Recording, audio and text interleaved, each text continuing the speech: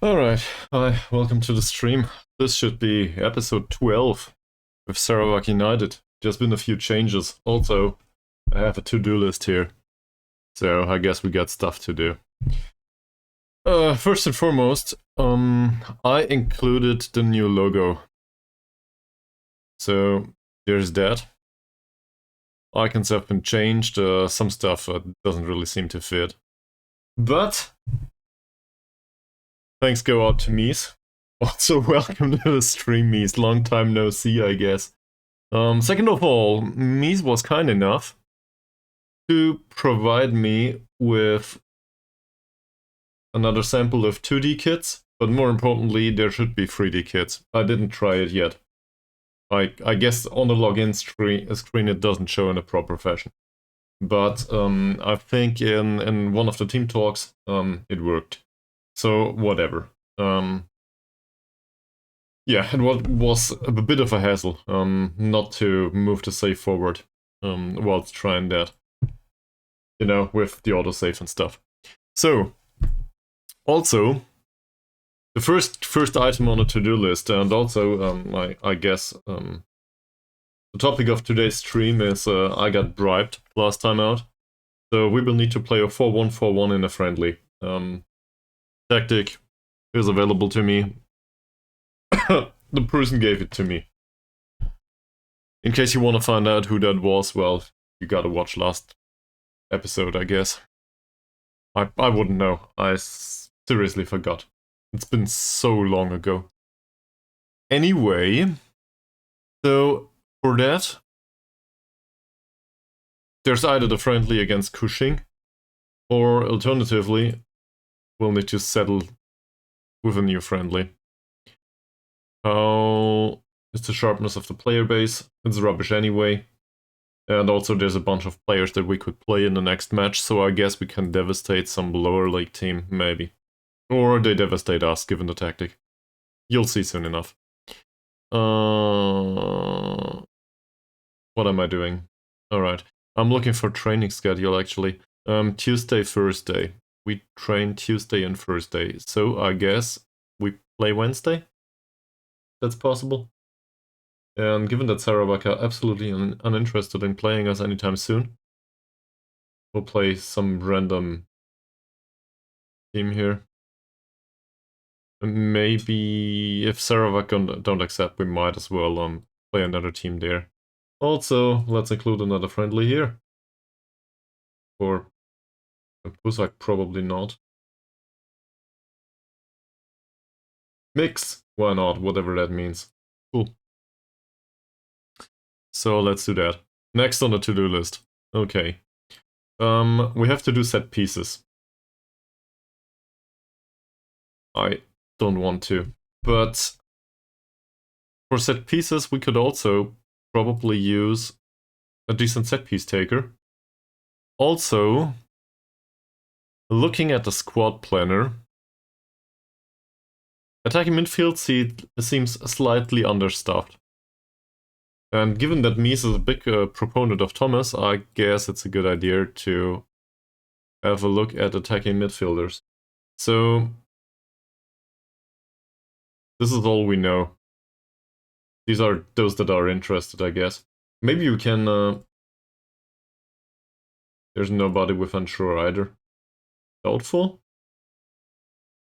Barely anyone. You know what? Let's have a look.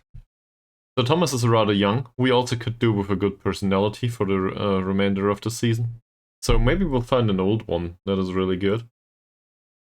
And that actually wants to come. Yeah, Iniesta is in there. That's great. We'll take Iniesta. Seriously though, we do need a Malaysian anyway. Otherwise, he's not allowed to play. So we'll just grab all of these, the older guys, see if they can come in for a trial, and then maybe there's also a reasonable set piece taker along them. Amongst them, not along them.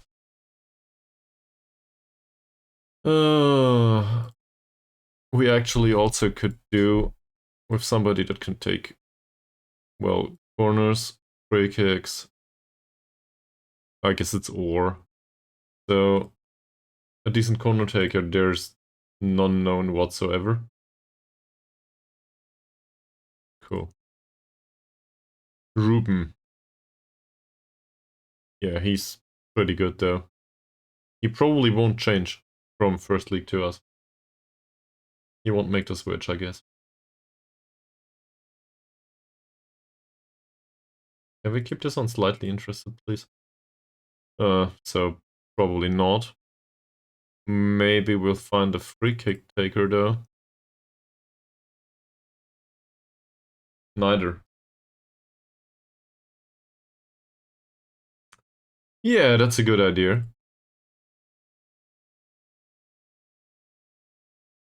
That's good.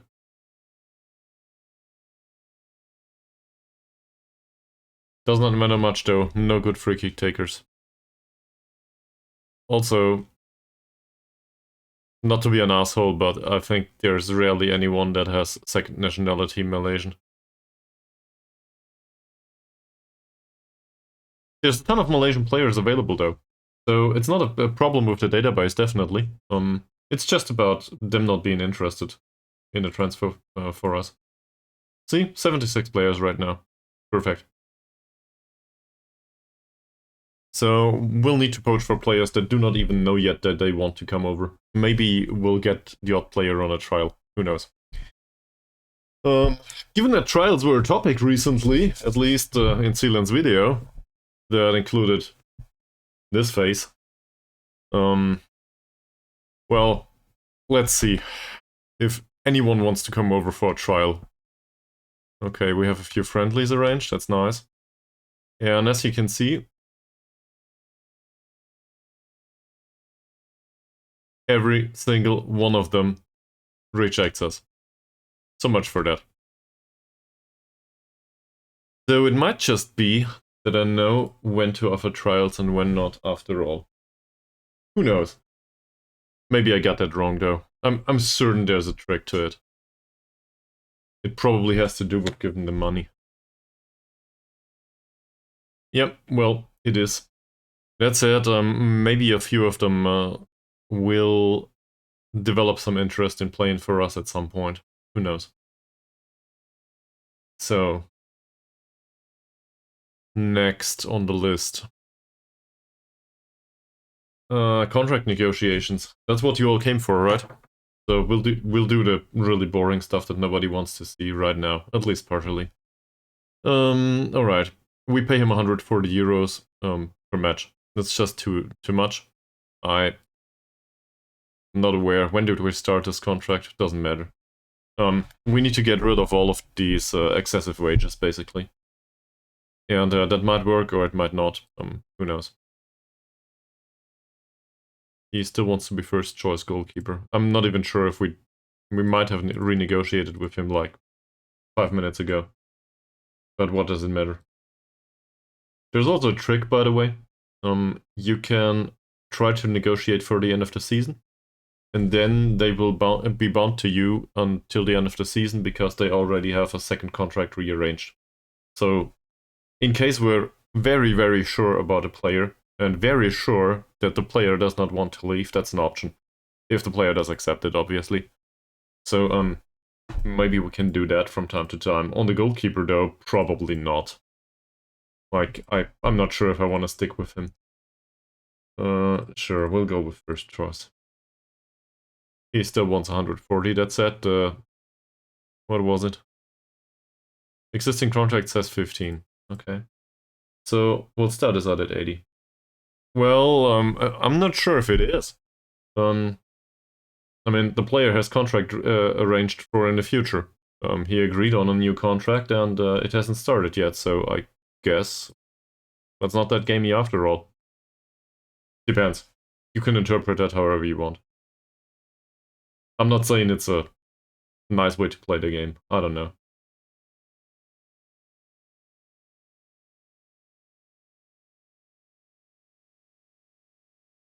I think we renegotiated with him recently. Okay. We'll try to force him into this. Maybe like this. No? Alright. That's way better than paying him 140 per match if he's first choice goalkeeper. So there's that. Now we need to get rid of this stuff, because apparently he does not need it, and I think we can reduce this down to 15 again, maybe. Here we go, and below he probably won't agree to it. Nope. Perfect. Save 30 euros per match. Next. Who is this guy? Shamsuddin. Shamsuddin gets paid 80 and 20. I think we've been here. Yep. I cannot pronounce his name. Kalai Harasan. Not too bad. So, what do we do with him? 90 and 6. He wants with quad player. What did we agree upon? That's the wrong menu, definitely. Quad player, okay. So...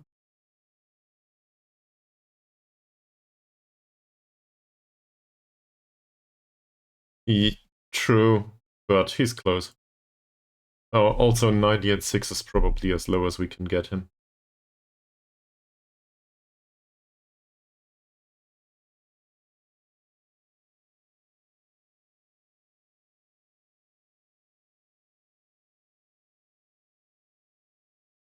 It might make an impact, yes, or have an impact. But I guess it's have an impact.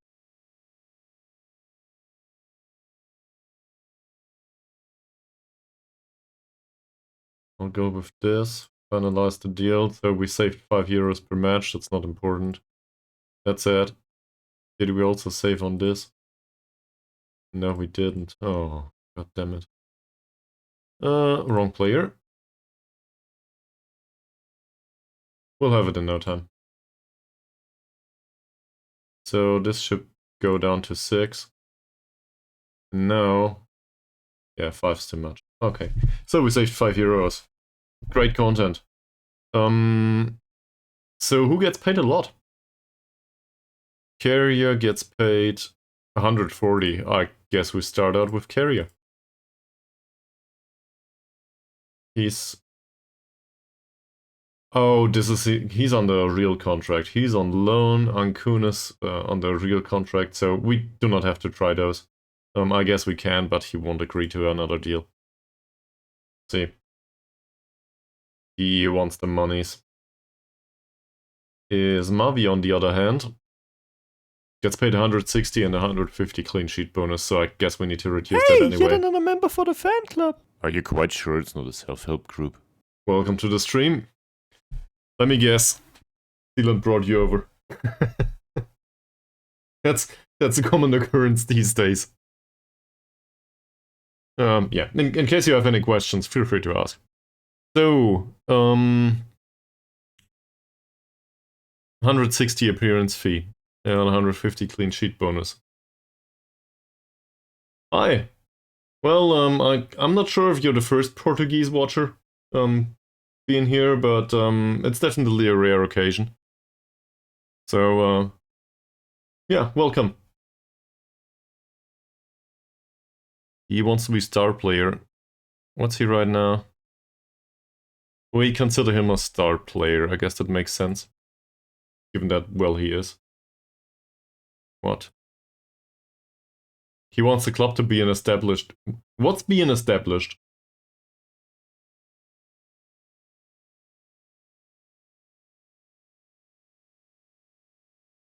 It's really hard to determine from this.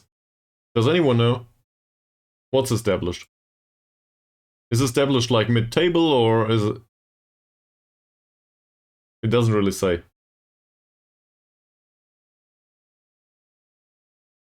It's probably pronounced hola. I learned that from... No, maybe. Not fighting for relegation. Welcome back, Mickey Billion. So, I'd rather not. See, no promises works too. Who cares? That's way lower than what we pay him right now, so I could agree on this immediately. That said, wouldn't be me if I agreed on this, right? Obviously, we wanna be cheap about it.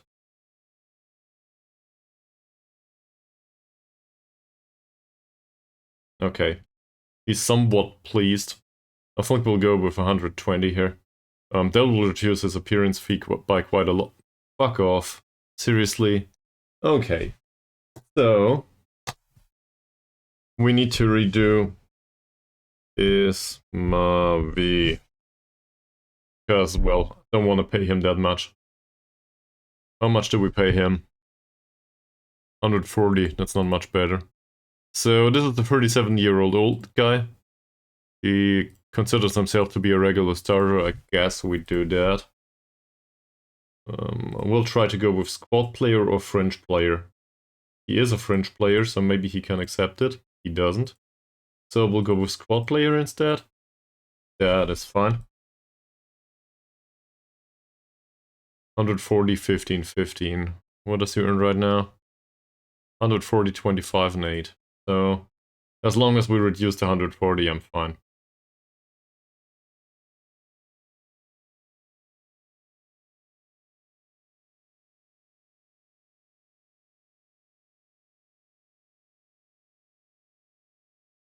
Okay, let's try to force this through. That works. Perfect. So, there's that. He probably insists on some appearance, bench sitting fee it is. Also, does he insist on the goal bonus? He doesn't care, does he? He will insist on the rest, so no use talking about it. Cool, next. Faziala, that's a new signing. He probably won't talk. He will. He considers himself to be star player. We agreed upon star player, it seems. For some reason. He also wants to be established at some point. So let's make this important player. Perfect. And that's way better.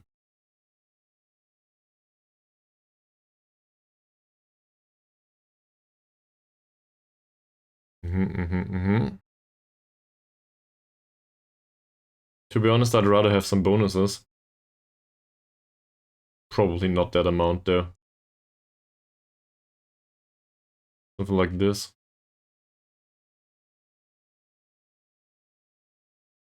Yeah. So hopes are we get this through. We don't. So he insists on the appearance fee. Cool. Choo Choo is one of the older players in the squad and he's well played. Well paid. That said, we also play him well, I guess. Goal bonus and assist bonus are a bit high here. But I think this is the way we renegotiated this deal. We might as well try. Still considers himself to be a star player though, not sure if that's true. We agreed upon important player.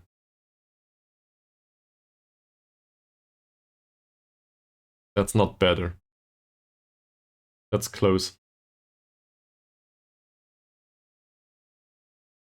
Nah. We'll walk away from this just because the appearance fee will not get reduced much. And the other two, we probably will need to offer them again. Then there's Rumley. Rumley's wanted by... He's wanted by Harini right now. So there's a risk that we might lose him to the first league. Which is bad. So what do we do about it? Well, try to steal him away with a new contract. Hopefully he can accept it. Otherwise they'll make an offer sooner or later. What kind of interest it is? It's interest. It's actually an active interest. So he would be an improvement to them for some reason. I don't know why. So we probably have to promise him being star player though. Yeah. Also, everybody wants to be established all of a sudden. That's way better. That's way better.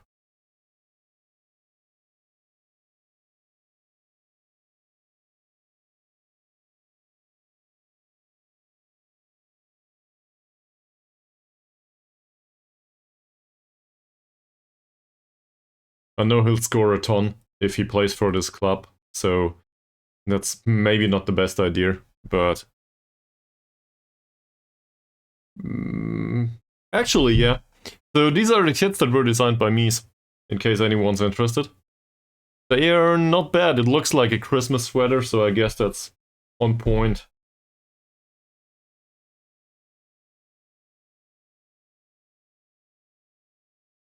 And in case you guys are not aware, this is actually like the real kid's look. It's more or less like this. So the Christmas sweatery look is appropriate. Also, I still have the cap around here, but it's not December yet. So let's not do that.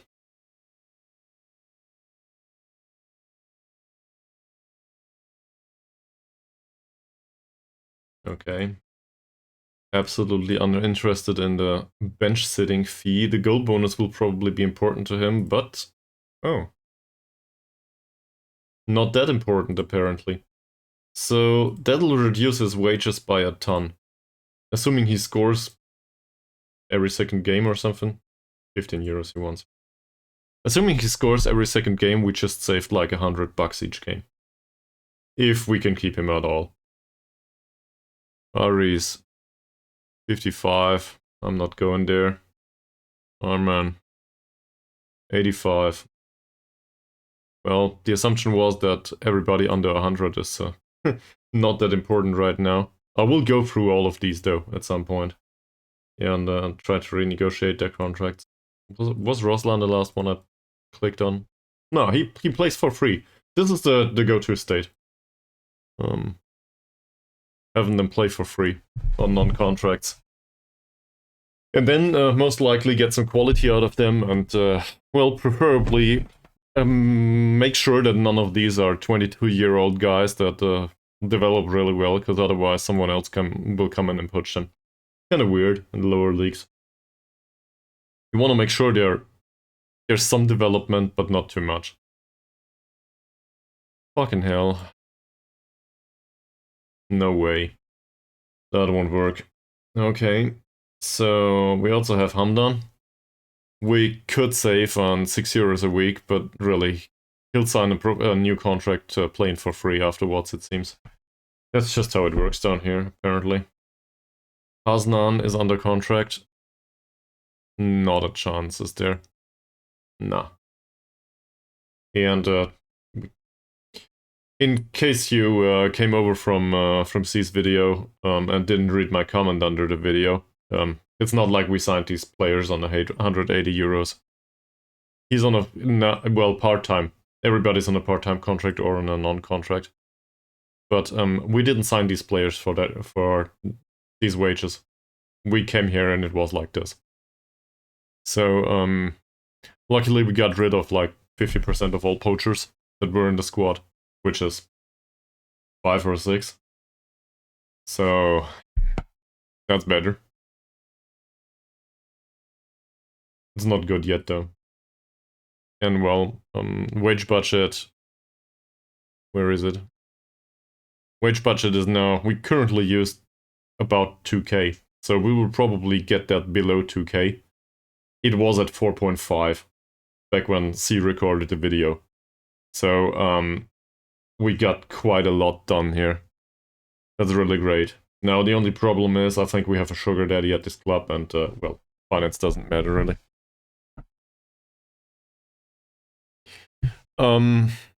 What about that?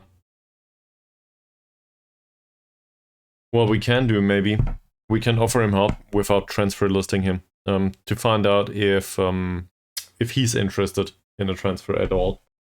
Maybe that helps. There we go. So that's an offer for our primary striker, and there's jack shit we can do about it. We just renegotiated the deal with him. Also, the 37-year-old winger apparently declines. Yeah, that's unsurprising.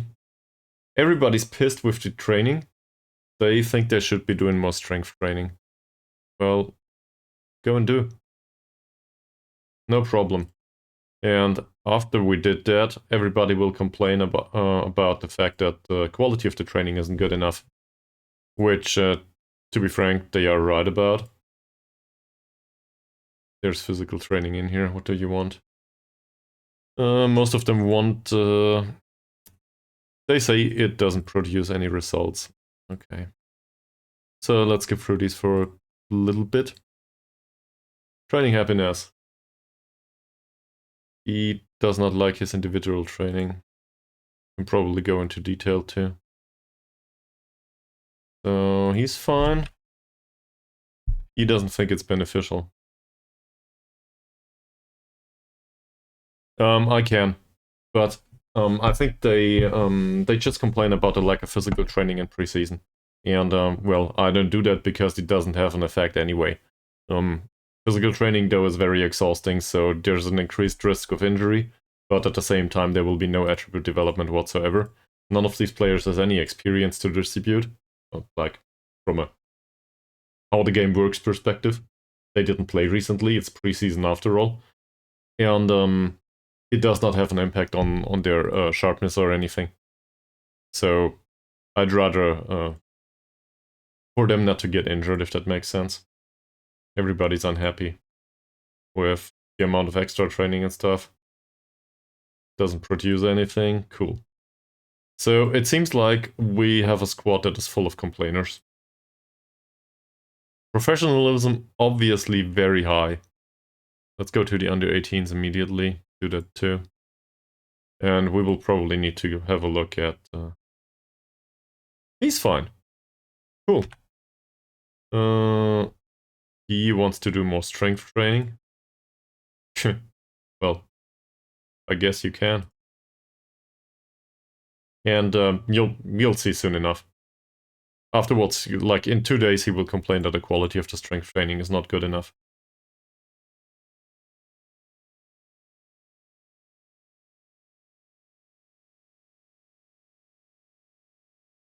Also, we apparently can do this for everyone.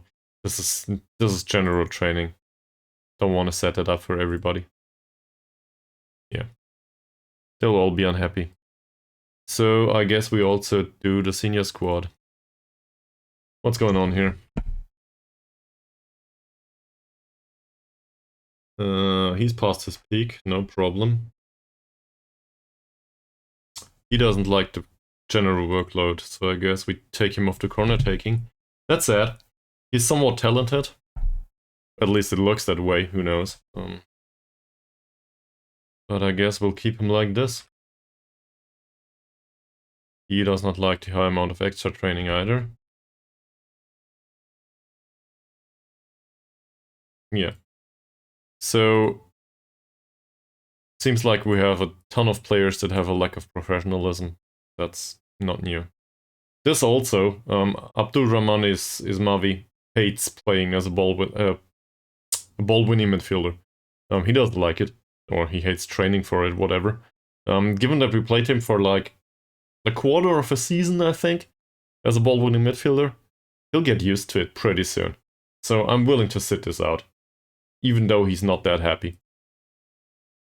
We'll just force him into it. And once his turn accomplished, he will not complain anymore. So sometimes you gotta go with the unpopular stuff.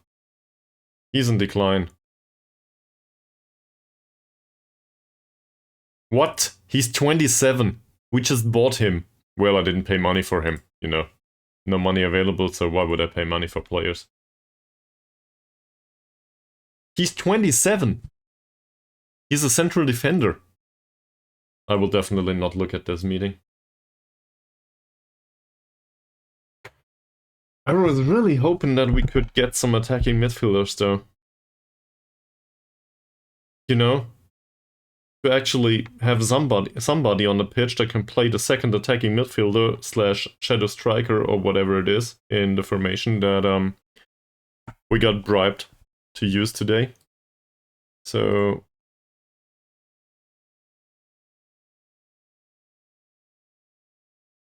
that's not bad. In fact, that's not bad at all. Hi!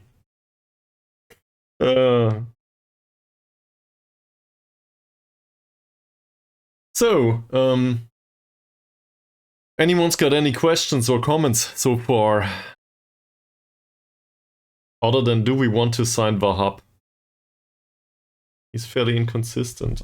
I don't like that.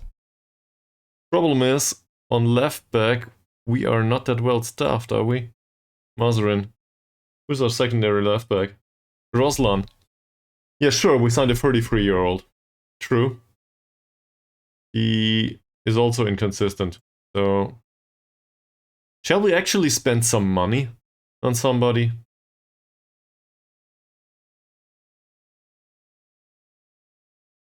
Forget about it. I'm not sure what I'm going on about. He doesn't want to come over anyway, not even on loan. So, good looking out, and that's about it. Abdullah, he's very interested in a loan. That said, we have like 15 defensive midfielders right now. I think it's free. We don't need him. Saidin, the long shots look really appealing. I like that. He's also interested in a loan, and he's a consistent performer. My biggest concern is not sure how I would want to play him. I guess central midfielder on attack duty. In the 4-3-3.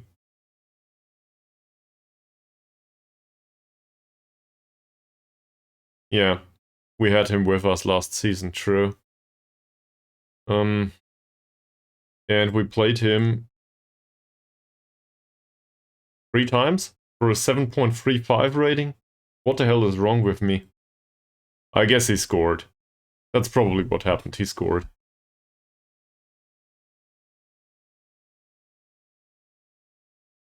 Well, do we want an additional midfielder? We have a ton already. It's probably to the detriment of squad dynamics.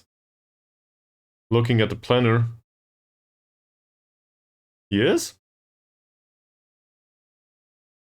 Holy shit. He's tall.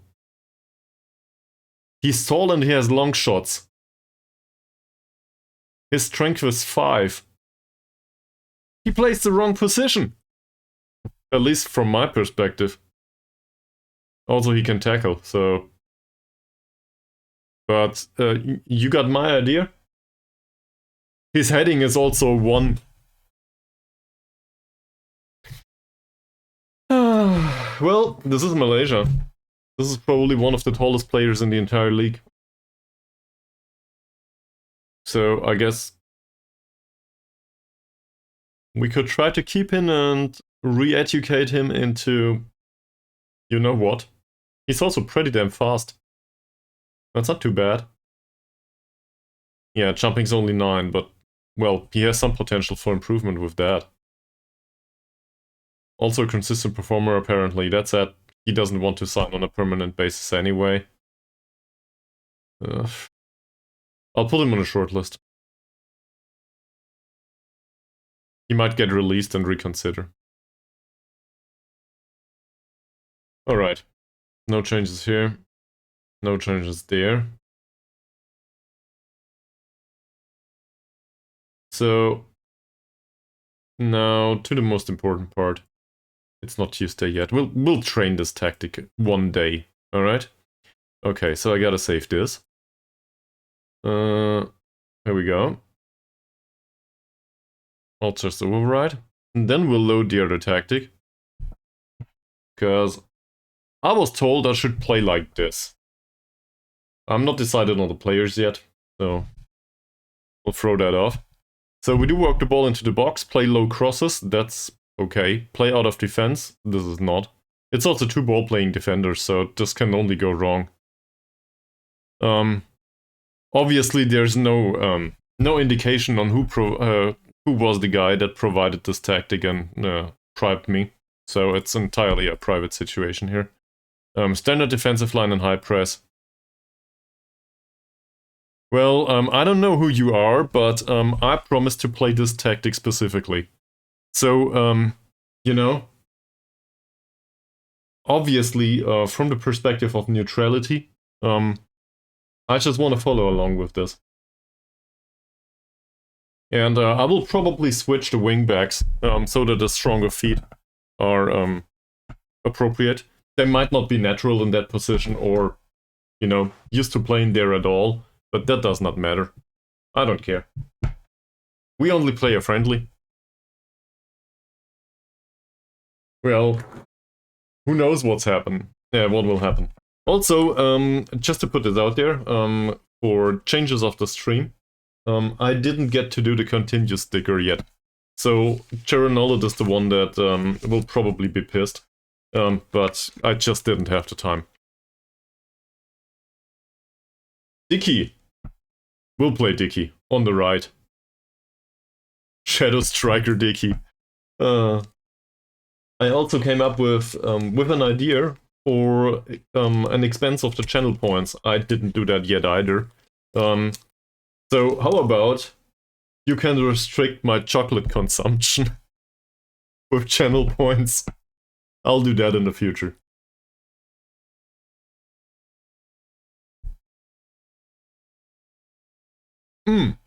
There's also other news.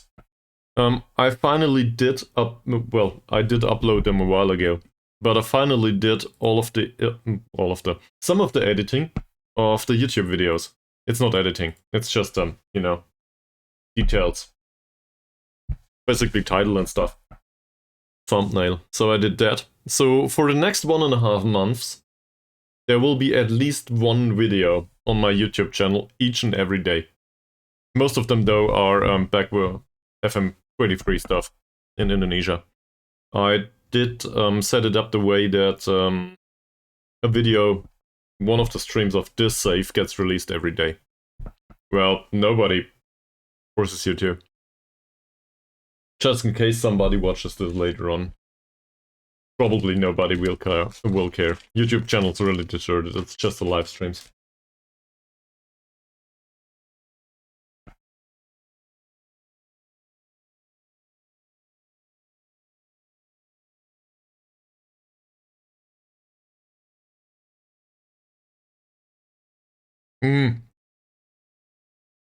Don't worry.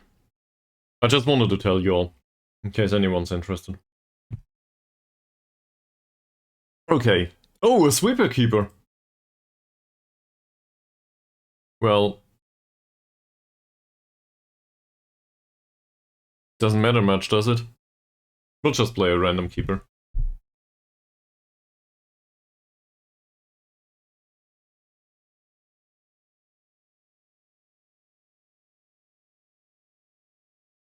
This name is fantastic. As Sealand said, we ran into the character limit. Well, it's not like I did that. It's just the names of the people. What can I do? Obviously nickname them all.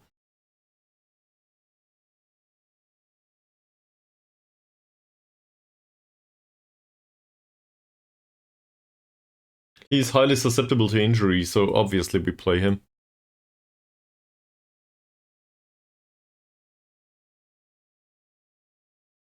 Now, why would I do that? It says inverted wingback on attack here. I cannot do that. Inverted, that's one to cut inside, so obviously he needs to play on the left. And we will play a left back, like Dicky, on the right. Also, none of our central defenders can pass a ball. 5, 6, he can pass a ball. Also, he's pretty slow. So that's fantastic, that's a good fit here. We also need some sharpness, so might as well put this guy here. If I can hit the icon. There's... I guess I'm Kun. Yeah, but, you know. Might as well do it that way. We can switch him to be more appropriate, if you actually insist. Well, as I said, this tactic was provided by somebody that bribed me, so I cannot change the tactic, I promised. And I'm not one to break a promise. So, I said I will use this tactic. As provided. You want Dicky Shadow Striker. We will probably need one. Okay. Thomas left back. No, it's Roslan. Well, not sure if I want to go there. Choo Choo can play out here. Do we have a left winger? Sure. RC. There's also, I think to make it somewhat appropriate, we will play Ankun as a roaming playmaker. He dribbles with the ball more often, so that's 4 points of dribbling on a roaming playmaker. I'm sure this will work. Rachili. Well, he needs the sharpness, so I guess that's fine.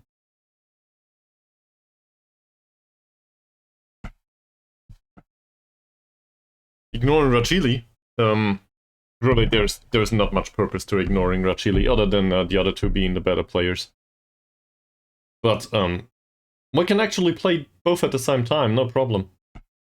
We'll just play him as a Shadow Striker, because apparently Handan knows how to play a Shadow Striker. So there's that. Where's Muhammad anyway? He's not sharp, yeah, that makes sense. Anyone else? Kalam. Kalam is not sharp either, and actually he can pass a ball, so why not? He has 1 point of dribbling. That should work. Seriously though, Mikabillion, did you really want me to change the rules? Or it might not go the way you intended it to go, right? So I can do that.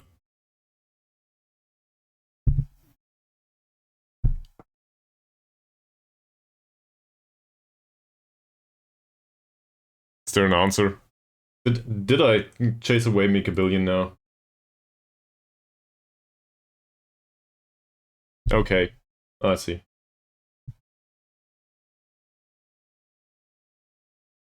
Why would you want to see Dicky further forward?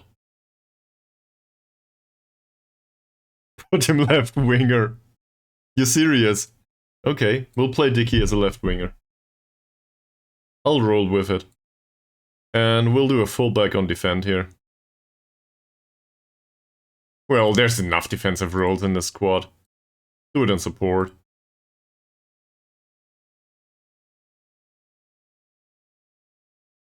Sure. Also says he should tackle harder. Oh, there's individual instructions here. For everyone to tackle harder. What the hell, Mikabillion? This will not go well. This will be a card festival. Okay.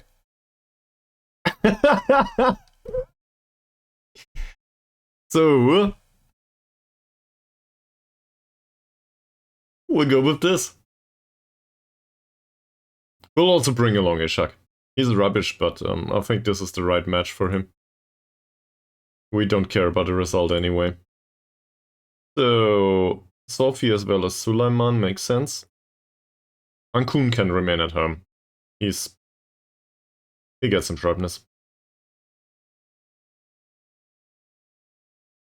Right, left. We do not have a central attacking midfielder, so I guess we take him and maybe Ankun. Yeah, no, Hasnan. Ramli is expensive and, well, he might get sold anyway, so no use giving him sharpness. Don't want to do that. We'll bring along Harsi and maybe Ismavi. For good measure. Who else? Well, Shamshuddin apparently. Cool. Ramli can remain at home. Well, this is at home. Ramli can be in the stands. That's what you get for contract negotiations with another club. Leaving Sarawak United is not a thing that we are d'accord with. It's okay in English, right? Sometimes I'm highly confused. The day was somewhat exhausting.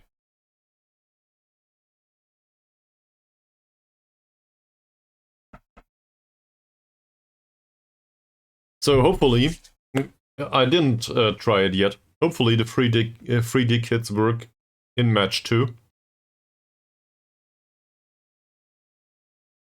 Should. So the entire squad should wear Christmas sweaters.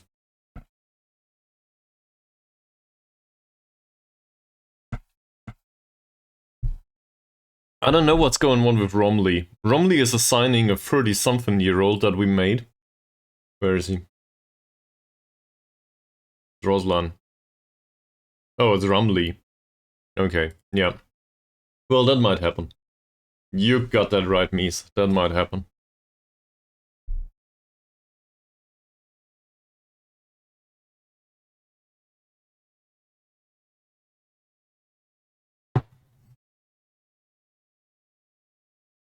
I guess in hindsight, we can be kind of glad that Sealand appeared on the stream here and recorded 15 minutes of it. We'll ignore this. None of these want to negotiate anyway. We can be kind of glad that he didn't come along whilst one of the sound bits was played, you know, for the follow, subscription, whatever. Because, well, he would definitely have used those, I guess. And then I would be known for making stupid voices throughout the internet. On the other hand,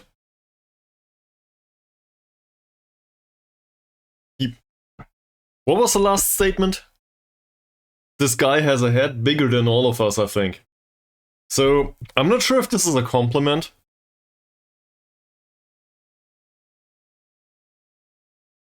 Or maybe, I don't know. I'm sure it was not condescending, it was intended. I took it up as, in the complimentary way it was intended.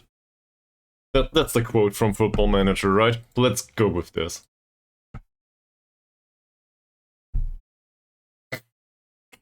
This will be horrible. We will end with 9 men. Asnan. Sure. Why not? He actually played there at some point. So why not? Of course. Shall we do our position instructions on this? For Thomas? Are you kidding me? Thomas is the only one in the squad that actually knows how to play there.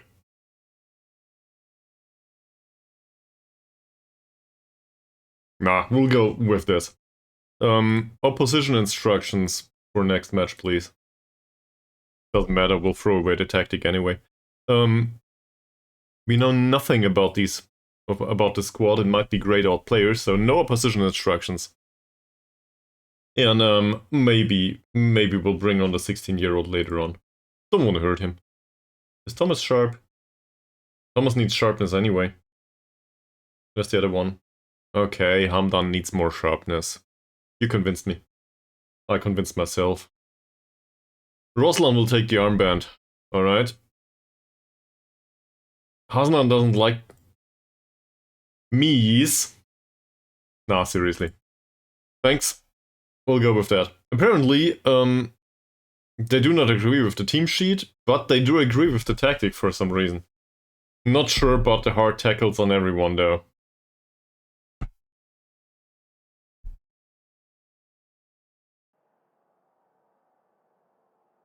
Look at these nice 3D kids. Yeah, that might happen.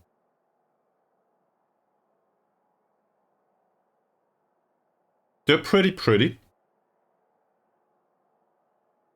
Okay, so we want to win.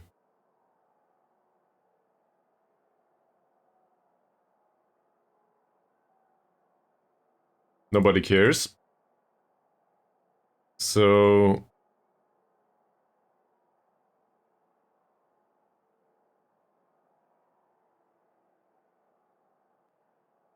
that's fine. What's a common result for you, Make a Billion? Like, in aggregate, how many goals do you score / concede?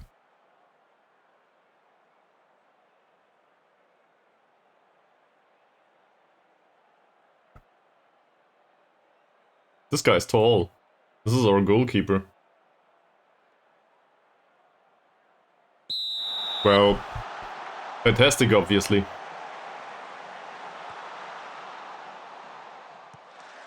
I hope we finish with 11, but honestly, I fear it might be 9. Usually a lot of goals. So much for Mohammad playing. It's 20 seconds into the game and Mohammad is injured. You gotta be kidding me. Pulled ankle ligaments. Well, so much for that.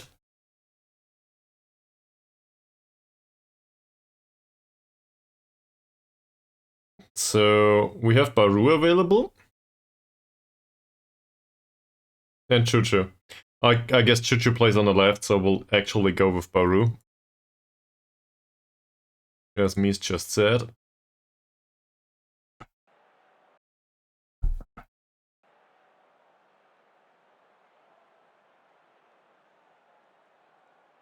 That's the hard tackling. He tackled the pitch really hard. Dickey. Oh yeah, he plays as a winger today, right? I'm done. That's reasonable. Kalam. That's a roaming playmaker.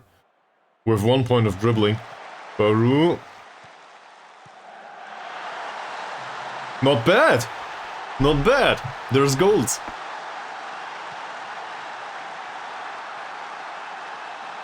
That might have happened, yes. I guess Mohammad's intelligence is not, well, footballing intelligence.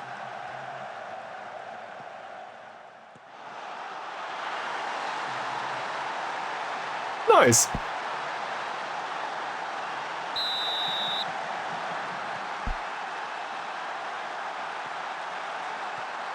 Apparently this tactic has some focus on attacking.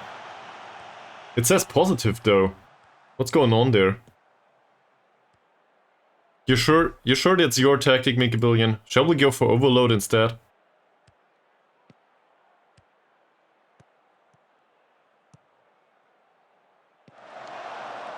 Long ball. It's intercepted. Kalam. Roslan. Kalam again. That relies a lot on the playmaker, doesn't it? Nice save. The roaming playmaker in this situation really has to be damn sure on the ball.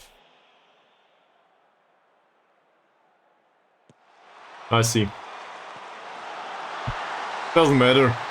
We scored a second after our corner. This is not part of the instructions though. It can't be. So that's just a random accident. Amran. Amran a tall guy?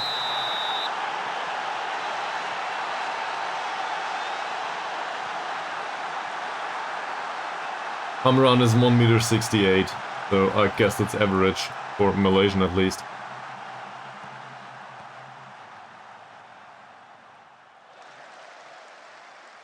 "10 minutes into the game, 2-0. Maybe we'll use this throughout the season after all. Probably with other roles though. This offside? No. Amran Baru, there's a cross. Asnan. It's another finish.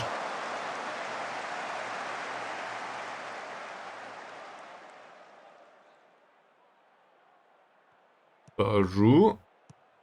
Amran. If Mohammad injured himself, I will kick myself for not offering him out for sale prior to the match. I forgot that. We actually wanted to do that, right? Well, their counter-attacking is somewhat hopeful.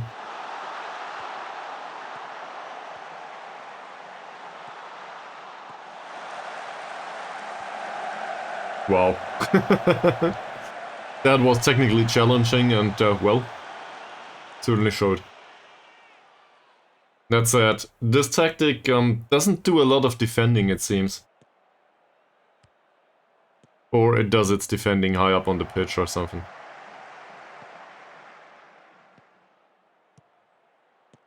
Look at this. It's basically a 2 versus 2 immediately.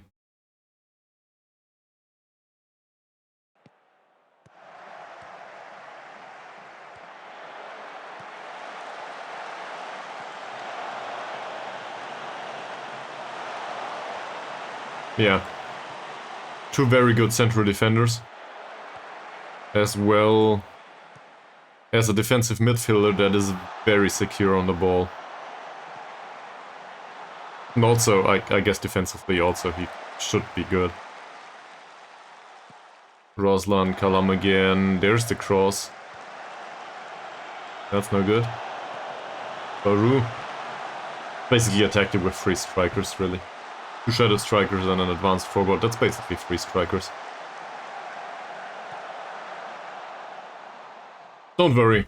Mokhtar has acceleration 4 if I'm not mistaken. He'll be fine. The jump was Not well timed at all.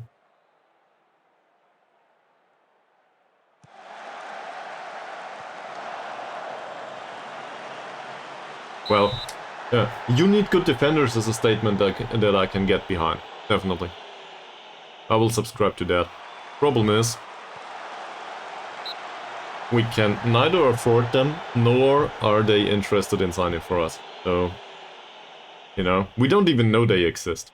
There should be good central defenders somewhere. No, we'll go with praising. If we do not concede all of a sudden. Obviously this tactic does not concede. We just score here. See? We get lucky.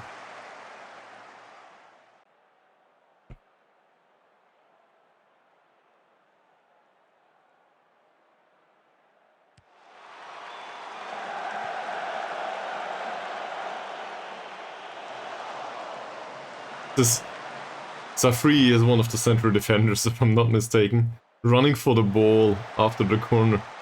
That was offside, apparently.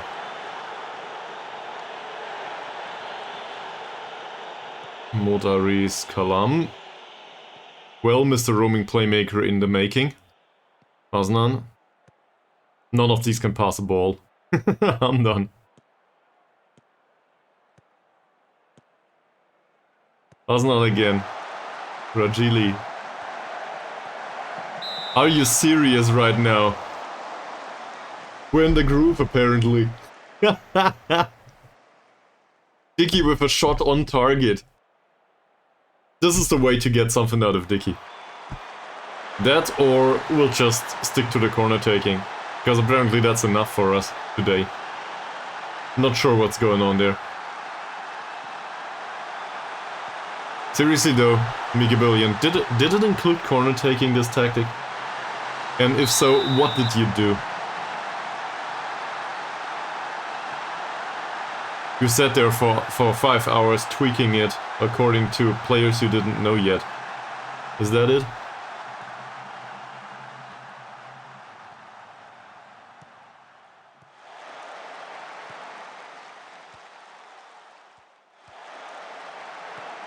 Well, the low crosses are appropriate, and for some reason they seem to play them here. It might have to do with players actually being available in the penalty area. So that's a lesson learned already. It's very useful in a way, because our poacher barely gets any low crosses. Maybe just because the players think there's no opportunity for him to get to the ball. They seem to do it very consistently here with free forwards. Okay, let's have a penalty too. Says we should play for set pieces. Well, we did too, training for the set pieces. It's not only a foul, it's also a goal. So I think it's all fine. And apparently Mikabillion wanted to give us a push in morale. So that's why we're doing this.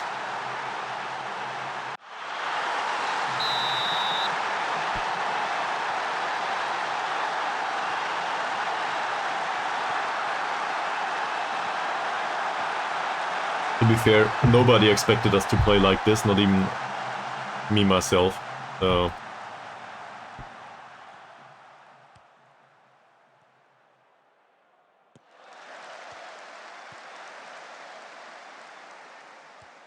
hi, welcome to the stream, Husky.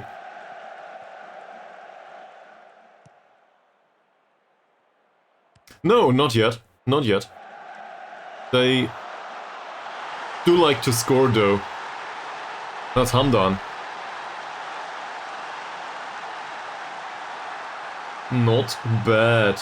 Given 3 points of long shots.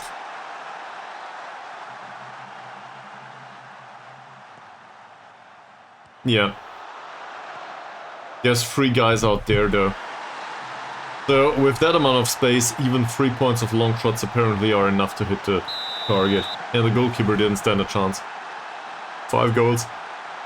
Well, if we get to 5 goals in 28 minutes, At least we should get to 10 in 90, right? That's what we're going for now. Also repeated praising.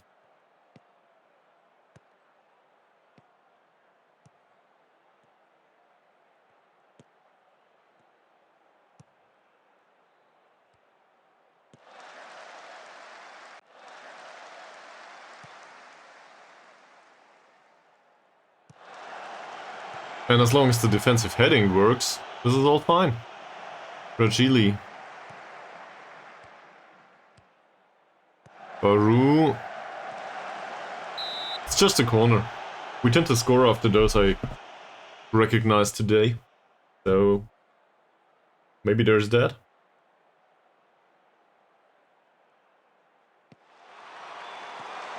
Not this time. Hamdan loses the ball, wins the ball back. Hamdan, Safri. Come on. Oh, that was close. Hey, yet another member for the fan club. Are you quite sure it's not a self-help group? And welcome to the stream, sir. Hasnan.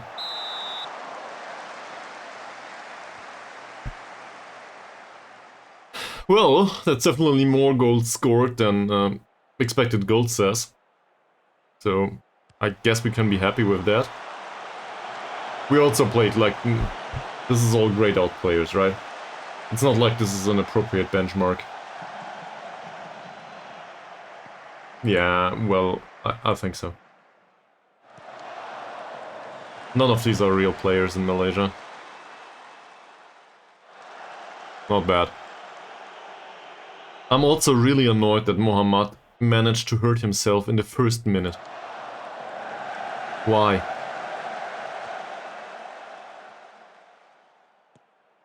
By the way, any Germans around, with the exception of Mies, obviously.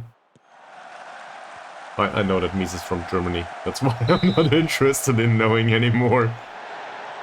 Did anyone see I think it was the Stuttgart game this weekend? Turns out Mr. Felix Bruch, which some of you might know, a referee.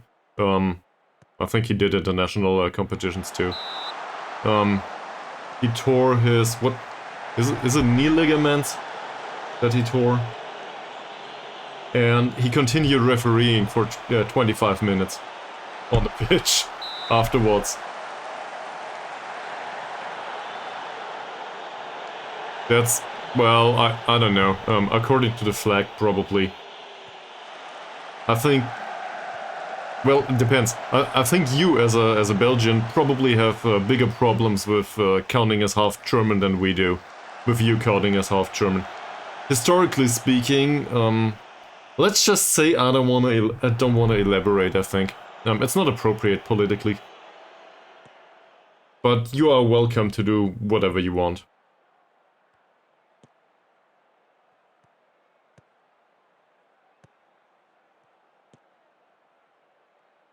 That's definitely a foul. So much for nothing atrocious on the pitch yet.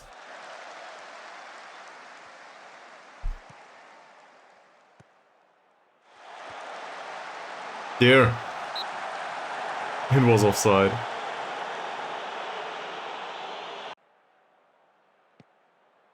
I love that. Well, if this is the way a love tap works, maybe maybe I should learn from that for real life. Is this the way you do things in relationships, Mikabillion? Yes.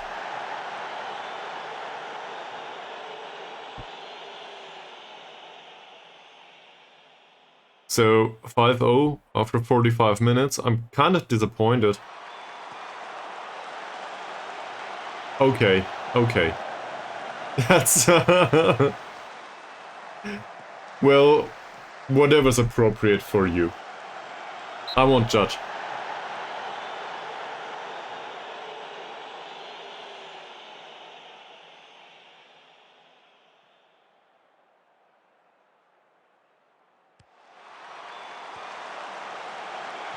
No more goals, it seems.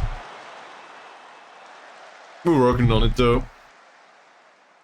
Possession statistics are also pretty interesting. 45% possession. Nobody cares about retaining possession, it seems. That's not bad. Or it is.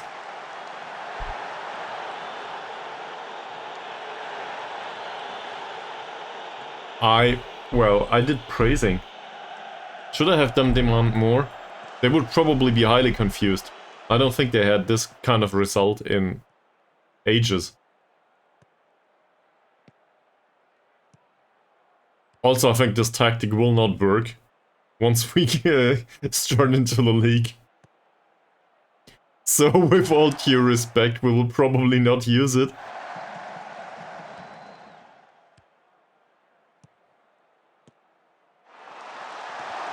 Oh. That was like 3 chances. And each of them was at least a 75%er.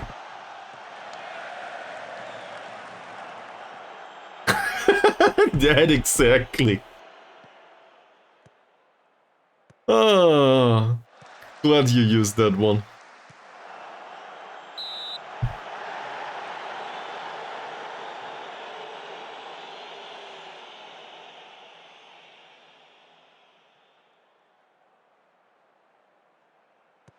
Roslan with the corner? Nah. Central defender was available, Mokhtar, but... well... how's this jumping?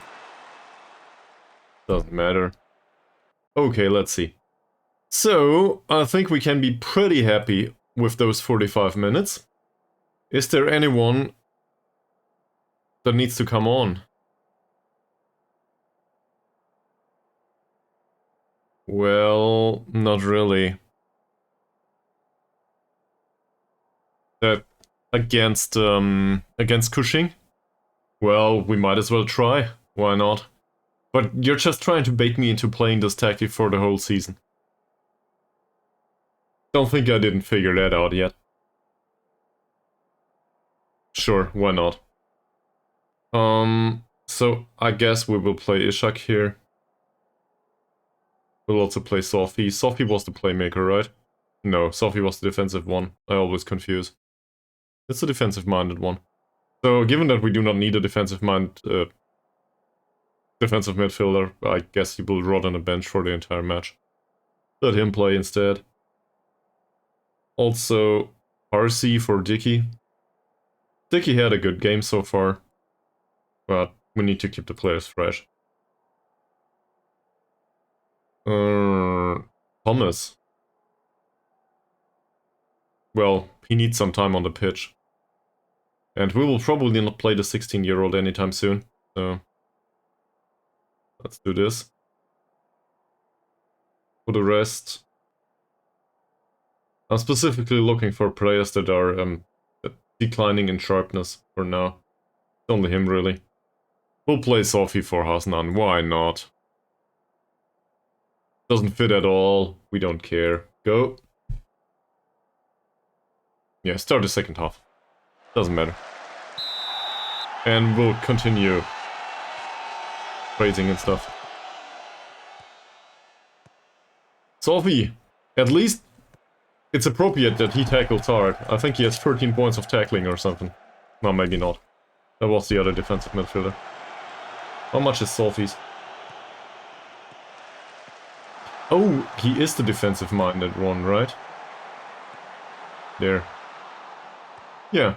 13 points of tackling on a Shadow Striker. No problem.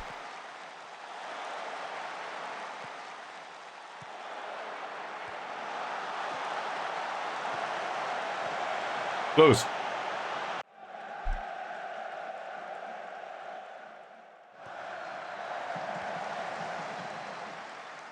That's well done by Harsey. That pass was a bit questionable. Thomas has 4 points of passing. Managed to pull off a pass though. Harsey again. Will he skip past his man? Yes. Baru's shot was inappropriate. The free.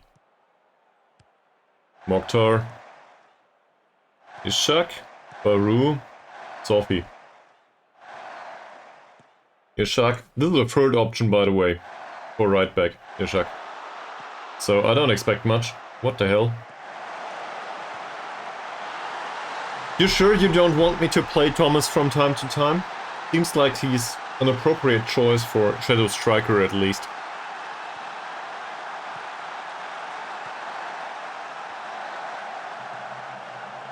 I think we should play him.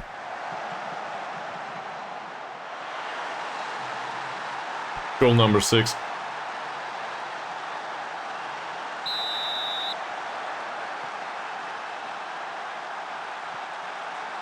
He scored, but still he would have preferred to stay on the bench. Not as if it matters. Alright. I will put this on key highlights. I hope you don't mind. Because this takes forever. And apparently there's not much of a difference so far.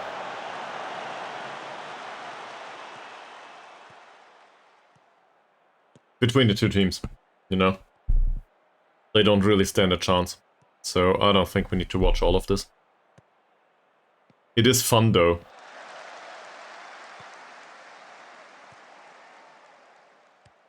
The tackles. Like, everybody's holding on to the opponent's shirts and stuff.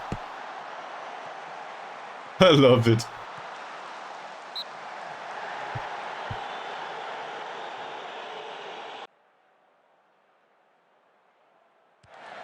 You have an idea.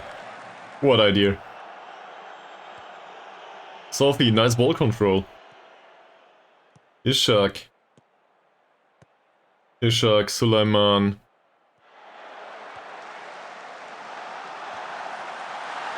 Seven. Why would one need...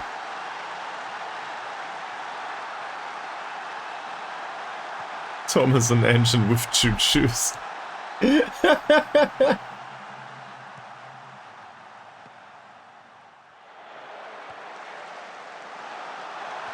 Well, we do not have an additional Shadow Striker though. Well, we have one. The 16-year-old. But maybe it's better if we rename the Playmaker to Engine. That would make some sense, right? By the way, I put it on key highlights, so shouldn't show that much other than the goals, which it does. It's offside, okay. We get a replay. Ah, that was damn close. In a real match I would be annoyed. Well, given the result, probably not. Nobody cares anymore. Let's replace the rest. So, carrier for Mokhtar. We will rename him into something. Wall or something. I just can't recall the name. Roslan, and then last but not least we need a striker. There's no striker available anymore, so I guess Chuchu will do the striker for now. Why not?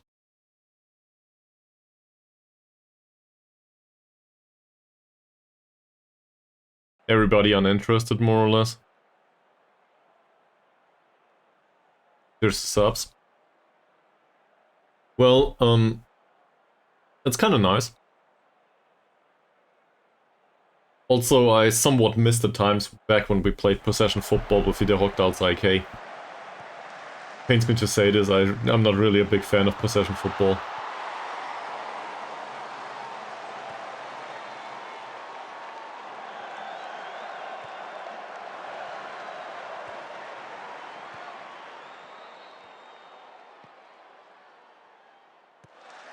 It's Kalaihara-san.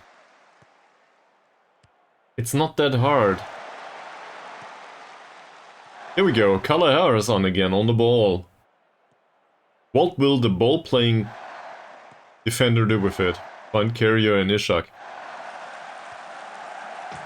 Ah! Smash the crossbar, not bad. Do we shoot more often in this tactic? We don't. We worked the ball into the box, so that was inappropriate. We'll have a word with him. No, no, no, no, no, no, no. Don't do that to me. They do that to me.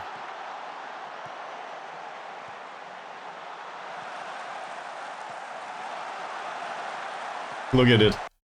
Every other team would take those back and try to defend this. So it's 6 against 5 in a standard defensive situation. And appropriately, we concede.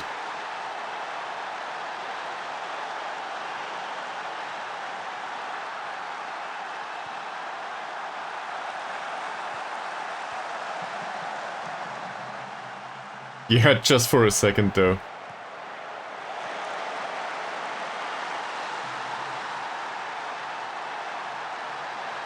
Did I actually do an emote for that? Holy hell. It's been a while since I did those.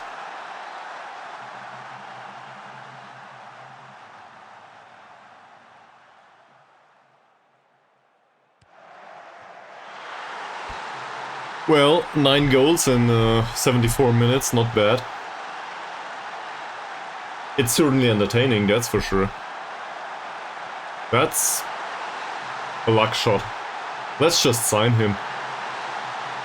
Immediately. Another corner. Well, we know that this has to be an important scene.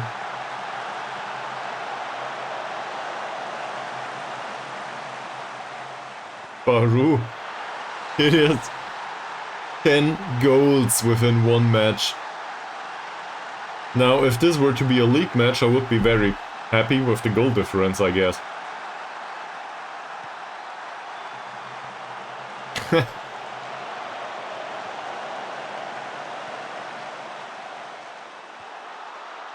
It wasn't even that nice of a shot. Just really hard hit. Where the hell is he? Baru. Baru's long shots is 1, by the way. He has 8 points of finishing though, so... He could make a decent inside forward or something at some point with the finishing. Sadly he's on loan only, so doesn't matter much. Choo-choo for number 9. Or not. We still have 10 minutes to go though.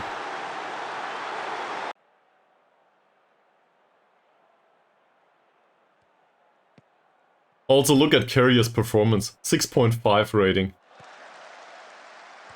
Yeah, I can see why. The defending is a bit inappropriate in this formation, it seems. Come on.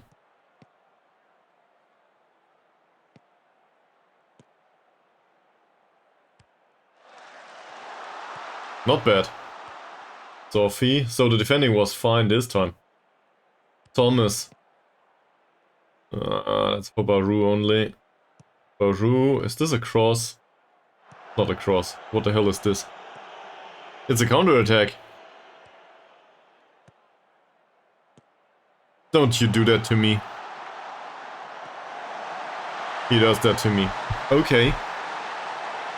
So, apparently, the second team is not good enough to hold on to the result.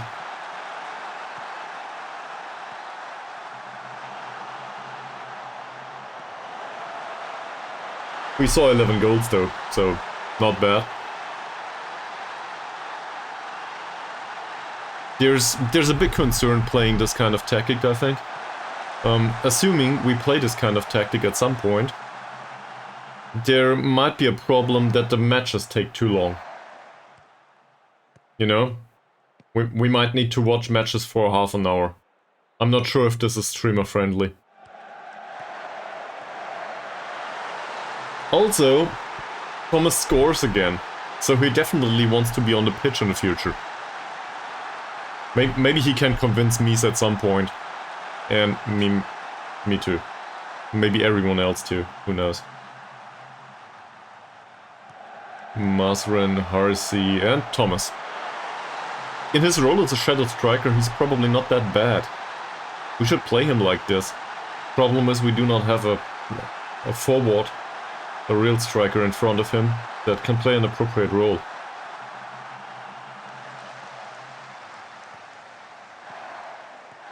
Thomas. Good vision. Sophie. Baru.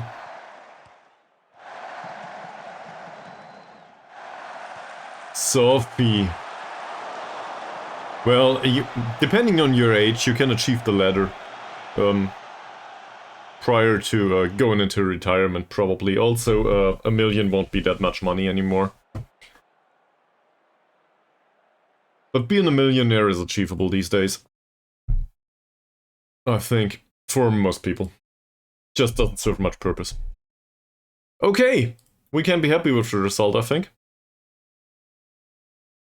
All's fine with the exception of Mohammad. So let's see what happened to his knee, or whatever it was.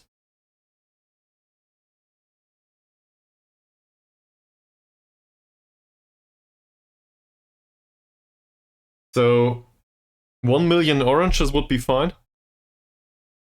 It can also be more than one, well, in that case, yeah. That's no good. So, right winger, he's out of order. Alright. You may not have noticed, but I did, that first of all, we will remove, well, I guess we can play them against Cushing that way. Can't we? I'll skip forward and I'll do a short break, given that an imaginary person that is very dear to my heart might have arrived at home. And I'm just gonna say hello, and then I'll come back. Also, I'll switch to water. So, BRB.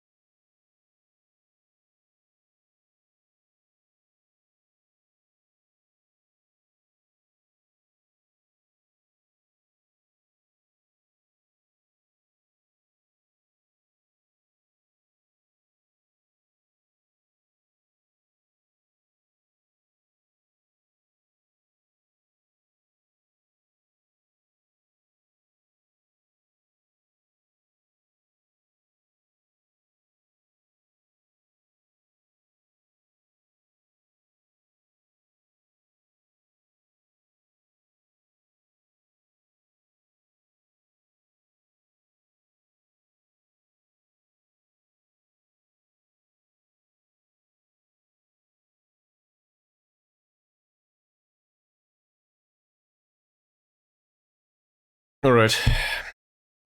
I'm back. I have water. Oh fuck, transfer deadline is in 1 week. So, we will not get rid of Mohammad. Because he's injured. That's the way it works. Cushing is tomorrow at 9. No problem whatsoever. I'm sure somebody will be sharp enough to play. Well, and condition isn't that bad, is it?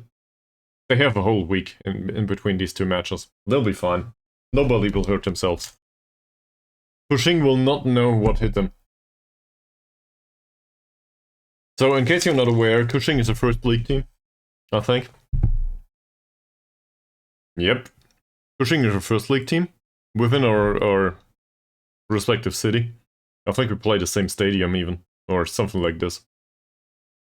Not sure. Shall we attend the meeting? This will be really, really interesting, you'll see. There's 6 players with expiring contracts and we cannot do anything about it. Because they don't want a renewal. And to be honest, I wouldn't want to renew on these conditions anyway. Thomas's maybe. Just to annoy me. There is no expiring contracts here, so that's good. Absolutely no suggestions. Rumley is attracting interest, we knew that. Transfer activity, yeah, well, Rumley is under transfer offer, we knew that. Nothing going on here. No other recommended players, and that's the meeting. Perfect. This is the way it is in lower leagues. Okay. So. Also, we played Ishak in the last match. Not sure what to make of that. He's considered to be very consistent. What was his performance last match? 6.9. I expected way worse. What's so bad about him anyway? What's the alternative? Ishak versus Amran, for example. Okay, he's just worse. It's not like he's weak in anything in particular. We usually play with wingbacks on defense duty. Yeah, he's just worse. Like, mentals are somewhat better in some areas, but really, he's just worse. Not that much, though. So, not sure if it's appropriate to declare him a half-a-star player. That's probably overdoing it a little bit. Definitely a reasonable backup.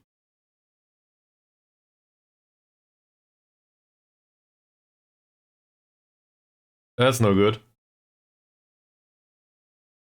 So this is our right back. And he just got a few transfer offers. My biggest concern here is, well, we just talked about the other right backs. So I'd rather not play Amran and Ishak for the remainder of the season. That said, it's not like we have much of a choice. So, first of all, let's criticize this training performance. This is absolutely not good.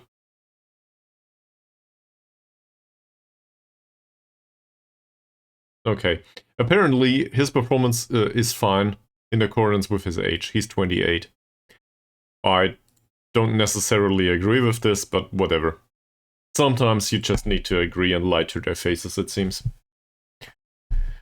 Okay, so how much are we willing to offer? 80 and 20.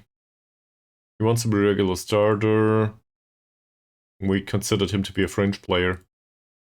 I'd rather go with that for the future. Scout says he's emergency backup. Let's try. Definitely not. He insists on being a regular starter. Okay. Let's promise for him to be a regular starter. And that's lower than where we were. So that's not a problem. We can try to do something like this. Chances are he will depart anyway. I don't think throwing money at him will make much of an impact. Oh. So we'll go with 65, whatever. He at least accepts the conditions. Now we'll get rid of this. And is this important to you? Nah. That's fine. This is not. Okay. So, if he were to stay, we would actually reduce his wages alongside it. That said, I do not think that this will happen, and we might lose him to our 4th league team. Which is really bad. Also, transfer window closes in a week. So, as much as I like experimenting with this tactic, we should probably get rid to our own, get back to our own tactics at some point. We'll play Kushing first with this tactic. Then I did more than I was bribed for. So, not sure what's going on there. and afterwards we need to find out if we need additional replacements for the squad. It might go really bad.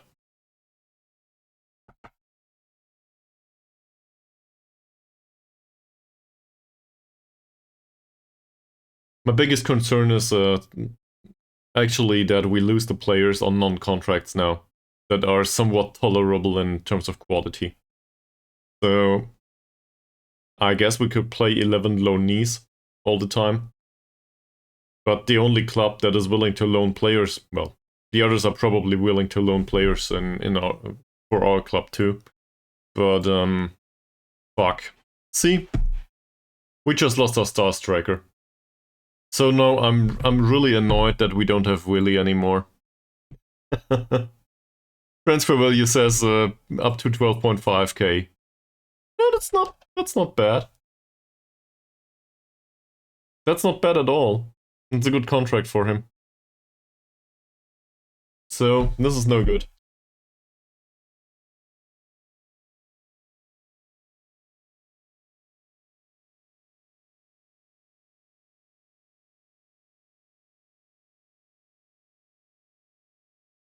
I think we got 1500 for him. It's not even 2k. That said, he was paid a lot. He was on 180 per month, per week or something. So for us, that's a lot of money. Well, I'm not interested in him, that's for sure. The right back, though. I guess I've seen much better, but also much worse. We did scout him. Not sure about any interest for a trial. Hi, sir. You are F-rated. Probably not. That's not better. Also, we don't need a wing back. So it says here we will not prepare for the match versus Kushing. Makes sense. Oh, it's already done. Yeah, that happens. Cool. He comes in on a trial. Not bad.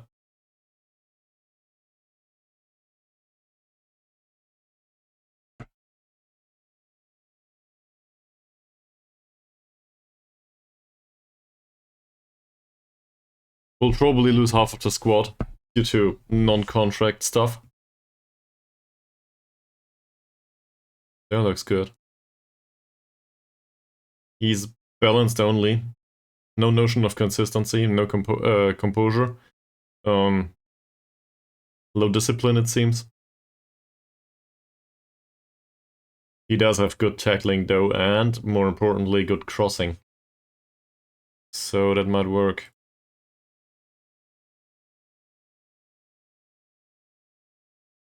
I don't know yet. I don't think we'll sign him necessarily. Not sure.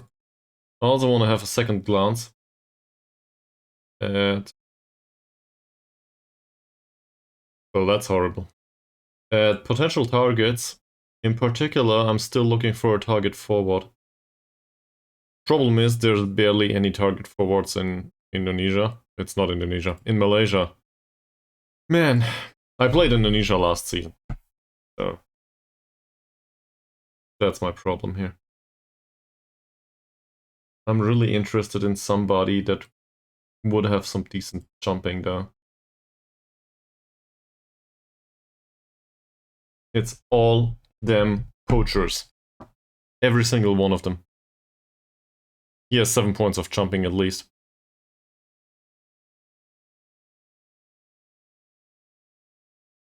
He's a dribbler. Good jumper though.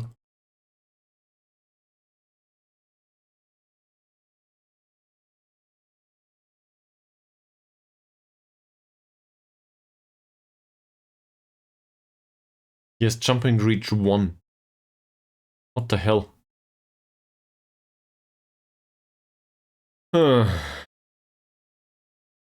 And we know absolutely nothing about these two. Well, his jumping reach is 1 to 4.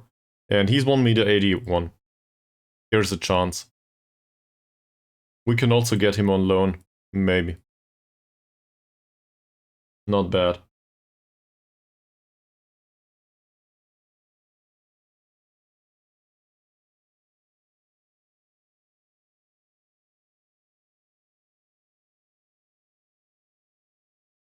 Seems like the league opponents are not much better. They're all poachery. More or less. That's good though. The physicals are in decline, obviously. This is one of the former 4th League clubs that just got promoted. He has 40 caps and 5 goals on international level. This is what they have in their squad. And we're stuck with poachers that want to leave on non-contracts. So much for that. Any other options that are really great? Apparently a goalkeeper. I do not necessarily agree.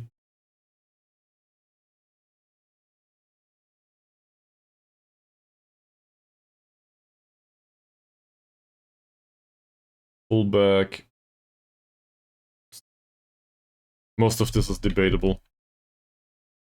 Also 41-year-old central defender. Is this the one who...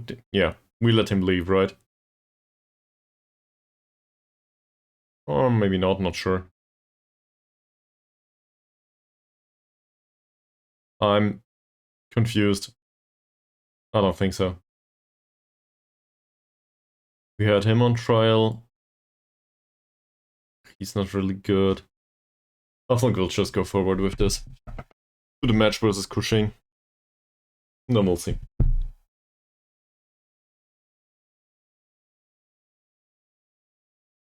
And we'll also take him in on trial. Maybe we'll find a target forward, or maybe just Mardeli. We might also go with a pressing forward or something. If we do not find a target forward. I just don't want to play a combination of an advanced forward and a shadow striker. I think this is a model that can work if you overload the box. But I'm more accustomed to, and also in favor of, an approach that pulls the defender out of position. So most likely defensive forward on support, or maybe target forward on support. Also deep lying forward is totally fine, but that's entirely it's inappropriate for lower leagues. The player type just doesn't exist down here. So you wanted to see whom again? Mardeli. Where is that?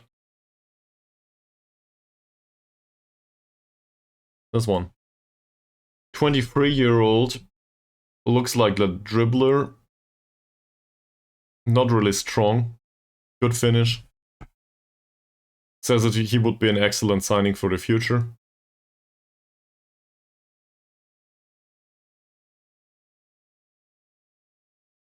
And he was released by Cushing.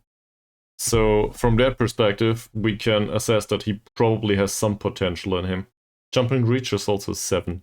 You know what? Let's bring him in on trial. And then we'll see. We have another 5 days or something. Yeah. It's not that he's bad.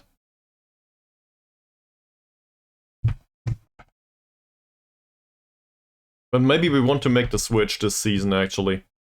I honestly think that Thomas can be a decent shadow striker at some point.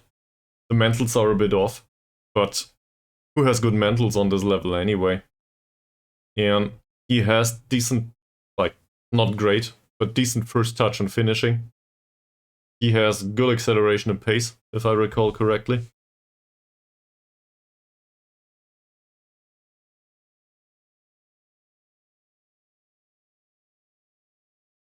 Oh! Our under-21 will play Sarawak tomorrow. And if you're confused, the history of Sarawak and Sarawak FC plus Sarawak United is highly confusing. So don't you worry. Misa's got it figured out. It has to do with money.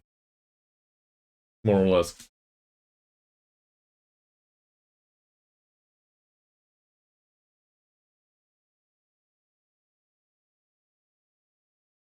I was confused for a second. Yeah, we renegotiated his deal. Alright, this is fine. He'll probably remain here for a season and then, well, depends. He's 37, fairly consistent performer. We'll see. 37-year-old winger. That's elite. we renegotiated with him too. So now he plays for 85. Not bad. And we do not have a chance to set up a specific focus versus Kushing, it seems.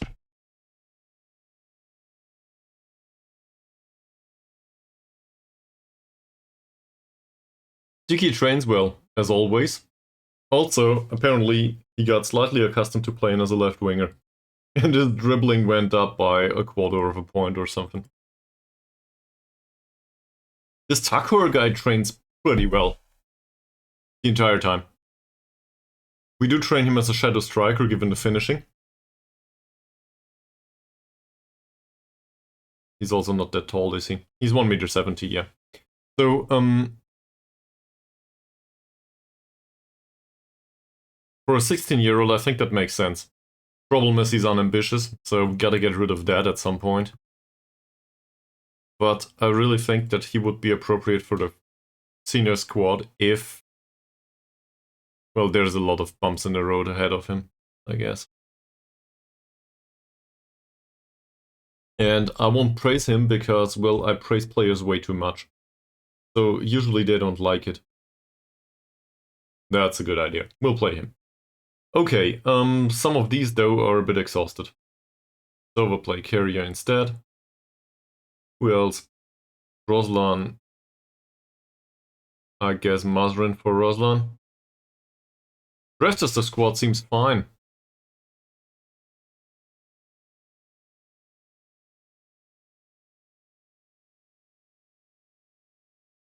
I think though... yeah. He's under heavy match load though, so I guess Dicky plays. I thought about playing Harsey. I thought about playing Harsey, but Harsey's condition is not great. I thought about playing Chuchu, but the match load is heavy on him, so probably not. Mohammad is injured anyway, don't want to play one of the trialists. The rest of the squad is appropriate for now. He's on the heavy match load. Damn it. So I guess we need Dicky in the back. Okay. So that makes sense. Then we would need somebody up front. Left winger.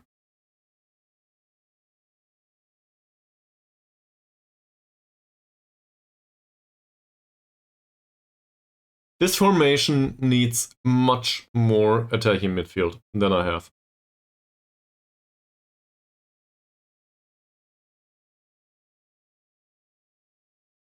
Why not? Let Hasnan do it. Or this guy. Do you know how to play on the left? You don't.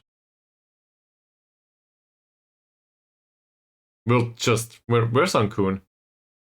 Here. This is appropriate. Ankun knows how to play there. That's he needs personalized instruction, so I will deviate from the tactic. I'm very sorry. We'll do it like this. And he can take more risks, which is entirely appropriate. Does it say shoot less often? Yeah, cool. Okay, let's go. So these guys are much better. I expect to be devastated by them. Also, we know absolutely nothing about a club that is within our, I guess, county. I'm not sure. Dicky will take the armband again. Cool. Hasnan does not want to play out of position. Let's go to the match.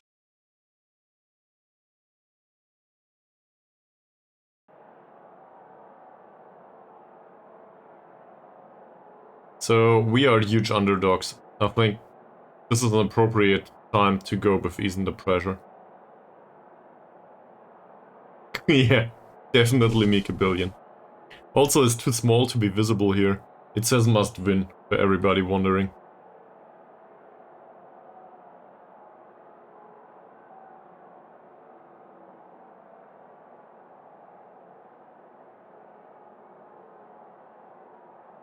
This is a big rivalry match?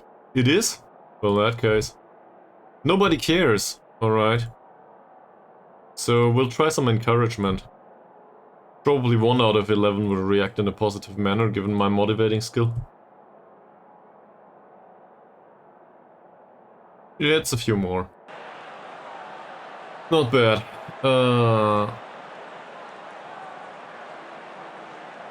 It is on key highlights immediately. I'll go to comprehensive for a second. Ankun, carrier. Easy for the keeper. Shall we encourage them? Probably. Seems like we're on the attack.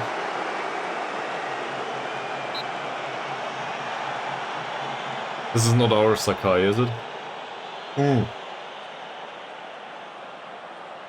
Yes, it is. The Sakai that's on the pitch, we loaned him last season. He was okay. Thomas takes the shot way too late.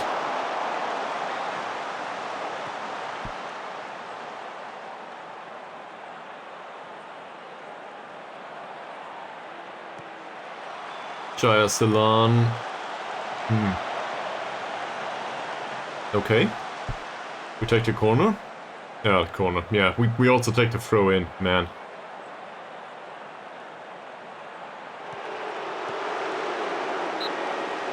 That's it.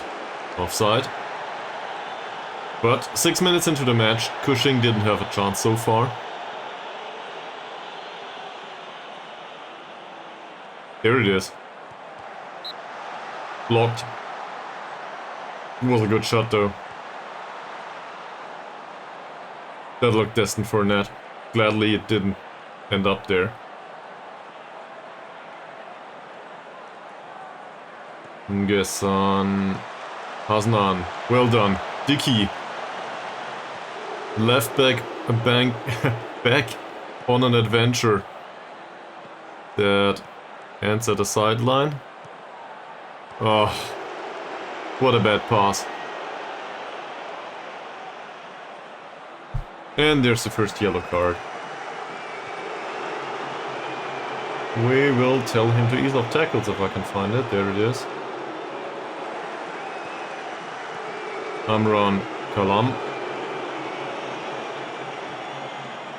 There would have been an opportunity to play a killer ball there. Kalam decides not to do that though. Rather he dribbles over half of the pitch for Amran to shoot. And now we face the counter-attack. Or we don't. Thomas. Not bad. Rajili. I always think it says doctor, and it's just D.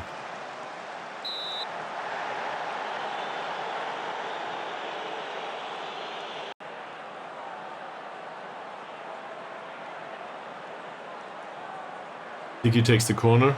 He's no good at this. Which reminds me, I promised to do set pieces today. Oh.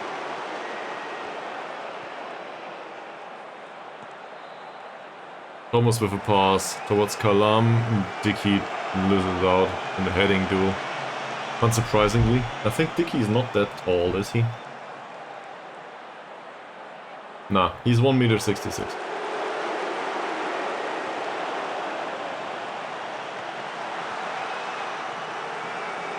Dickey with a cross from deep. Amran.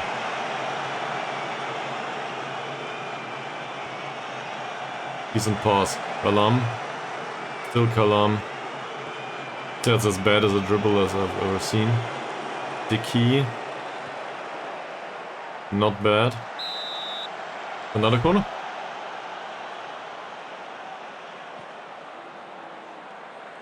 Encourage the squad once more, maybe we can score after a corner. So far, defensively it seems perfectly viable. I expected way more problems.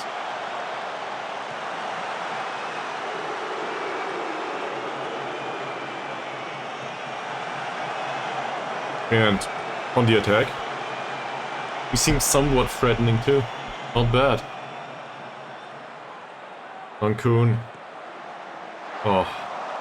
Well, his free kick taking is 4, if I'm not mistaken. So what are we gonna do with this? Nice tackle by Thomas. Not a bad ball either. Rajili.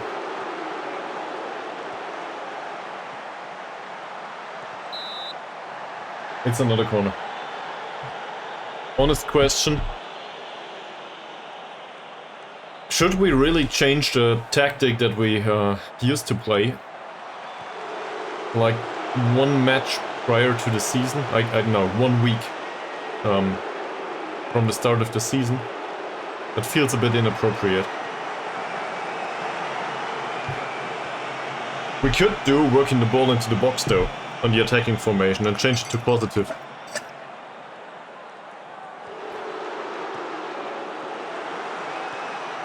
Maybe get used to something like this. I'm not sure if our formations are so much different.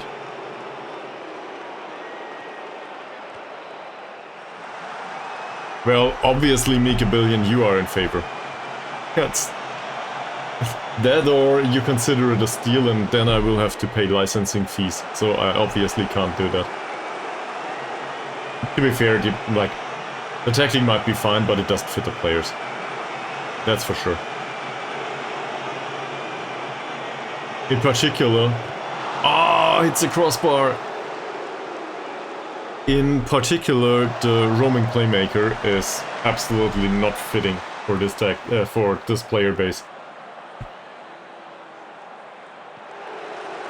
That's a skill set that doesn't exist here. And Kuhn, Thomas. Yes, Thomas. Pozzo. It's the post again. Dickey. Kalam.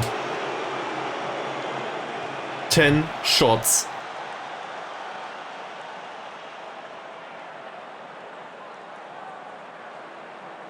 I think we hit the woodwork twice.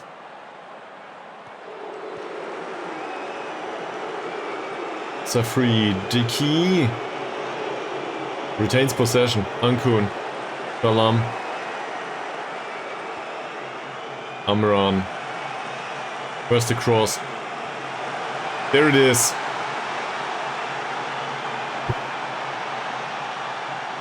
I think Red Chili will be fine throughout the season.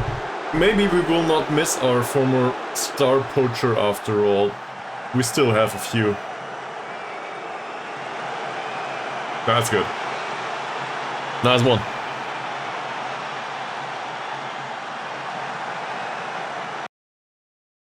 Not offside apparently. Not sure if I agree with that. But who cares? It counts.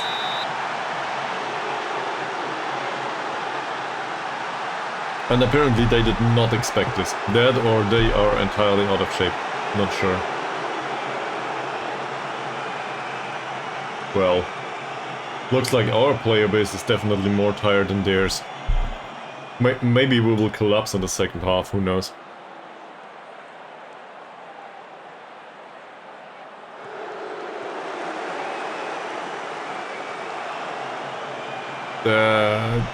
Dangerous. Sully cuts inside. There we can see it, yeah. To be fair, I don't think it has much to do with the tactic in this case. The defending was lackluster to begin with.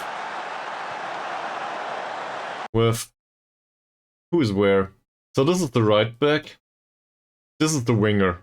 He shouldn't need to defend anyway. He should be up front. Safri is a central defender. Kalam belongs here.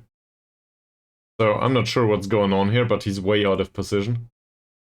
Dickey belongs here. That's okay. And Ankun belongs up front. So there's no pressing going on here. Now, in this situation, I'd expect Amran to be out there, but he doesn't go there. I guess he tries to cover in the middle. Look at it. Did you instruct him to defend narrowly or something?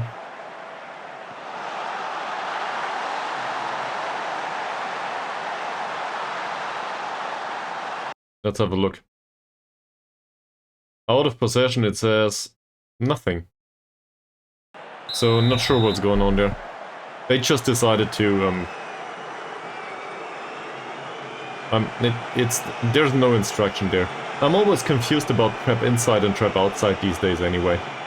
I thought it was much clearer in in the other installment of Football Manager. That said, I realized I think it was back in 22, when it said defend narrow, defend wider. To me that was intuitive. Apparently to the rest of the player base it wasn't. So now I'm always confused. What does trap outside mean?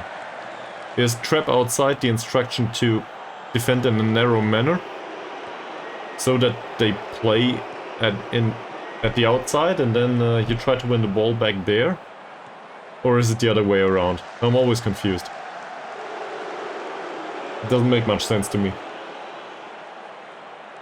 So that tells you something about my lack of knowledge of football, I guess. In case any one of you can explain that to me, feel free to elaborate. Because I would definitely like to instruct the players to defend in an appropriate manner.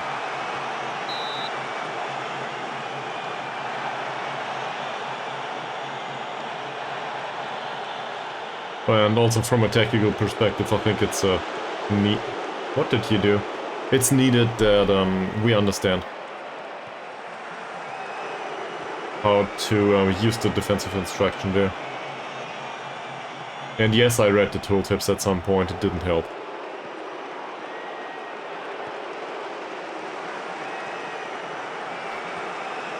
Passing looks pretty decent. Manier. Oh no. Nice save by Modaris. Not bad. So, seems from the perspective of expected goals, we are still the better team. That said, in the last few minutes they seem to find their bearings, I guess.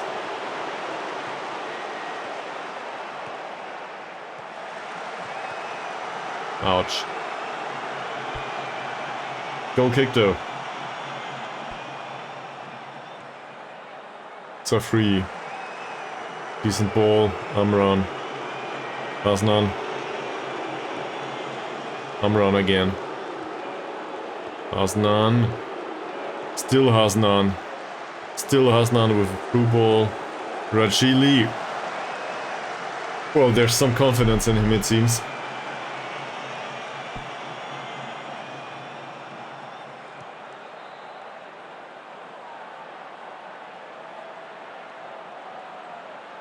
We can also try to learn Sakai again. Oh, Kalam, that was close. Yeah, it wasn't bad. Lacked a bit of pace and power, I guess. That might be dangerous. Where is he? Yeah. His long shots is 4, so...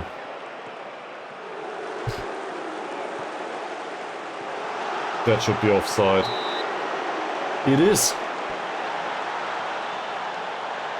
Okay. Alright. So, I'm pretty happy with the result. He doesn't do well. We'll take him off in 10 minutes.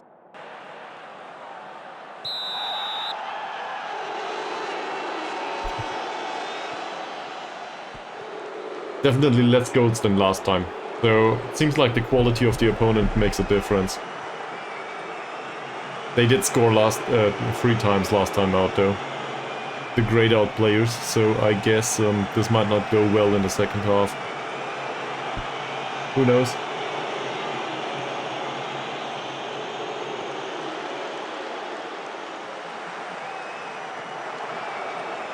There should be a youth intake at some point too. Maybe that'll include a player that is a different striker type. On the other hand, everybody here seems to be fast and, well... that makes a poacher out of everybody, doesn't it? Thomas, what a ball! The vision is so good and his passing is so bad. It was the perfect opportunity. Also, well misplaced pass.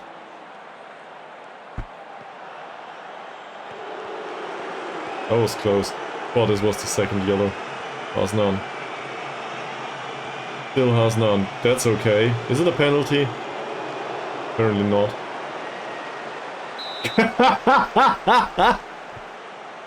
Amran, a decent tackle.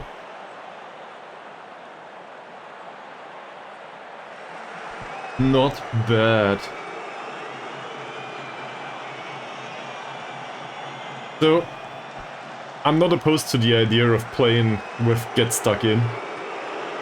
Harder tackling on players that don't know how to do it though. Nah. That's a nice cross. And there we get a counter-attack. Pedro Henrique. Davronov. Yeah, they can have foreigners in their squad. True. We're playing harder tackles only, not get stuck in. But harder tackles on specific players is isn't that like overriding get stuck in more or less? You might as well get stuck in to have a similar result and instruct him to tackle more easily or softer. With more caution. That's the way to phrase it. That's dangerous. It's the post. Second attempt works. Alright. We'll encourage them and go attacking.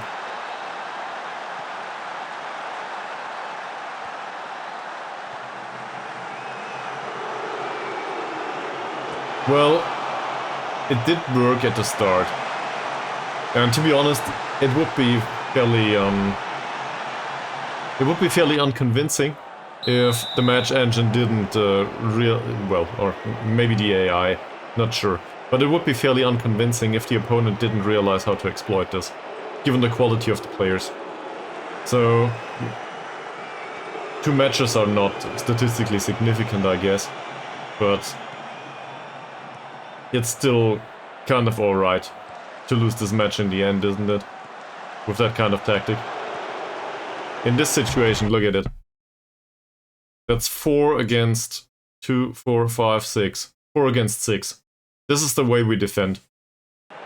So, not sure what's going on there. Apparently it works well. But it shouldn't. In general, this shouldn't work.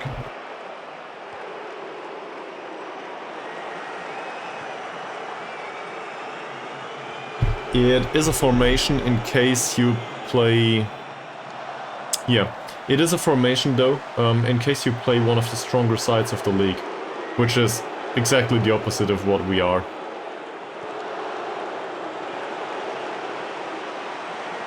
And I guess it could be either stronger side from a skill perspective or actually from a strength perspective. If you can force your will upon the opponent with brute force, that might work too. With this kind of formation. Just knock everybody over that comes towards the defensive line. A 3 is the lack of positional awareness though. And we can see the third.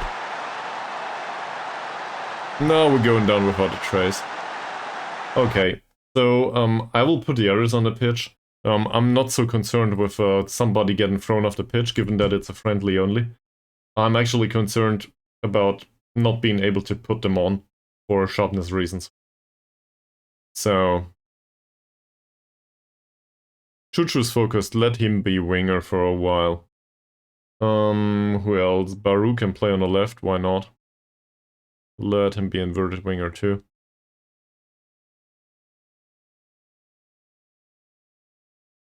Okay, so we need a defensive midfielder. Sure. Suleiman was the playmaker-ish type. Sophie's motivated and there's no spot for him on the pitch.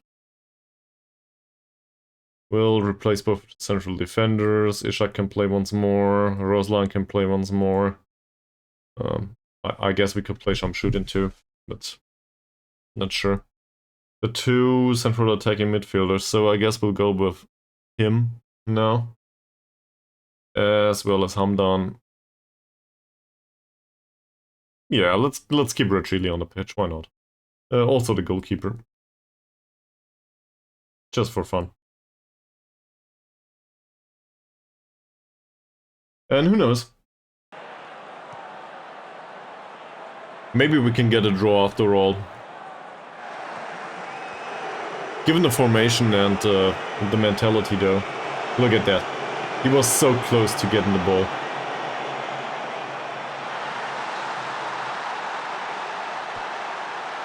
As a central defender though, in this situation, we should repeat the scene at some point and look at it again. But the central defender basically went forward into midfield, because there's no defensive midfielder up front. So if he doesn't get the ball, doors open. And that's exactly what happened.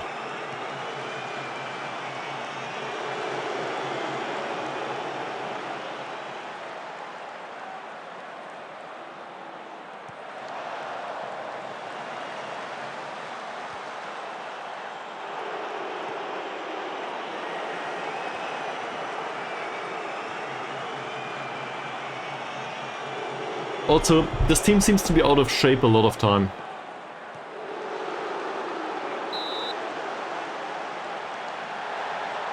It was offside. I thought it was a penalty for a second. Wouldn't have mattered much anymore, still.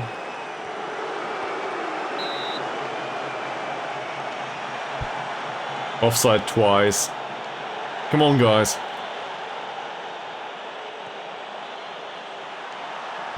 It's not a bad free kick. It wasn't too high.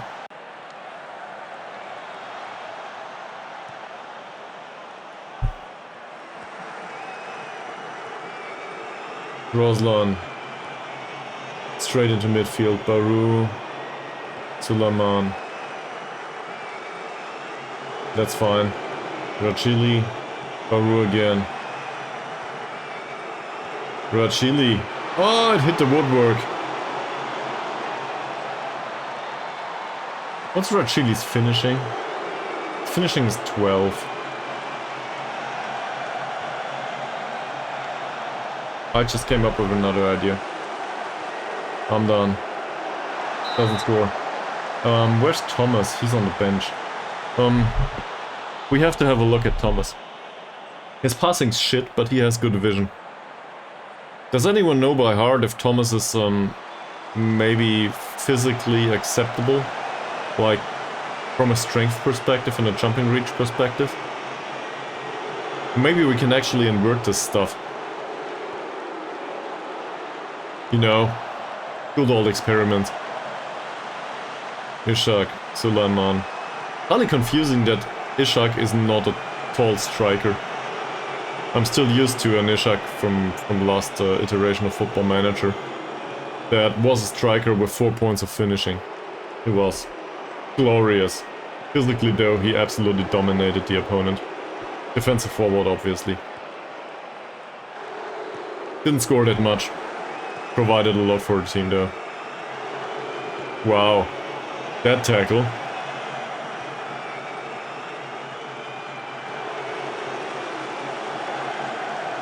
The quality of their build-up play is a bit lackluster, given the amount of space they get. Like, I don't think we will exploit that anytime soon, but in general,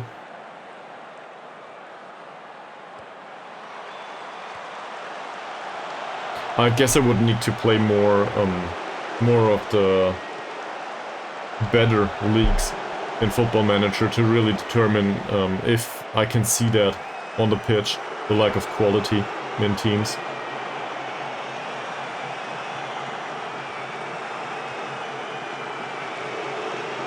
This was fun. Also dangerous. If he had moved around the central defender, then, well, would have been game over. Sulaiman. Good pass. Ishak. Well, now it's lost. There we go, Ishak. What will you do? Oh, not bad. Sulaiman. I'm done. Well, he tried. It was a rubbish finish there.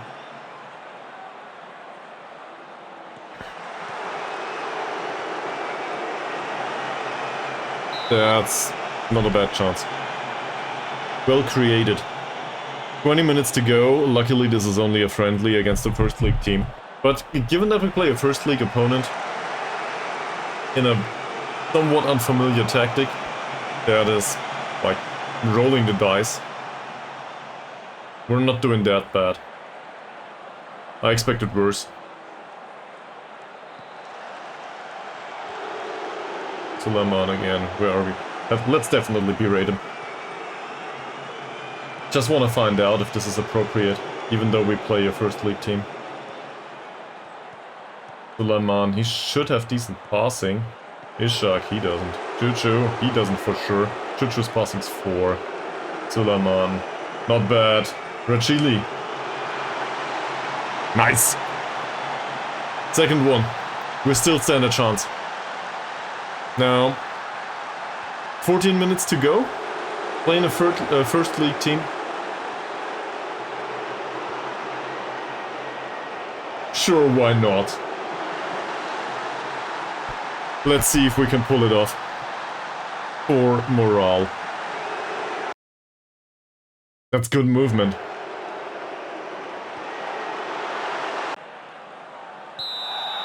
Two goals.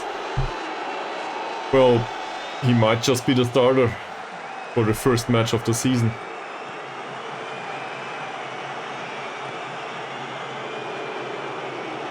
Guess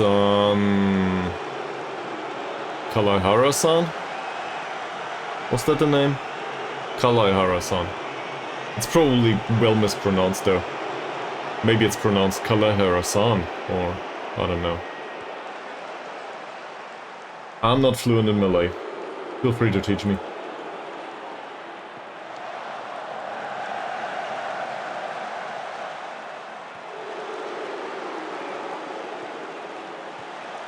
Well done. Nice tackle. I'm done. Oh, what a pass. I'm not sure if I should blame the pass or the player that didn't receive it. Not sure which one it was. It wasn't that bad though. The pass would have been fine if the player would have moved. Brazil. Nice ball. Chuchu. Come on, man.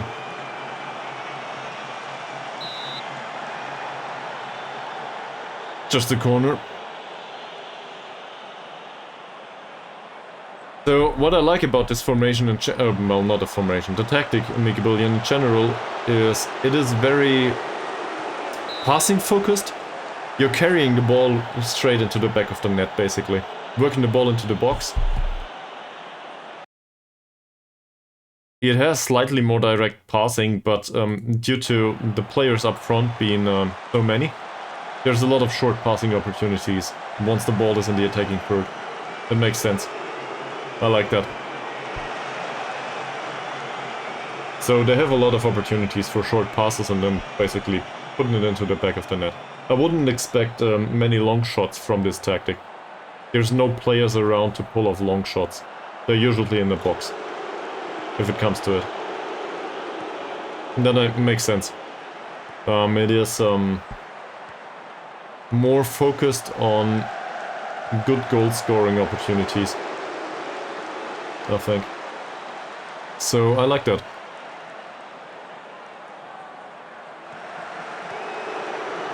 Ah, I see. Yeah. So the player profile is also very specific here. Wow, not bad. So much for not shooting from distance. But the player profile is very specific from that perspective. You want them to be able to, well, I guess technically gifted, and with good overview of play, the attackers. But not necessarily with a good finish. Doesn't matter much. Obviously, good finishing will work, as any other attribute will. But they are so close to the goal most of the time, if they take the shot, that 10 points of finishing or 15 points of finishing probably won't matter much. There's a few more yellow cards. Also one for Ishak. I'm quite sure to that. It's a side. To that side. Word escaped me. Choo-choo! Could have been the equalizer. It wouldn't have been the first time. So, last corner. Probably. Come on guys, second attempt. Doesn't happen. Go! Or not.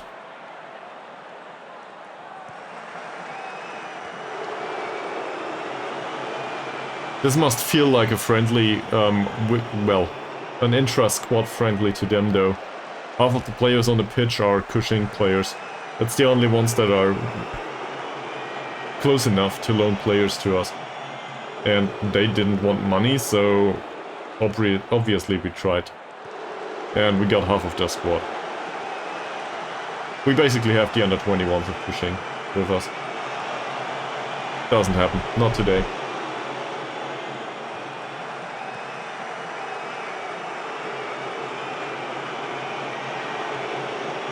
It also feels like a lot of our players are late for some of these tackles. They're always a bit late. And I'm not talking about like knocking the opponent's player off their feet and committing a foul. Just talking about being too late to intercept. They run around a lot. And should show they should be exhausted after this.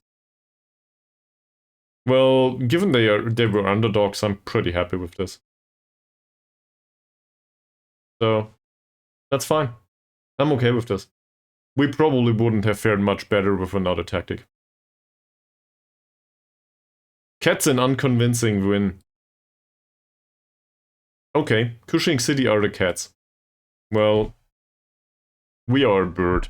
A golden shoebill or something. What's the name? Hornbill. Close. We are a golden hornbill. Pretty cute animal, by the way. This one, actually. Yeah. So much for that. Now, I do not think this is reliable, given that we do not have enough attacking midfielders, and we will not find any for the season, so I hope you will forgive me, Make a Billion, but I will go back to our current, our former tactic now. And then maybe, it really depends. We play them a lot. Most are on medium to heavy match load. So, load the old tactic, I think it was this one. There we go. Get rid of everyone on the pitch here. We might lose a few players until the end of the transfer window. And the most pressing matter, I think, is the stuff with the striker. That's not too bad. That's not too bad. His jumping reach is rubbish, though. Okay, forget the idea with Thomas being up front. When I struggle mid-season, I will try to play turtle football. Don't know. We'll probably do it throughout the entire season. It might not be pretty, but we're still fighting against relegation. Yeah, at least in my books. Okay, so much for that. So, I will do another short break, bathroom break actually. Feel free to take a walk for a minute or something, you know, stretch your legs. Do something that is good for your body for a second. And I will see you all on the other side. BRB.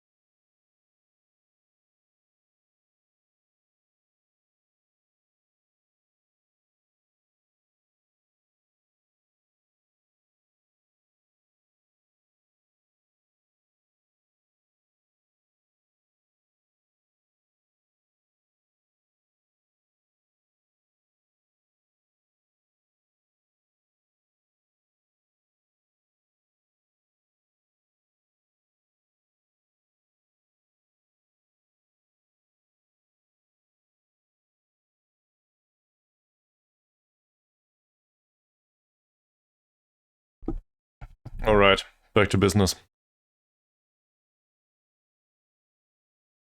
So, is there anyone around that doesn't know how we play? Sure, maybe. We're actually trying to play a box standard 4-2-3-1, more or less.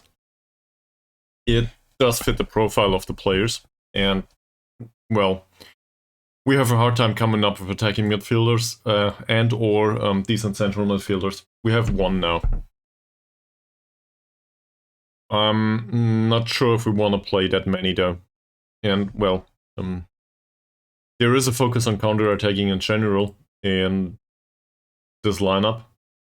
That said, still having a hard time there. Quality of the player base has been dropping throughout last season, or the remainder of the season, and the transfer period. We did make a few nice signings, but we also got rid of a lot of players that were vastly overpaid. So whatever you saw up until now, I think the management was somewhat reasonable. Don't want to pat myself too much on the shoulder, but I think we made some reasonable decisions. The circumstances of the club, though, are not good. And, well, history is pretty interesting, too. So, this is Ankun. Let's have a look at him. Ankun is under contract until the end of the year. We didn't sign him for this amount of money. That said, he's probably worth it, sadly.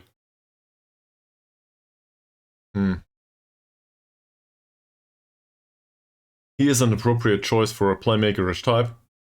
Balance is really bad. For an advanced playmaker, there's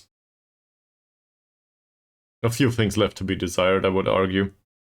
He's not much better as an advanced playmaker than as a DLP, so doesn't matter much. He can also be central midfielder on attack. We do that in this formation.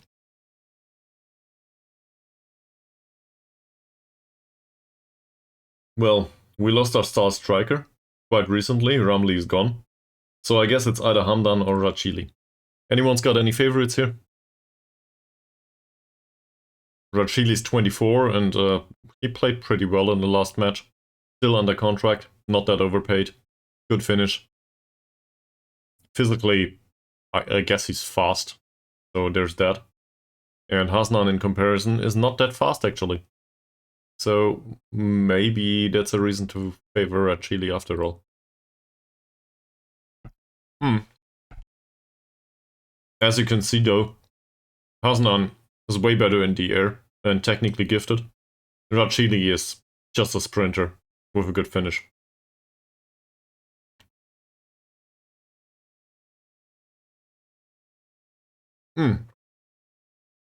Maybe that is all we need though. So I'm not complaining.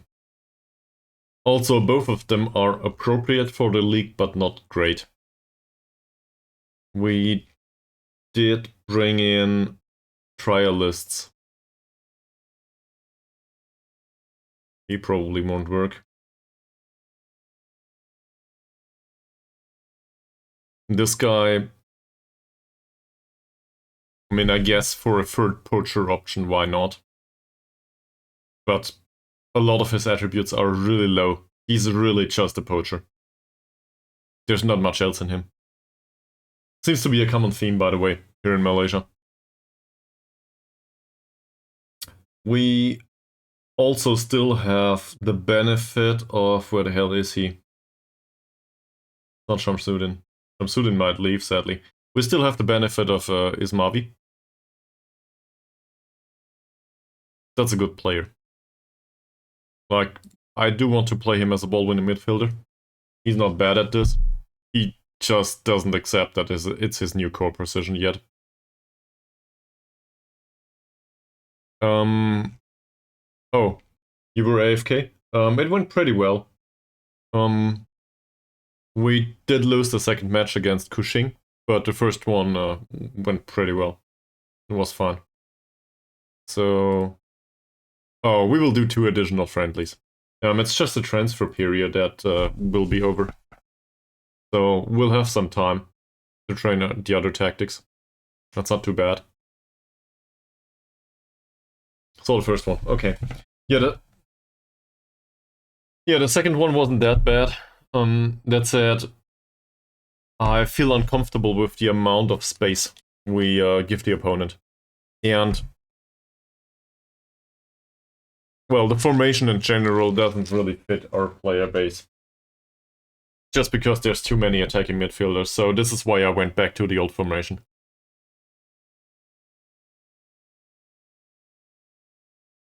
We might need to play attacking football one way or another there.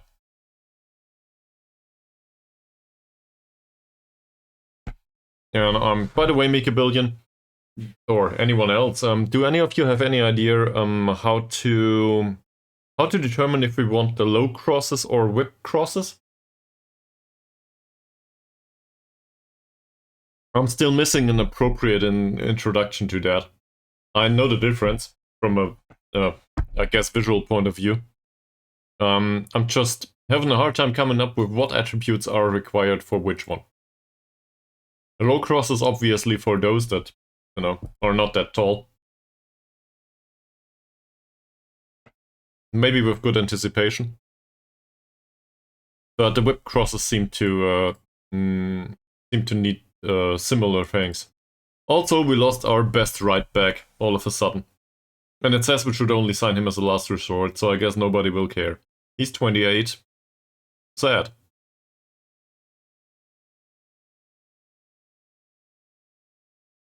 This guy was on the short list. We don't care.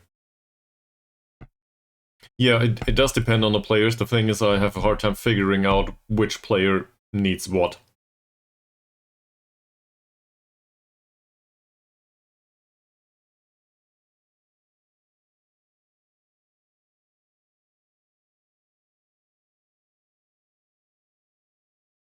Yeah, with the 4-1-4-1, Mies, I agree with that. The roaming playmaker is very important in the formation Mika Billion gave us. He basically has to do all of it, and that's yeah. That's very dangerous, in general.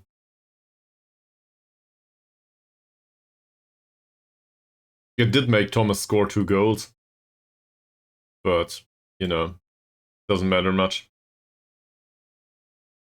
Okay. So, the problem is Mohammad will not be sold. Pains me to say this anyway. He did develop reasonably well last season, and then, well, then this came along. So, what's missing in the squad? Assuming we do not sign these two, because, well, I think we can agree that this is not much better than what we have. And we do not really need a third striker. If worst comes to it, we have a bunch of poachers in the under 21s. So don't you worry. I don't think we need any of these. And for him, well, I don't know yet. But very inconsistent screams, please don't sign me. Thomas is still on his own. I would love to sign an older player here. Somebody that's somewhat reliable. But an attacking midfielder in Malaysia? Oh. That's striker. There was a fourth option here. Taib?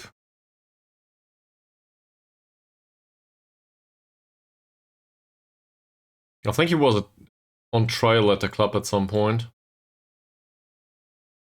I guess. I mean, I guess we could sign somebody like this. Just to have an option, really. Because there's nobody available otherwise. And I don't think there's a limit to loanees. We'll basically have yet another player of Kuching under 21s. He's very interested. He's homegrown at his club, it seems. Anyone's got opinions on that? Let's have a look at Thomas in comparison. Thomas is better. That says a lot. But not by much. So he could be backup. Or maybe a rotation or something.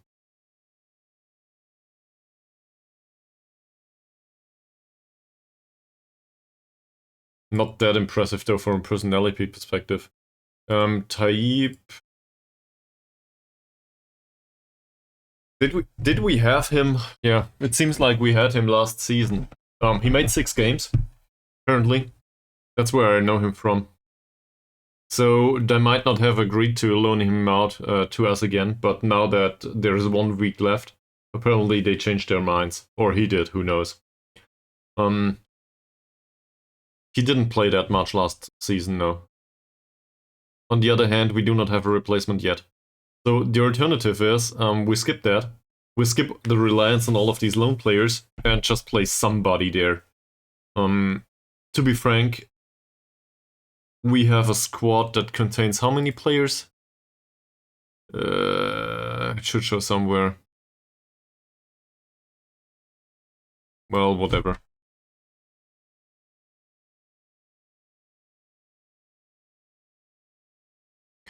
So this is 30 with 3 trialists, so 27 right now.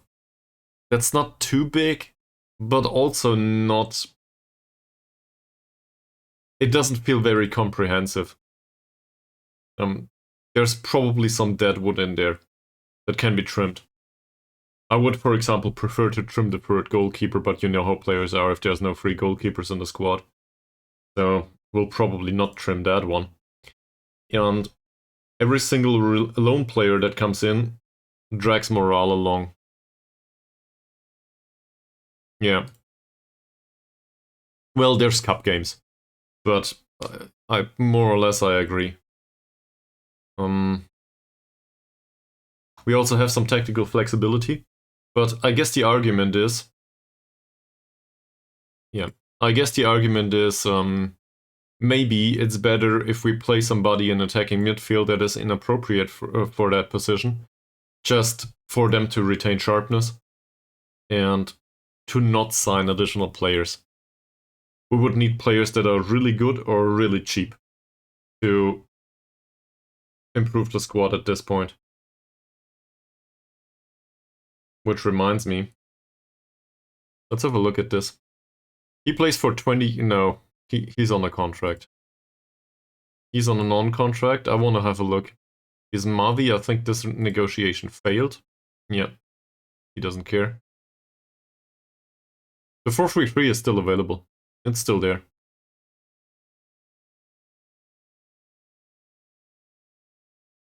Alam for 95. He considers himself emergency backup though. I didn't renegotiate this, did I? French player is fine. And that's way too high. I think we know where this is going.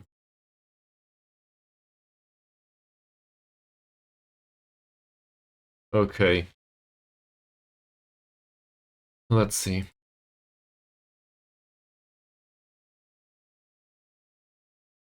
Fingers crossed. Nope. Not this time. I think we were here and tried that.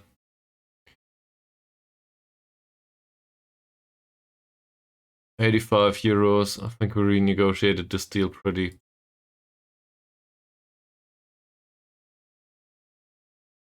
much a few minutes ago. Masrin is on loan. Mohammad, well, he's under contract. Injury situation didn't change anything about his will to renegotiate. Arjis, that's fine. Hussein, I don't know yet. This is one of these occasions where maybe the quality of the player is so high that it makes sense. I'm not sure if he's willing to play for us, to be honest, but also teamwork and work rate are really low. Marking could be better, definitely. He does have crossing and, well, some physical attributes at least for a wingback. So I'm not too confused there. He's on our level. That's more than we can say of the rest of the team, so not a bad idea maybe. We'll see. Come to think of it, let's go to the scouting menu again. We still have 1 week left. So let's get rid of this. What's available that could help?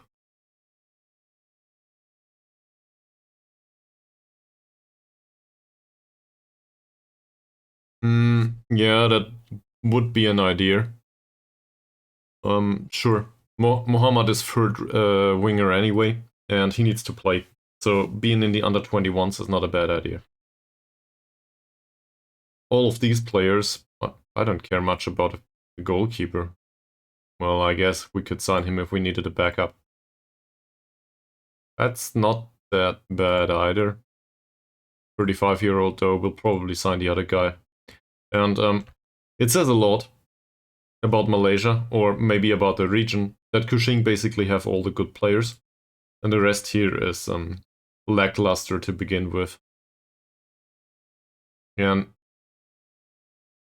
just to make sure, we'll also include players that are unsure about transferring to the club, so still doesn't contain anyone with high ability.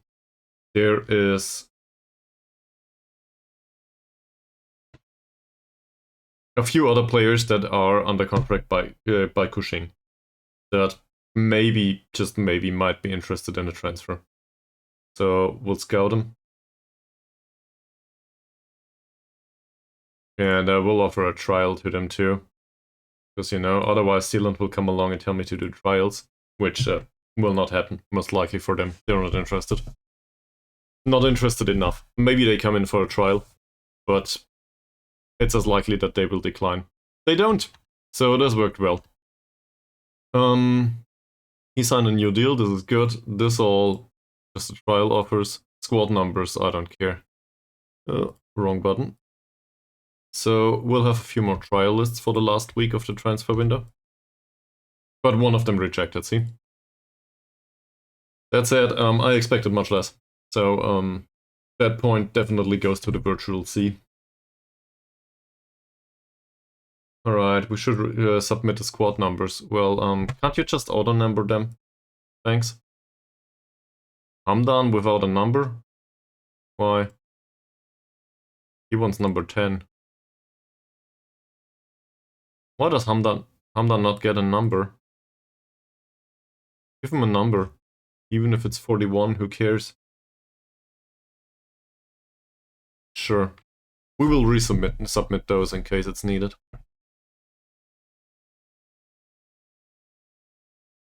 Okay. So he's bad, and also he doesn't play in a position that we need. But let's knock him straight to the under 21s. That's not part of what we're going for. Same. Roslan.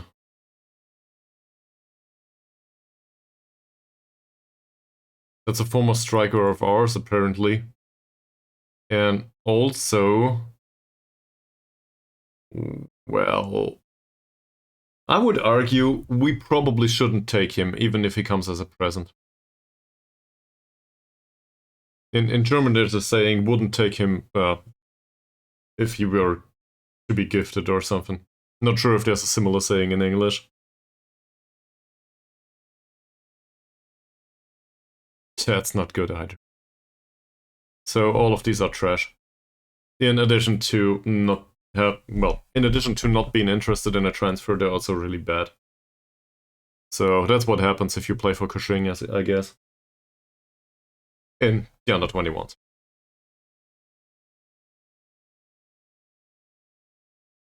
By the way, there's another point that I disagree with.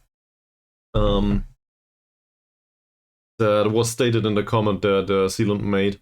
So how are you guys all feeling about youth development in lower leagues? Just want to have your perspective.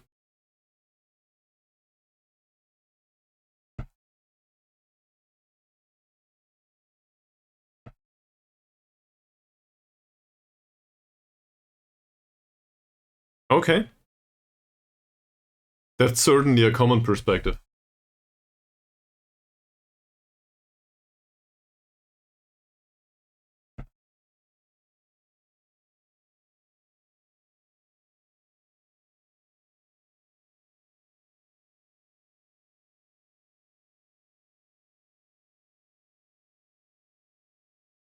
There we go, saving the game. So, no other answers. Either somebody's still typing or, well, nobody's interested at this point. So, just to elaborate on that a little bit, I think it really depends on the circumstances of the club.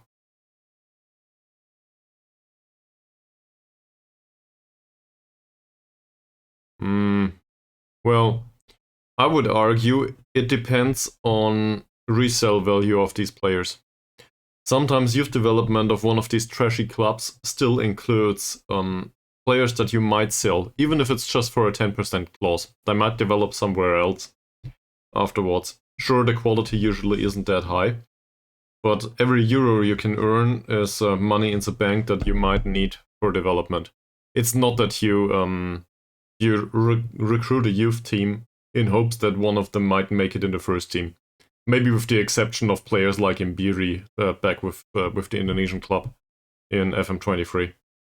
But usually youth intake is shit. That's just the way it is.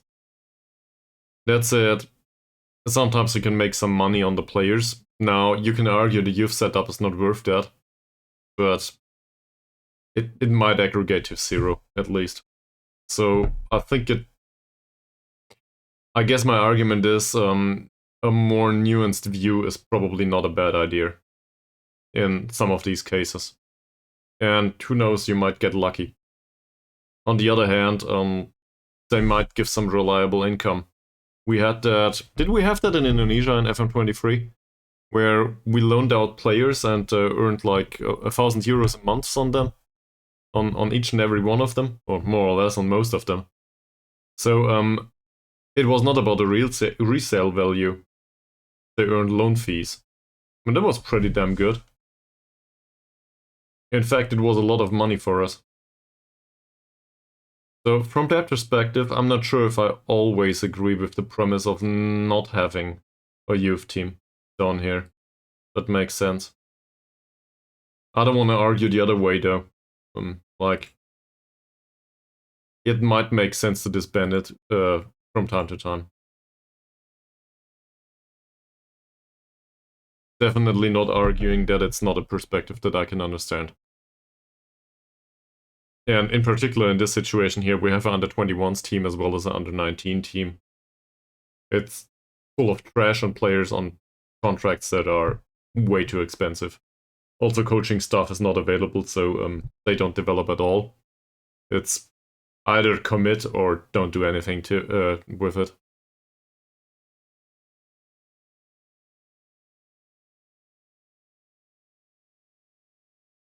Well, but high wages are not a thing here. They earn 6 euros a week, so also they basically go on a non-contract for free immediately.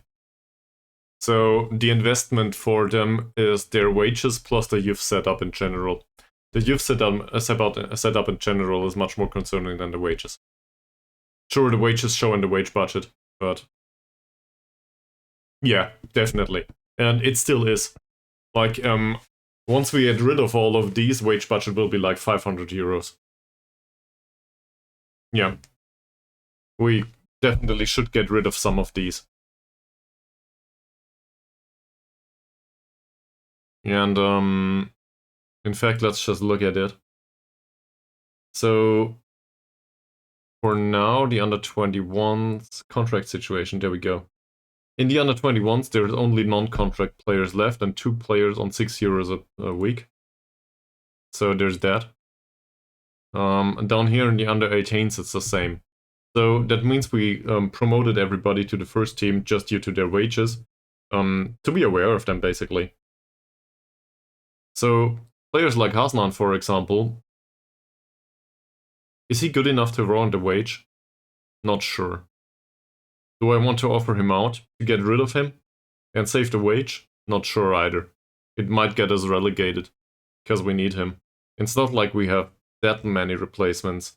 On the other hand, we have a 16-year-old that is... Is he close? Star rating says. I'm not so sure. We also have Fakur, maybe pronounced differently. This guy, at least he trains well. Well, no development whatsoever there. Hasnan in comparison to, what was the name? Saini. Okay, so Hasnan's much faster. Okay. I guess that makes him want to stay. Just for fun though. He would be open to speaking to other clubs. So if somebody came and offered for him, I'm not sure if I would sell or not. And similar arguments for everyone else that is not on a non-contract right now. Like, even Thomas. I know memes and stuff, but...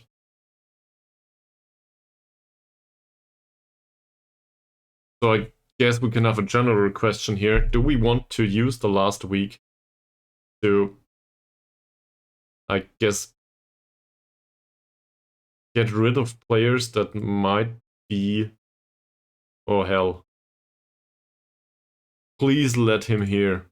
Do we want to get rid of some of these players that are not, on high wages still?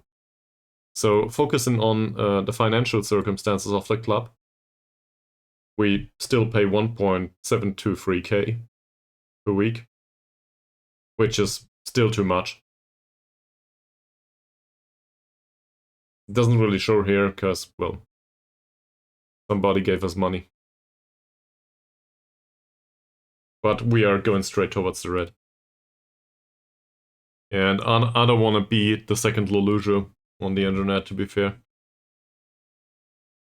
So, applicants for under-21s coaching.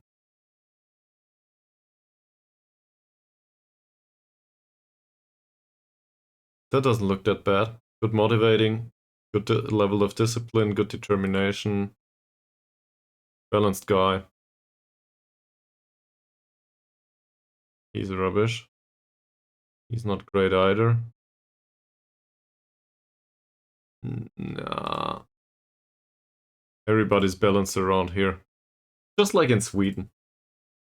He's fairly pro. He's a new gen though. That makes sense. Okay, so he's a new gen and an under-19s coach at our club. Well, great. He wants to be under-21s coach. You know what? Nope. So what will we pay him? He's outspoken, I don't like it. He's probably one of the better coaches in the entire team though, so we'll definitely have him. Yeah, let's do this, at least for the year.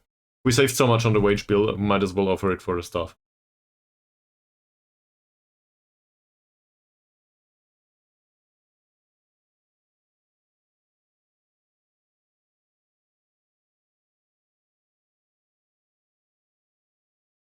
Let's go with 80.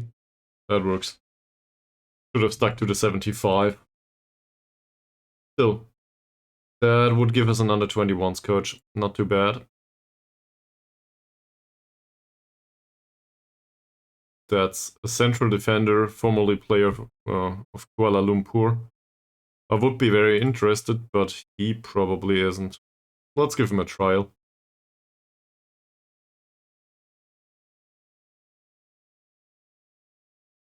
Now they are unhappy with the high volume of quickness training.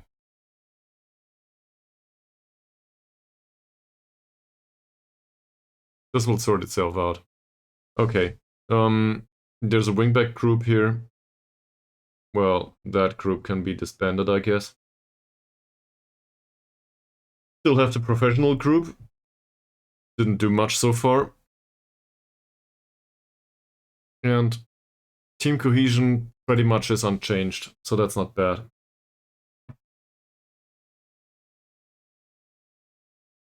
Mardeli doesn't really look like we should sign him. The thing is, he's a consistent performer.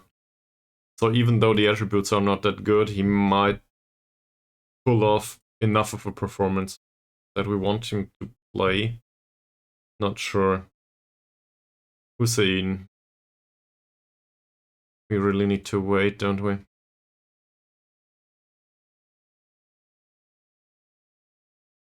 Well, he's not that impressive.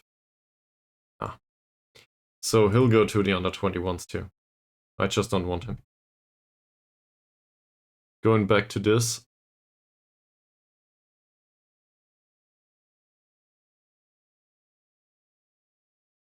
And where's the shortlist? There we go. So on the shortlist of the released players, is there anyone that would be remotely in Papin? Papin would be remotely interested in signing for us. Can we get this down to unsure maybe?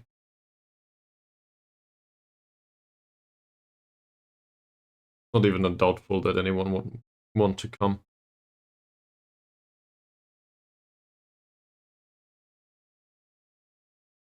Not even the 42-year-old winger here.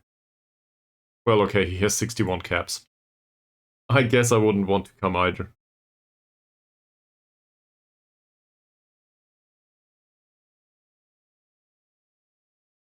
I'll try this though. Well, nationality is partially Malaysian at least. True. For some reason. I thought I unticked it previously. What happened there?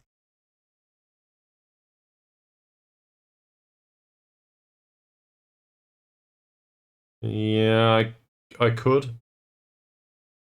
That's true. So let's edit this for a second. Contract status is... where is it? Oh. Where contract status is... I cannot say contract status is not expired. Where the hell?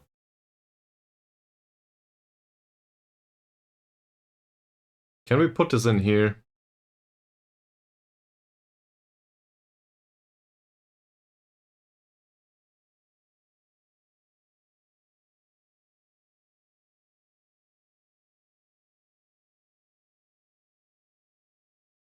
Yeah, that makes sense too. That's the easier option, sure. So we get rid of all of these. Yep, go away. Boom. So now we can still go and offer them some trials. I don't think it will work though. Just finding out if one of these for some reason is interested in a trial. This is more than 30, but half of them will not come anyway. Probably all of them. Yes. I think I do. Let's see. Rules. TV contract length, blah blah, transfer and registration. No, it's just about loans. I don't have to. So...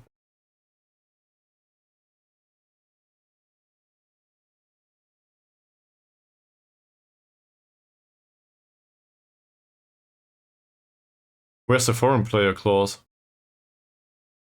Maximum of 0 foreign players.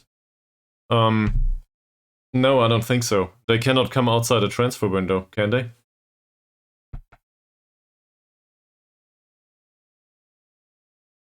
It's weird.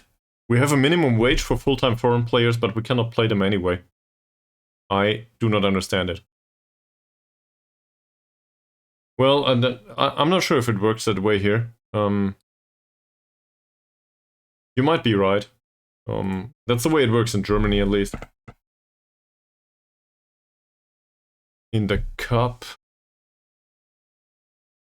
Competitions, blah blah, rules.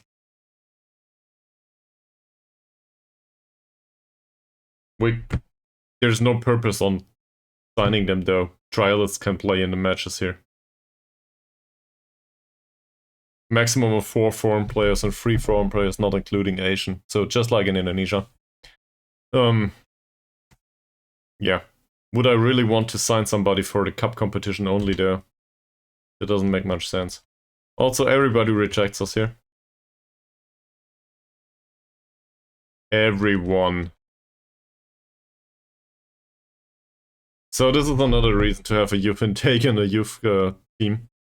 In case you need somebody. Because of an injury. if you do not have a chance to sign any other players, maybe your youth team is not so bad after all. And to be fair, players like Dickey did perform reasonably well last season. Well, it's really just Dickey though. The rest of them was.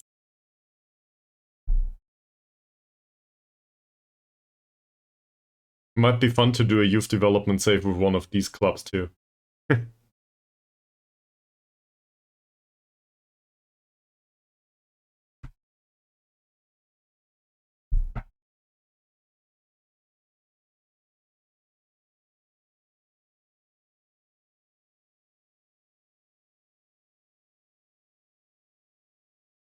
So,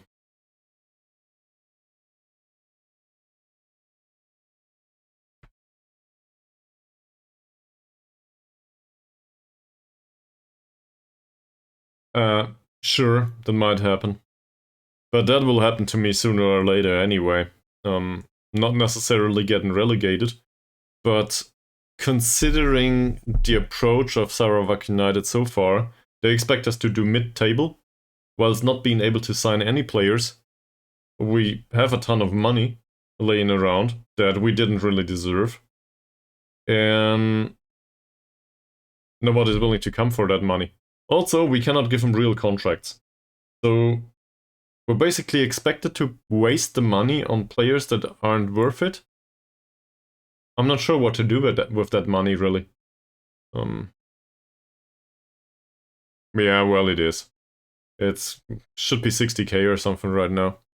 Yeah, maybe 50.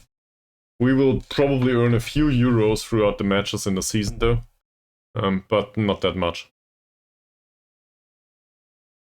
He was on which shortlist was he? Yeah. We'll remove him from the shortlist in that case. There's one player in progress here.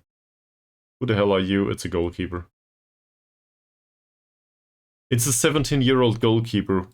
Did we have youth intake recently? Dear Indonesia. Malaysia. Dear Malaysia. Sorry. I'm so used to playing in Indonesia now. Did we have youth intake here? Transfers. Where is it?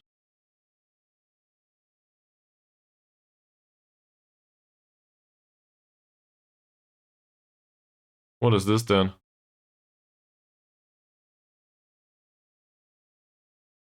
Bungaraya had. Because they were promoted, and all of these are on a non-contract. They had, because they were promoted from 4th League. So this was generated, I guess. So we can have a look at those. There's also for some reason a few youth departures. So let's do some scouting on these two. They won't be willing to come in for trial, I think. Might as well try, why not? 26 players, that will not happen though. And we'll put them on the shortlist.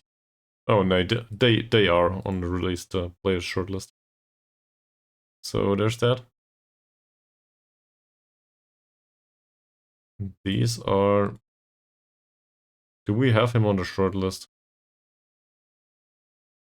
Seems like it. So we did that at the start of the month, I guess. Or whenever it happened. Still, maybe scouting them is not a bad idea. If worst comes to it, at least to provide the scouts with some player knowledge. So, just to practice their scouting skills, really.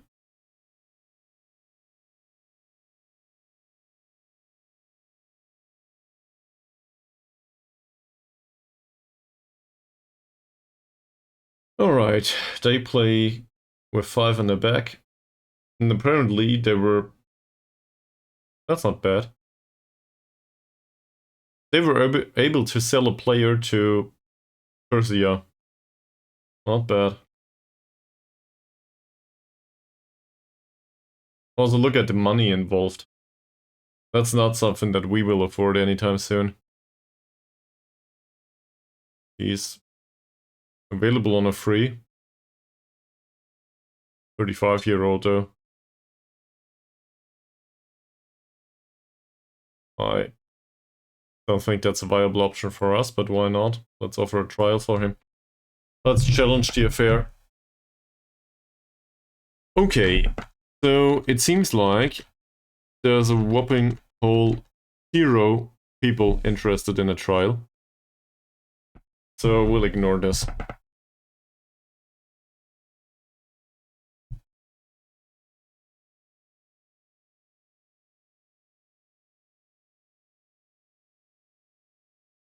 Apparently Qatar has a new manager in-game. Cool.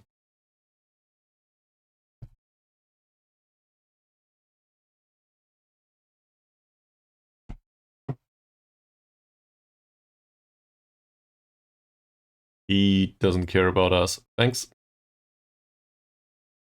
Can we expect any business from Sarawak United? Okay, let's respond to this. Don't think so.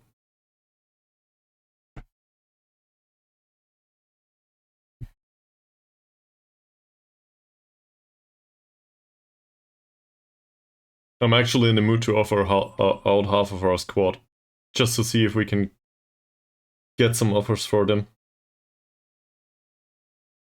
That would save us how much? But then we would need to sign other players, and I don't have any opportunity to do that. I guess it's too late for that. So we'll try to ride it out with non-contracts instead. Ismavi would have been replaced by... I always confuse the two. So Sophie is the ball winner. That's fine. Salam is more of a passing player. As is he. So we would have one backup for that situation. That's not horrible, but it's not great either. Hopefully they do not try to sign him anymore.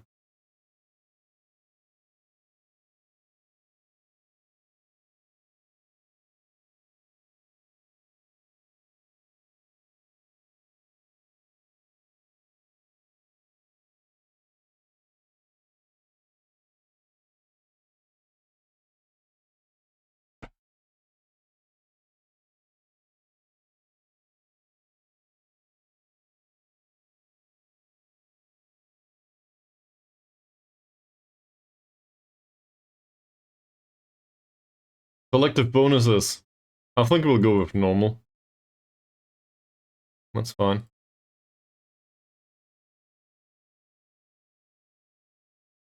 Sure.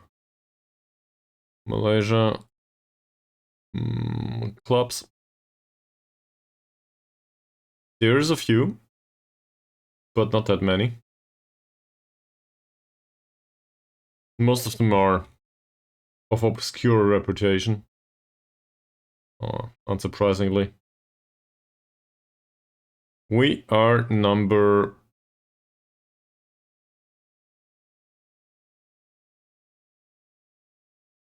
We are number not that high. Our reputation is national, but reputation rating is still... Well, it says local here.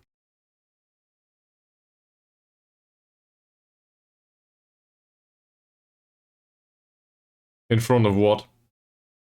In front of regional? Yeah, well. Congratulations.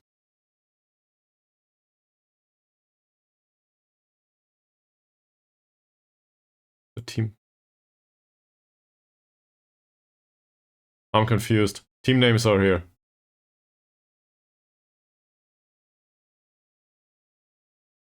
Oh.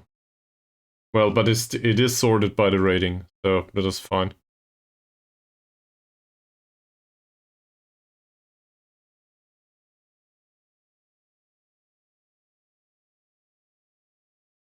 I'm not sure if I understand. Anyway, Malaysian University got relegated last season. Did we ever try? That might be a thing.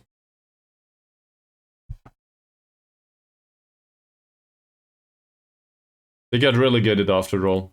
So maybe one of the players is interested in us in the transfer. Well, some of these got accepted. And now there's absolutely nobody that wants to come over to Sarawak United. Seems like we are the RB Leipzig. That's not fair though. They can sign players on contracts.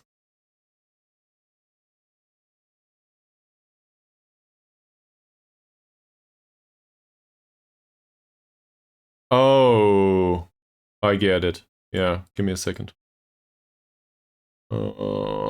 Thanks for explaining. So, you know, I don't see that. Well, I do, but I usually don't look at that. It's my bad. Clubs here. Okay, so, we are here, Sarawak United, and there's trash below us. There are clubs like Naga, UKS, as well as, whatever that is. That's a youth team. And for some reason they are in a youth competition, and that makes them... I'm not sure. Yeah, Naga's worse. So obviously we could argue maybe sign players from Naga, but I think it's due to the distance. Nobody cares. They don't want to. We are too far away. I mean, I guess we can try to offer them trials too. But... yeah. Well, they got promoted, right? So... also none of this matters. None of these players are interested in us. There's a few trial offers accepted, at least by the club. And... well, the club wants to get rid of all of these, apparently. The players, though...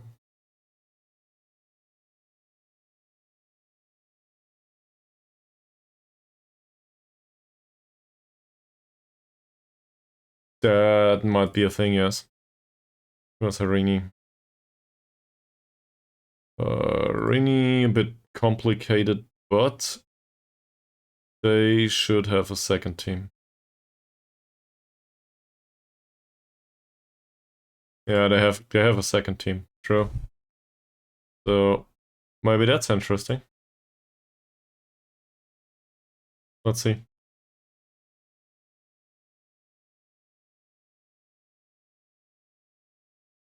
Huh.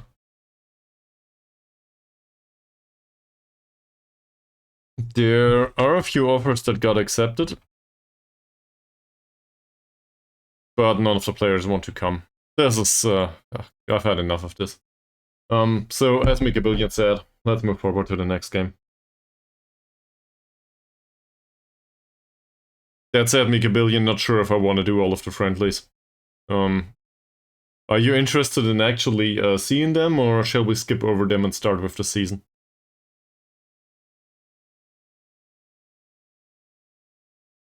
Yeah. But that makes sense. Kuching and Sarawak United are the only clubs that are remotely within the same range, right? I guess I can do both. No, make a billion.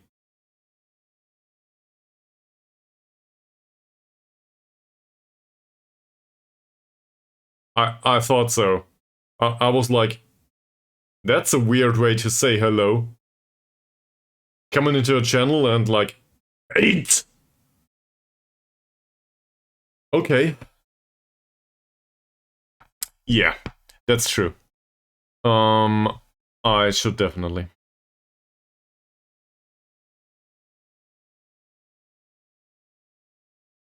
Okay, so I guess we can do that. So he's with Cushing for now. That's not the one we were going for.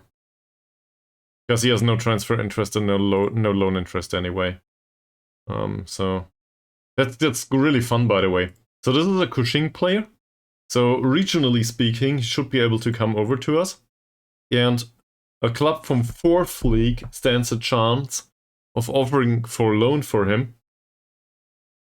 But we as a 3rd League team are not appropriate. He doesn't want to come. He has no interest in coming to us.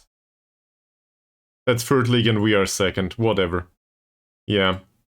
They are named confusingly because the second league got disbanded. I will... Does it matter? Still.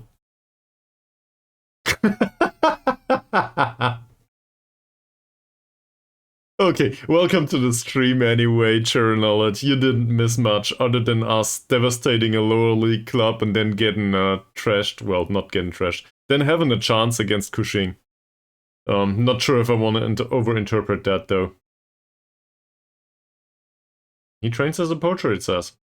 So, whatever. We have 2. What's the problem? Well, actually we have 3. That's true. He missed the kids. So, there's new kids.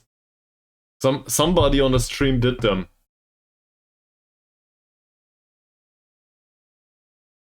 Yeah, but Rumley went the way of the money. He now earns 300 euros a week, and I can see why. So, we'll just have to do with what we have. Make do with what we have. That's what I'm going for. Also, he's entirely unfamiliar with this for some reason. Not sure why. Okay. So, definitely different style. I usually do not play Chuchu here. I play him here. And over here we play the 37-year-old. This is... Well, I guess it is Amran's job now, given that we lost the right back too. That's a thing, actually. That's something that I wanted to resolve. How is he?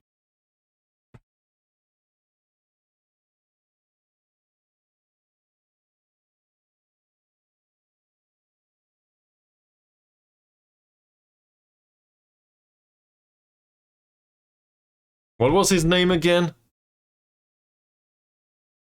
We found an attacking midfielder, I think. That wasn't remotely interested in signing for us. Not Taib though. There were a few others. Let me look. So contract status was expired, I think. And nationality was Malaysian. Doesn't matter much, but still. We had somebody here. Here, there are a few players here. We suspect that some of them might have some quality. And we're trying to find an attacking midfielder here. An old guy that will not get poached. So we offered for trial for them. But, well, we offered a trial to them, but they didn't really care. Still trying. We might need to increase the reputation of the club first. Okay, this one is a spot for Kalai Harasan. And this is Carriers, and here we have Mazarin. At least we should have. Not sure about Rahili or Hamdan. Rachili or Hamdan. Both of them are shit as poachers now. What's going on there? Apparently Hamdan is really bad as a... Oh, that's the wrong guy. I was thinking about Hasnan, my bad.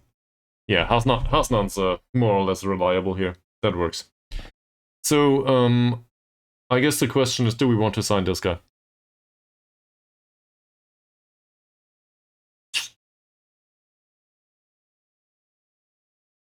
Well, Mohammed in the under 21s. Let's have a look at the mentoring groups first. That would work without him, yes. He is one of the younger players, though, that might get some significant influence here. Yeah, but for now, he doesn't have the familiarity with the tactic. So, I think Hasnan will start this season, and Rachili will make appearances from the bench to get some familiarity on the pitch with the tactics, and then we will do it the other way around. The argument can be made that we should probably play him in the friendly, though. I can see that. Also, he's more fitting for the formation, the way we play. Well, it's not a formation, for the tactic. Okay. Anything else? Make an offer for him, I guess. So we will compare him first, though, to Amran and Hussein.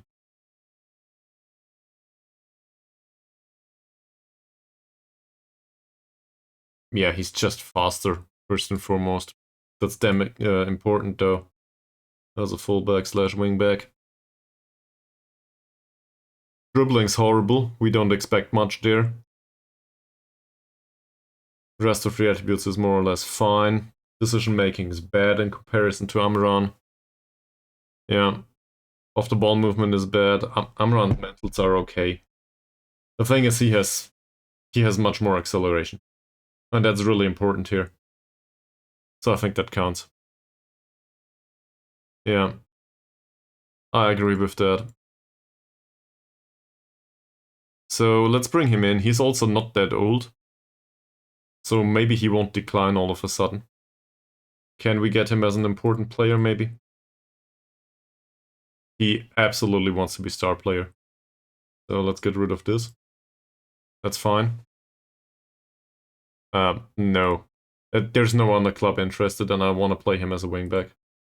I will not have him complain all the time. Oh, we can offer more money all of a sudden. Now, where does this came from? Let's start with 140. So this is a lot of money, obviously. We gotta renegotiate this deal once he agreed to it.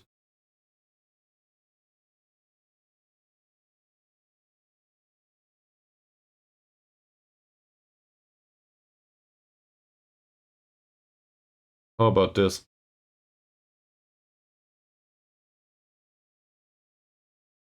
He'll probably agree to this, won't he? Sure. Gambling it. As a star player, he expects to play, so no problem with that. And a clean sheet bonus, he insists on. Alright. That's not too bad, though. So, assuming he signs a contract, we might as well give some sharpness to him immediately. And with the striker, might not have the required ability or potential. Well, I agree. He's not better than what we have, I think is the argument. And there's players that are close to him, his level, in the under-19s and in the under-21s. So we'll keep them. They are a few years younger, and well, some of them even are under contract, actually. They earn a whopping €6 a week, but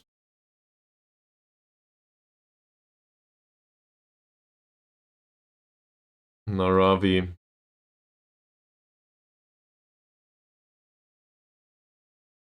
I think we talked about Cushing loan players. Not like I'm opposed to the idea, but now we have goalkeepers. And everybody rejects the contract. Absolutely no interest in entering blah blah. So none of these would be willing to.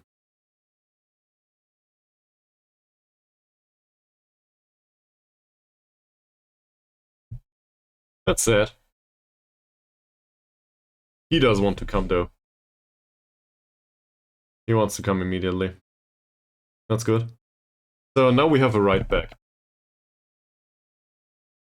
At least. Given that the other one left.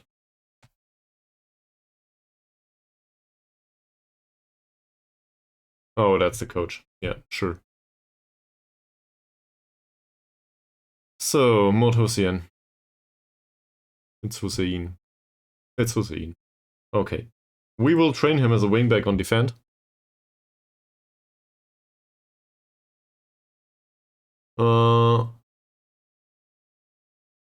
Well, yes, we could. We had him here though, and Thomas played most of the time. So we could also just change the formation to this pretty 4-3-3 and not play Thomas in this formation, but Facile.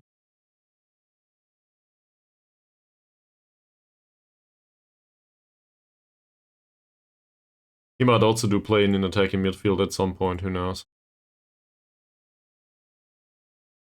But sure, we can loan him once more. That does bloat the squad a little bit, but it's more about the central midfielders, I think, than about the attacking midfielder. Preferably, I would like to have somebody that can play both positions. So where was I? Here. I just like him for the personality. He's fairly pro. I like to retain these players. That's just how I play.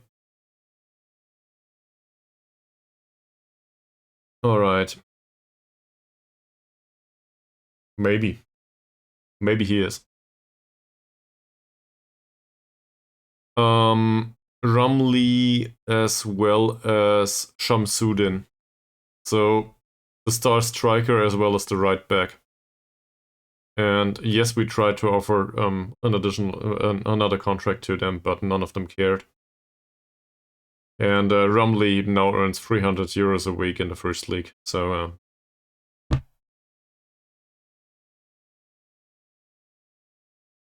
this Wahab guy is gone. So we'll remove him from the shortlist. And we have this guy with us now. So I guess the under-21s have better coaching. Wherever that is. Training, coaches, there we go. Let's have a look.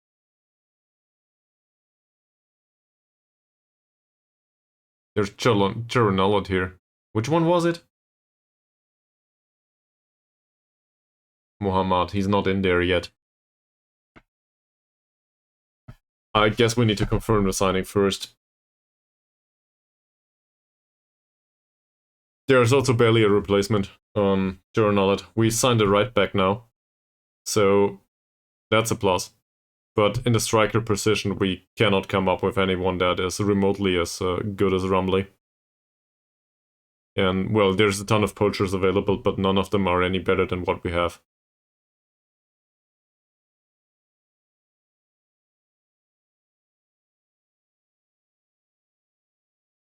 There we go. Recommend assigning, and please let me edit training assignments. So now we are actually capable of providing reasonable training in the under-21s. So I guess he can skip doing that. Not a bad idea.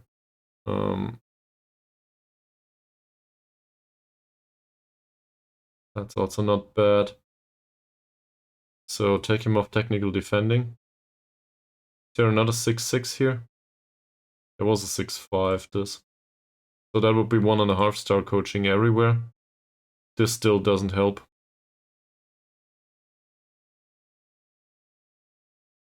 Might.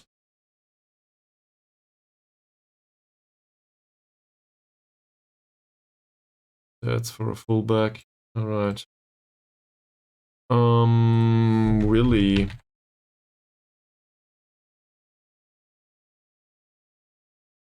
That's not the way to find him. Let's have a look. He went... Where did he go? Armed Forces. And at Armed Forces, he's considered to be a fringe player.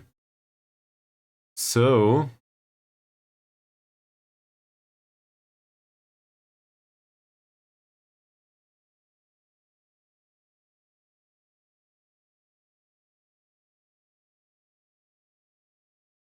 that is a very good idea. If we pull that off, we would have a decent striker that can't be poached from us. I guess pun intended. He's used to the circumstances of the club, so he can be a regular starter, I guess. Striker as a poacher? Sure, why not?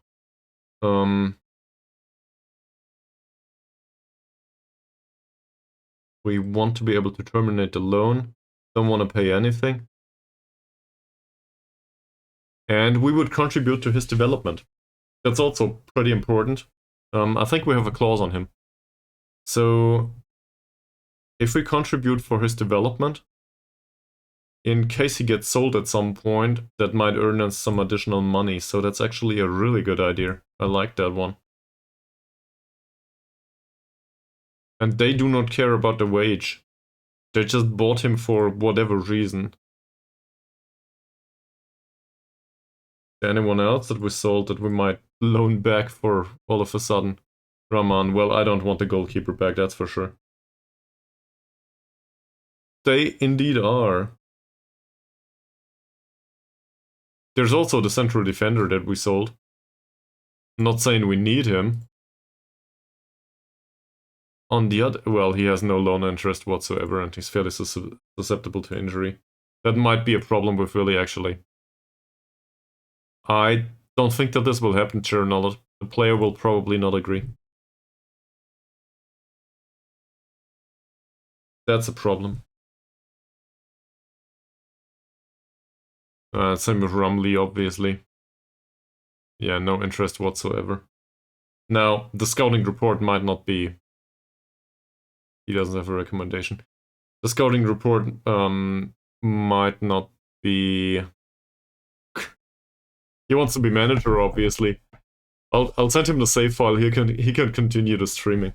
No problem.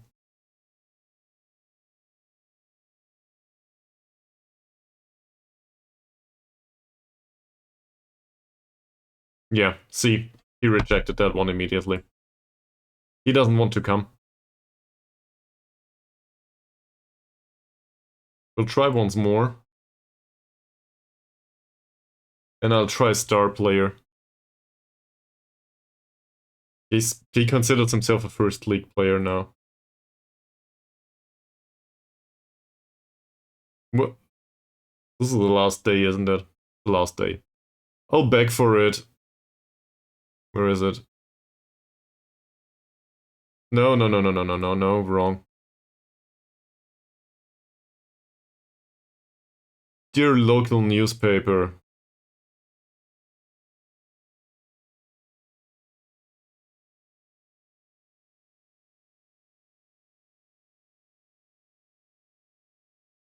The offer got accepted.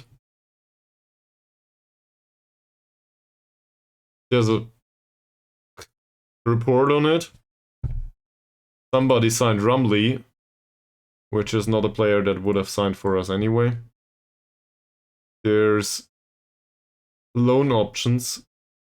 Amongst those are yet the same defensive midfielder. A central defender with 2 points of jumping reach and 2 points of strength, so I think I will take a pass. And the goalkeeper that doesn't even look that bad. The problem is we have 3. So I think I'll stick with ours for now. This one's alright though. So thank you very much. It comes up with the same reports every single time. There's no other players available there.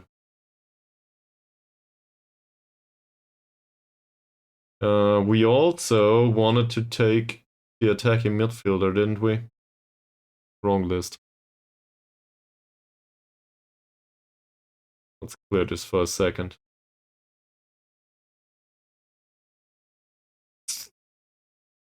Maybe. There he is.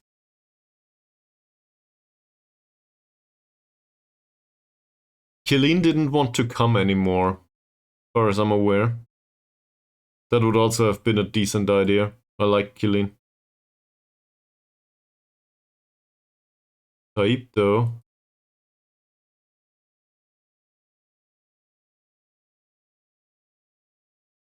Why is this all in yellow? All of a sudden. No, I will not do that. He might be something else.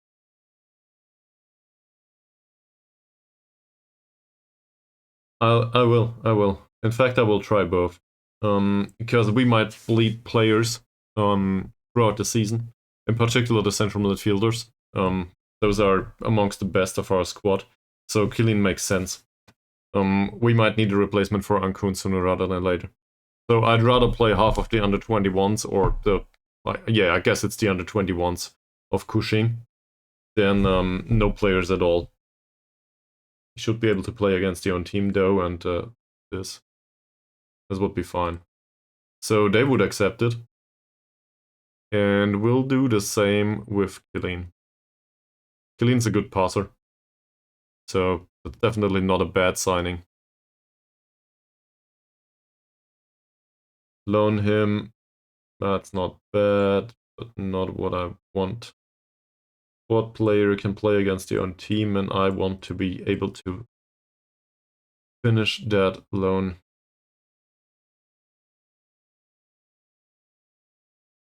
They do not care about money, apparently.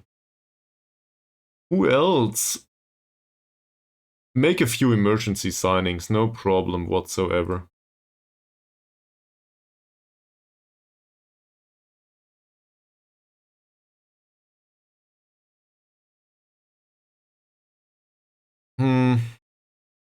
I guess he has other weaknesses.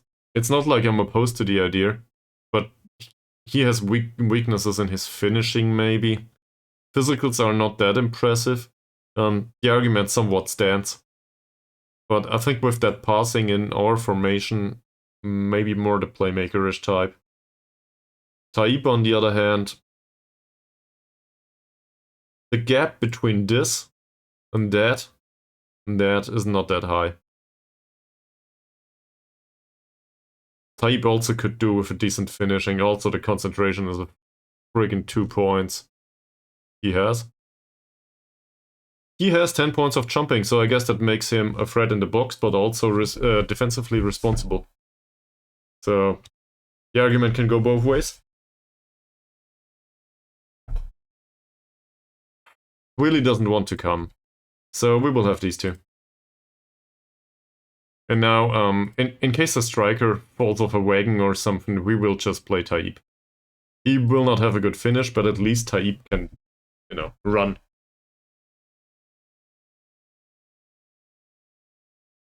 That's part of what he's capable of. So, considered to be a fringe player. We'll put him on attacking midfielder duty for now. And not focus on anything in particular. I think due to workload for now. And this guy, well, we tried DLP with him. So we'll continue doing that.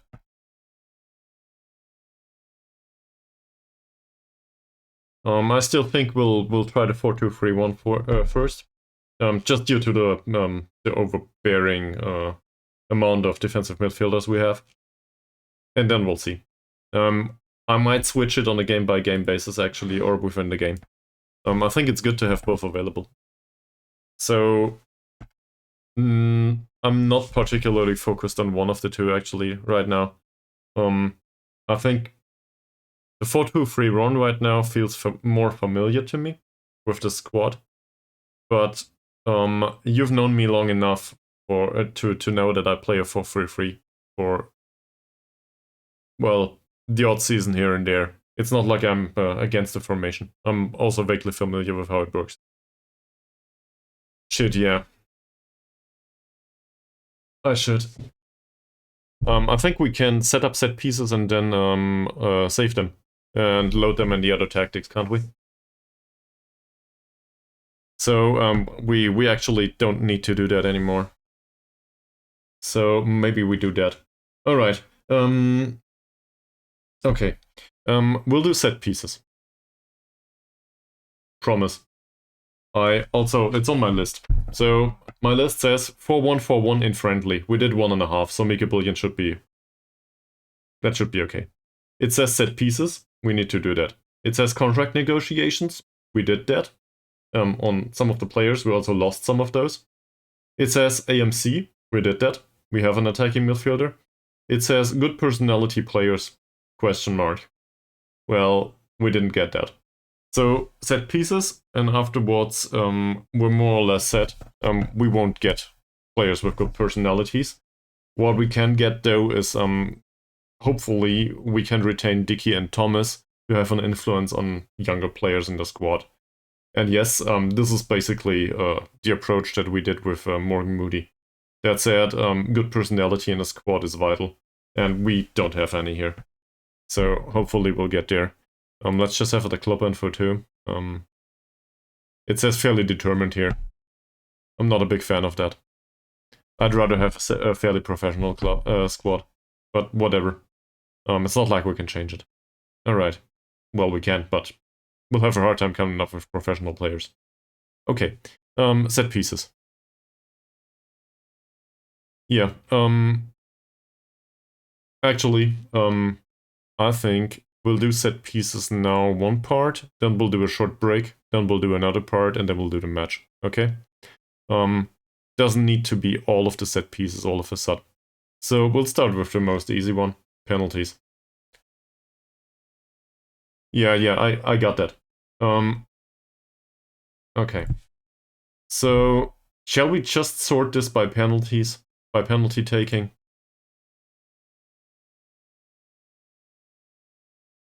Because there's nobody in this squad that can take a penalty, really. I guess Hasnan has damn good finishing, so we should probably let him take them. You sort by composure. That makes sense too. Well, all of it more or less influences the decision, I guess. So, comes to the question, maybe we should just use the aggregate?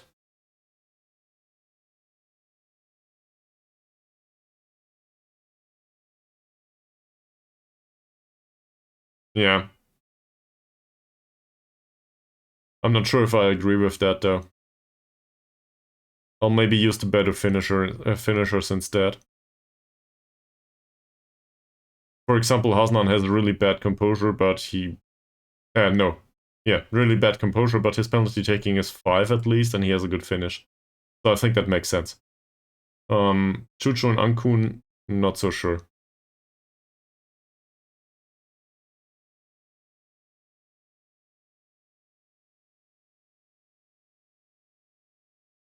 And I do not trust this guy. Like, his penalty taking is 6, so I guess that makes some sense. Oh, sorting in his menu. You can drop it in between those. Maybe. Well, you can't really. Who was it? Hazri. Harsi. So we'll put Harsi in second spot here. Doesn't work. Now it works. And for the rest of them, have a look at composure again. Baju has good composure, good finishing, and his penalty taking is somewhat alright. But to be frank, I think we need a dedicated penalty taker, and we need to train one. So, seen from that perspective, maybe get rid of this. Do some penalty taking instead. His composure is so bad. Oh, maybe he'll get it anyway. And who else? For him, it's composure more or less. He's on corner taking now. So given the age, he will probably get some mental attributes anyway. Yeah, it actually is. We might. Where's Hasnan?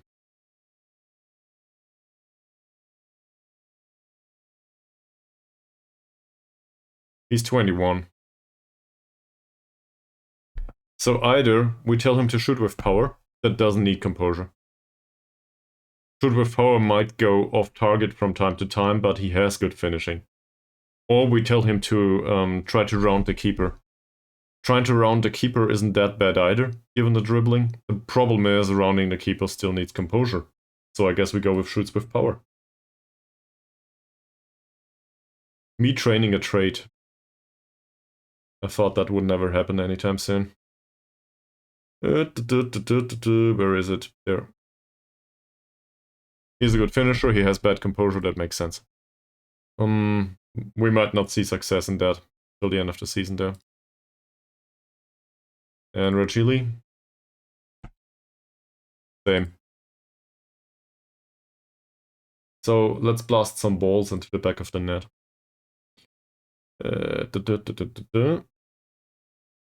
Alright. Next. So penalties don't really count as set pieces, right? So we do this. We do corners, defending and attacking. I'm confused already. So aerial defenders. We need people with jumping read, strength, and positioning. Does this work? What the hell is a tracker? That's our central defenders. Is Mavi? I wouldn't argue that he is the primary aerial defender. We play him as a ball-winning midfielder. But it's not the worst. He isn't number 5 for me though. The other ones are the central defenders. So they should do this. And afterwards,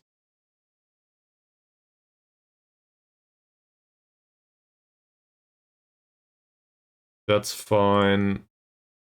Ishak? I don't think so.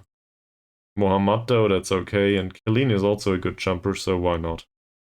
And then down here, we will not get down there. So, that's a priority list. Then there's trackers. Trackers, basically, this is about their marking, if I understand that correctly. So, yeah, they need to track a player and take them out of the game. So there, I think Mavi is much better. And I guess more important. These are not that bad. That said, most likely he will end up here. So that's not bad. Counter-attackers should have pace, dribbling, and finishing. So Hasnan. Yeah, I guess Hamdan. Doesn't matter much, he will not do anything else. He will not be part of the squad, so doesn't matter. Baru makes sense up front. Thomas is bad for this, but he's got pace. He probably does not need to be there now. I'd rather have Harsi up there. Well, Suleiman... not really. He's also useful as a defender, so... The rest of them, not sure.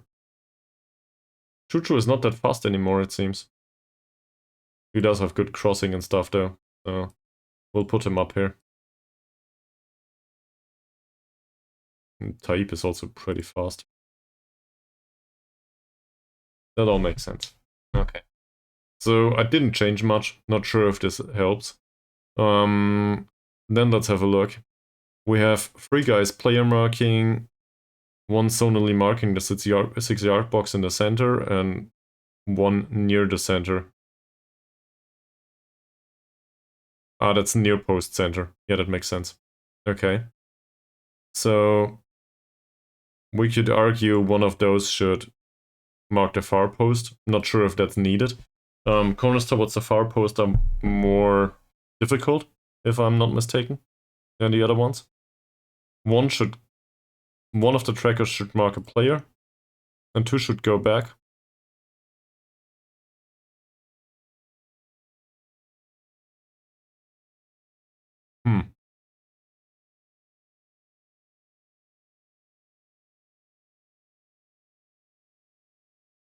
So why don't they all mark a player?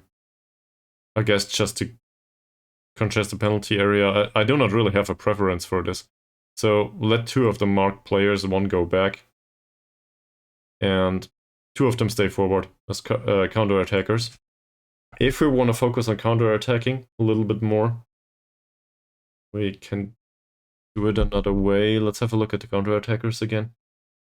These are... We have a few really pacey guys in here. Trackers. We also have some aerial defenders. It's also fine. So my thought process was, do we have a lot of guys that are really fast? So is counter-attacking what we're going for in particular? Do we need this? Or is our primary concern not to concede? And how the hell, I guess... We could also have yet another player that goes back. And one forward. In order not to concede. Does that make sense? Don't know yet. Also... Oh... We need to save every single one of these now, isn't it? So, this is corner defending though. It doesn't need saving right and left separately anymore.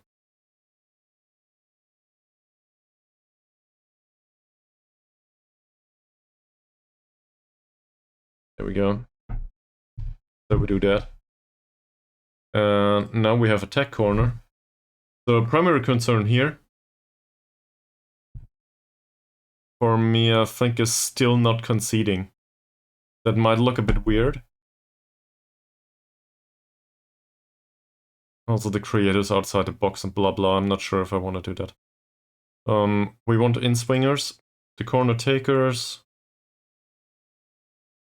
left footers and right footers. Yeah, that's alright. There might be players that are better at corner taking, obviously. But these have good crossing. So, not opposed to the idea. That's fine. Can you think of somebody that would need to be on this list? Well, if you want to come up with somebody, remind me. So, let's have a look at this. Aerial threats. This should be the central defenders. Mohammad is 13 jumping, that's true. Well, he's here. So, I would argue Mokhtar is probably better. That's just 11 jumping, but he is somewhat... He's a little bit stronger, tiny bit, but also he has...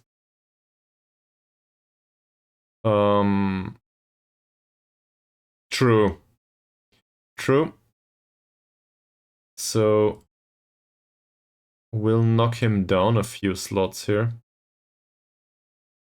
Mohammad takes corners if nobody else is available. Also, you wanted him in the under 21s anyway, so not sure if that will happen. Let's see. So... No, Mohammad usually will not take the corner if there's anyone else available in the squad that might take the corner. That said, Mokhtar should still be the primary target, I think. Then Mohammad afterwards, just due to the superior jumping. And then Safri. I have a hard time coming up with the decision which one of these two is more appropriate. Mohammad was really reliable as a target. It seems like the 2 points of jumping make up for a ton of heading. But I'm not 100% sure. Box threats. What does a box threat do anyway? Anticipation, finishing, and off the ball movement. So that's somebody in the box that can score, if I'm not mistaken. Basically a striker.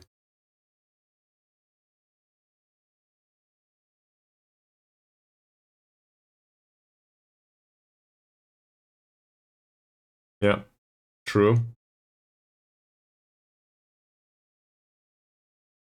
Well, they are really bad with strength and heading, though. Both of them will most likely not end... Well, I guess we can do that. But, realistically speaking, most likely they will not end up there. Because we have central defenders on the pitch, always. And, I still think Ismavi is the more reasonable choice. He just has 2 points less in jumping, but strength and heading are decent, somewhat. So maybe that's more reliable. That's a coin toss, really. Does it matter? So, in this situation here, he will not be there anymore. Oh, I'm still considering this to be aimed towards near post. But we have none on box threats right now. Does that make sense? Or do we want one box threat always?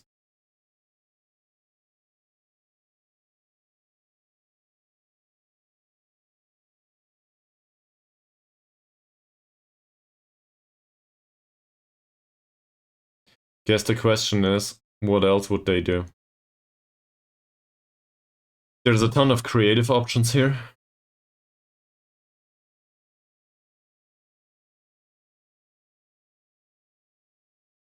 You think so?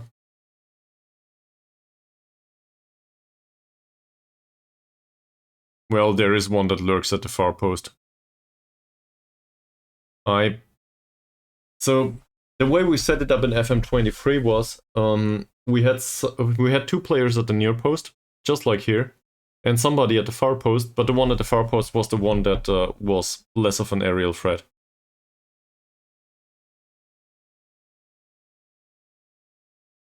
No, I can't. Apparently it's just 2. We did have one that marks the keeper though. And I think that makes more sense than the far post.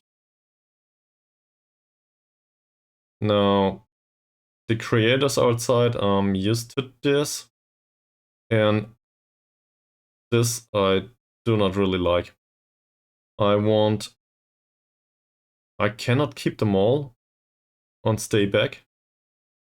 I want more than 2 to stay back. Lurk at near post. Oh yeah, you're correct. So 2 attacking the near post doesn't make much sense either. I guess one needs to mark the keeper.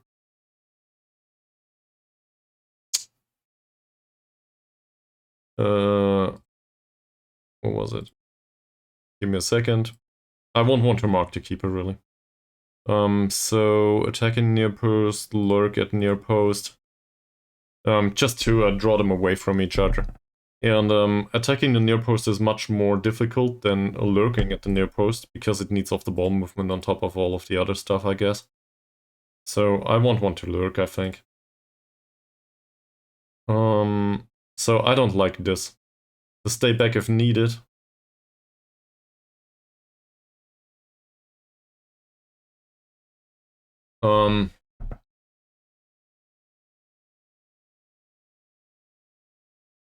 I'm not sure if this will help. If one of them wins the jumping duel, which is already likely with 2 guys that are rather tall here in Malaysia, I guess the most difficult thing is if the cross is not appropriate. And given our corner takers, the cross might be a bit off from time to time. So the keeper might come out and claim it. So the expectation is that somebody marking the keeper might prohibit him coming out. That makes sense. That's my thought process, at least.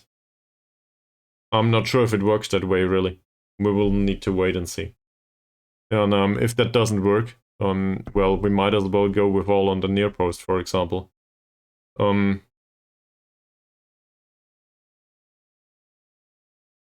No, but the corner might be misplaced. Our corner takers are not that great, so it might be too short. There's not much we can do about that. But it goes if it goes too far, it's more likely to go towards the keeper. Well, that's what I'm trying to compensate for. But far post is not something that will happen most of the time, I think. So this is why I do not cover the far post. Now, box threats, I have a hard time coming up with an argument to have in them at all. I actually want to recycle possession, first and foremost. So to me it makes more sense to have more creators, and we do have reasonable creators. If not needed, I would want him to lurk outside the area though. Can't. Can we put him up there? So, I'm short? No. Why can't we lurk?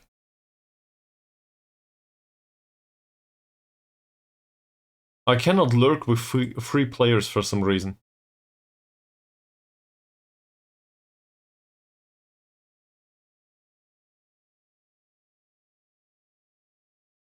Oh, because we tell him.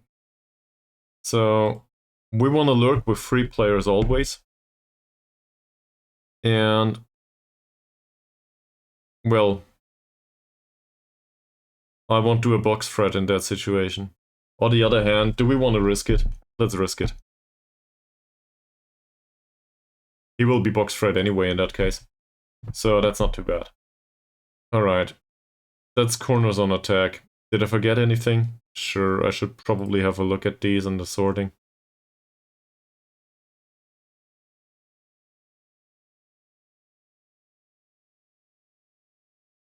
Bauru is not that bad as a creator. His long shots is horrible though. But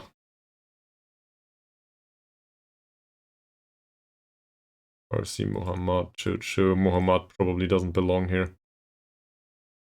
On the other hand, this is not the most important thing here. So that doesn't make much. It's not that important anyway. If Muhammad is up there or not, one of the other things will override it.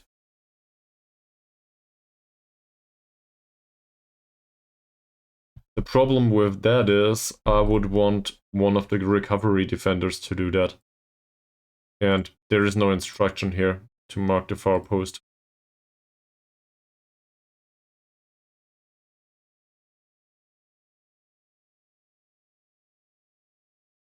And 4 box threats is aerial threats is a little bit much. So the way I usually set it up is 2 at the near post, 1 marking the keeper, and somebody without any heading or jumping to tap the ball in at the far post. He didn't need heading, because usually it was a deflected ball. So that makes sense, right? So this is also why I don't go with box threats, because the ball will never be in the box, specifically. The ball will not be here most of the time. It will be exactly where the players are, or it might be somewhat in disarray. I don't know, it might be somewhat displaced towards the keeper. So this is why I want to mark the keeper. But if he goes beyond that, just basically picking it up out here, or it might be, you know, a defensive header, and either it goes outside, or it goes into the side area, or it goes towards primary recovery due to the creators out here. So I don't really need anyone within the penalty area. Doesn't make much sense. At least that's how it usually went. So going back to the recovery defenders, that's alright. Carrier is a bit slow, but that's alright. Makes sense. We might want to... Aerial threats are more important than recovery defenders are more important than box threats are more important than creators. So box threats are rubbish anyway, we don't have any. Thank you. Doesn't matter much. Sorting is this is the same. Because, well, there are no box threats. In case we change it though, that's important. Okay. Near post corners, yes. Corner taking, we had a look at that. Doesn't matter much anymore. Let's save this. So, this is corner attack.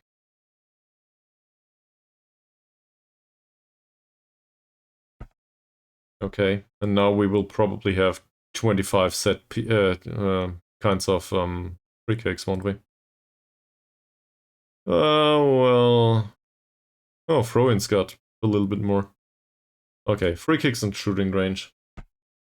So, if we are in shooting range, I do not think it's...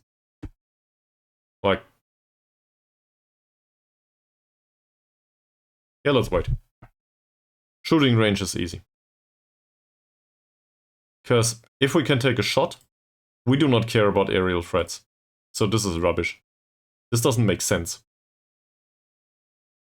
So we do not need them. I'll just put him on box threat right now, because there's space here.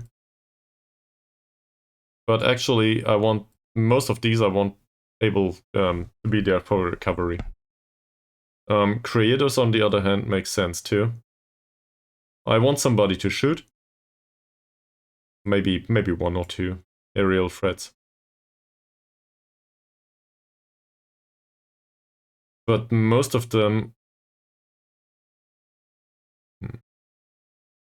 We will always have two central defenders. So we will have two central defenders that chaotically go forward. Doesn't matter much.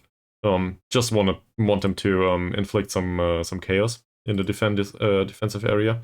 We want most of them to do recovery in case it's needed, and we want a lot of creators to increase chances of taking another long shot, which makes sense.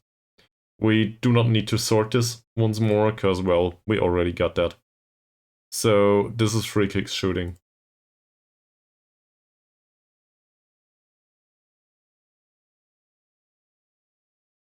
I wouldn't argue that I'm getting the hang of it, but I can certainly see the appeal in this kind of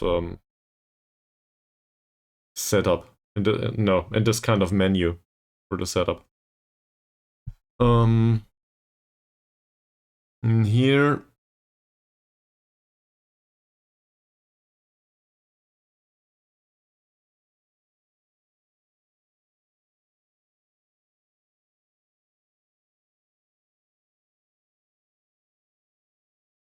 There's no wall needed, still go back, I think.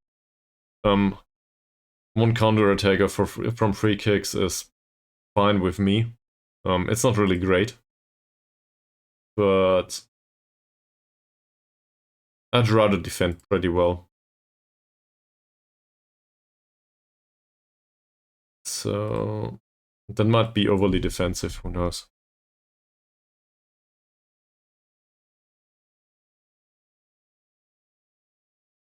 Shooting defensive. Okay.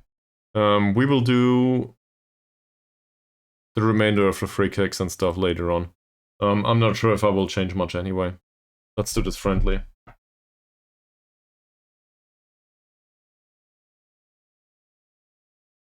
Oh, transfer window closed. Cool. Alright. I also need some water. The temperature in the room goes up like 5 degrees with every stream.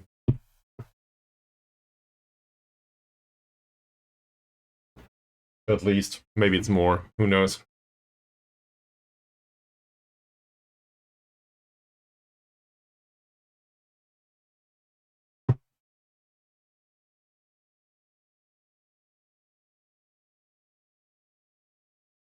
It is? Well, I guess try a heater or a cup of tea. Maybe.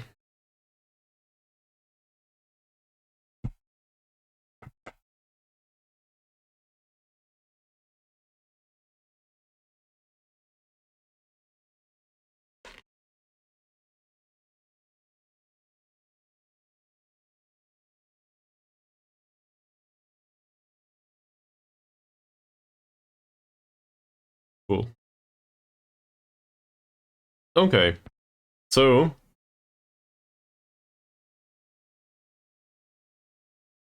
Well, he's trash.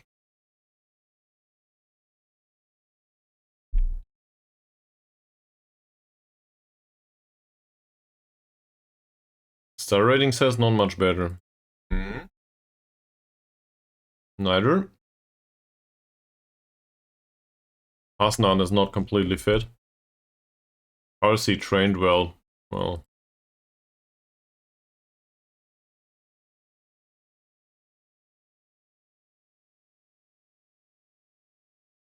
That's not too shabby.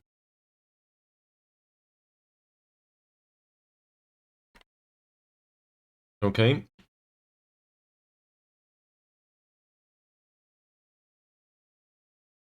He's the primary goalkeeper, isn't he?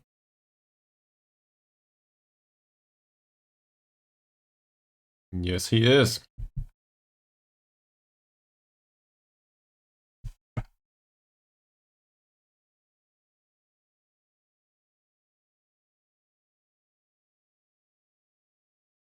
Alright.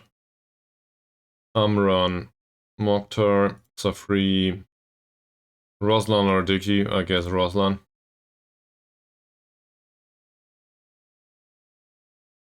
Kalam, we did sign him as a playmaker option.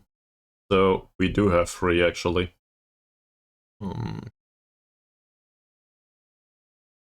That said, Suleiman and Sophie are probably the better players.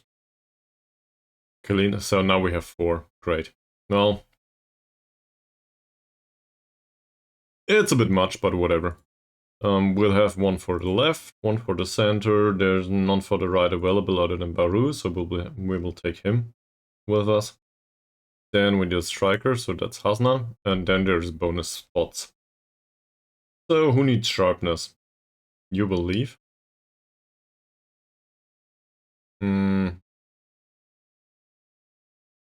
Kalin does, Basal does, Hamdan does, and I guess one of them. So we played Ishak for a while, Dicky was available, so I guess we will bring Kalam. It really doesn't matter much. Wow.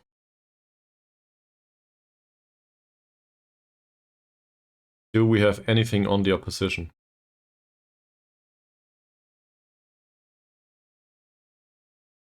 Oh, this is a lower league team again. 3rd league. I learned. So this is only about tactical familiarity, really. Go. Okay. Everybody seems to be fine with this. Somewhat.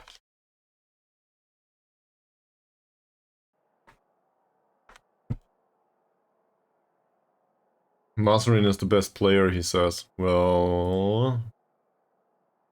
What? He's valued between 22 and 70k?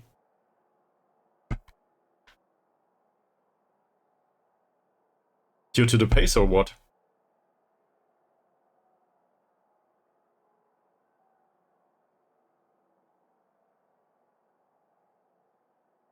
We'll go with this, it doesn't work.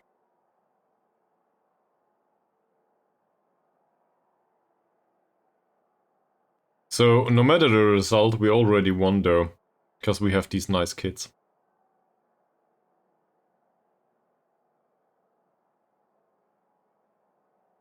That worked a little bit. At least for Kalehara-san.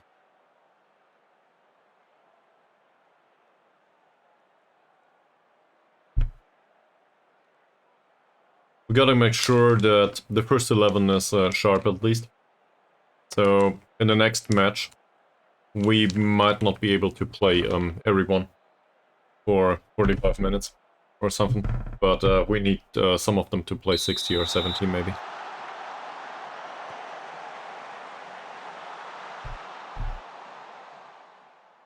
Hi, welcome to the stream.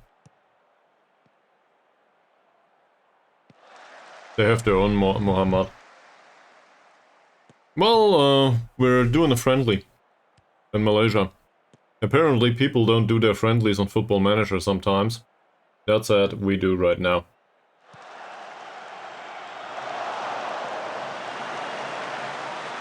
For what?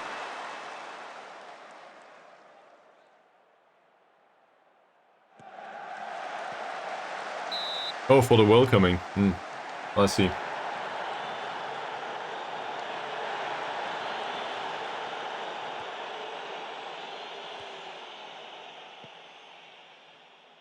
Just thought to myself, well, is this normal? Welcome other people to the stream.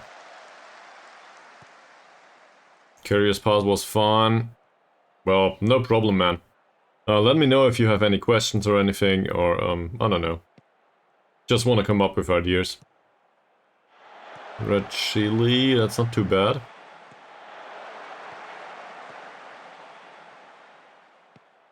Back to Ankun, he is a creative passer. That's offside though, isn't it? Yeah.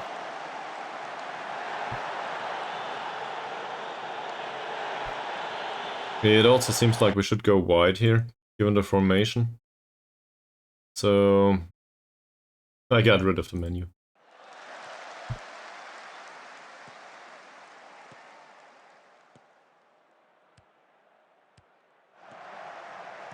Pitch is not that wide. This is ours. And Chuchu's cross is rubbish.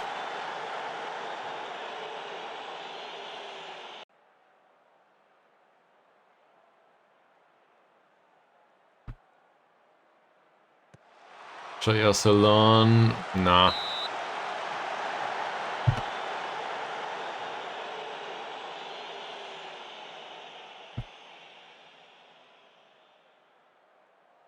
Second attempt. We did set up these corners. Doesn't help though. Is Mavi Chuchu. Oh, yet another one. Mine? I actually did that today. But you don't want to see the back. The back is still lackluster. Gotta fix that.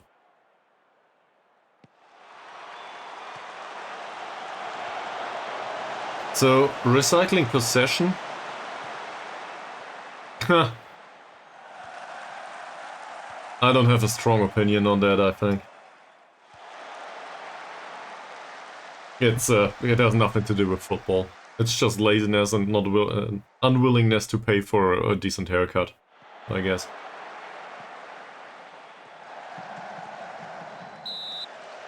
Alright. Offside situation. So far, not that many chances created. Thanks. Give me the Ronaldo. Didn't Ronaldo come with the haircut that was hair up front here at some point? Like, just hair here and the rest of it was clean shaved? The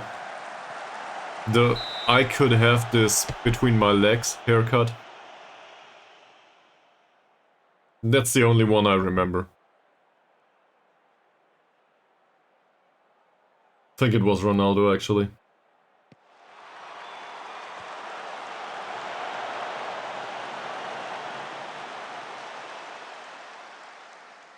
It's been a while though. The old Ronaldo. Oh, okay.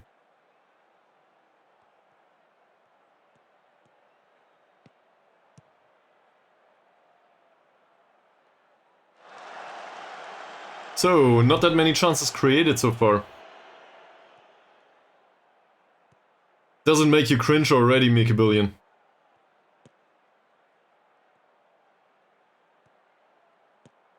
Ankun's long ball seems nice though. Red Chili is faster. Ah. Well, the quality of the chance created is not that bad.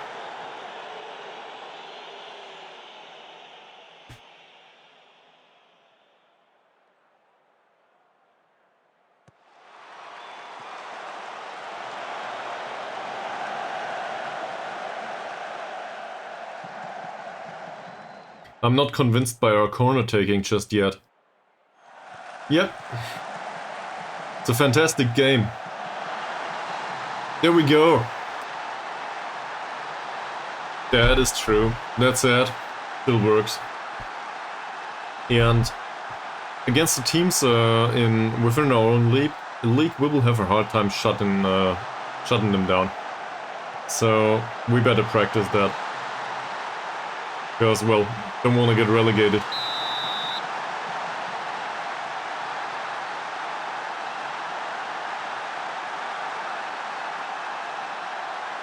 And given our central defenders, I think they need all the support they can get.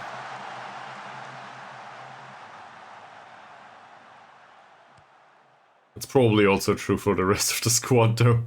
So, whatever.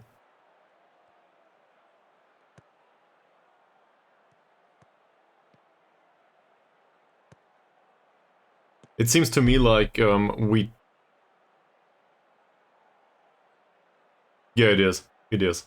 You're definitely in a trolling mood today, aren't you? Is offside? Yes. Seriously though, why wouldn't I? As long as it works.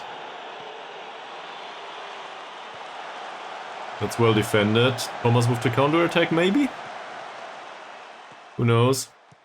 Vision's there, passing skill isn't. Okay. So much for that. Hussein. That cross is fine. We get a corner at least. That's just the thing though. I do not think necessarily that you need to adapt philosophy every single time. We'll see.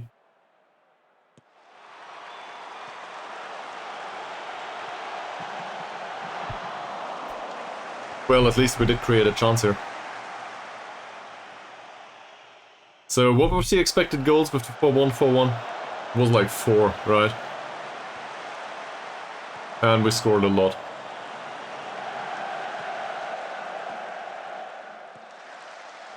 Cross from deep is decent. It's alright. I'm not really that happy with the crossing so far.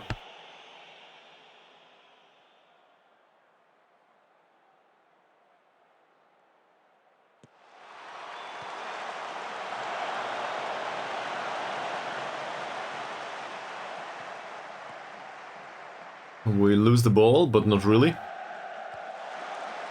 Nice creative pass. And Thomas with the shot.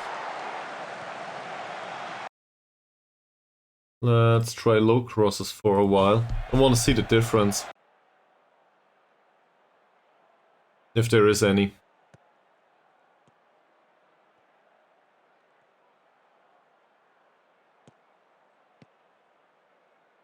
That's alright. Who's past 2?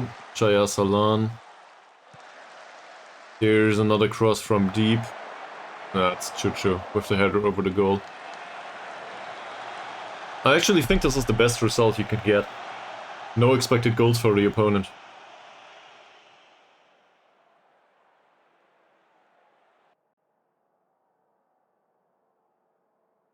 So, let's not have any complacency, please. And we'll keep this going.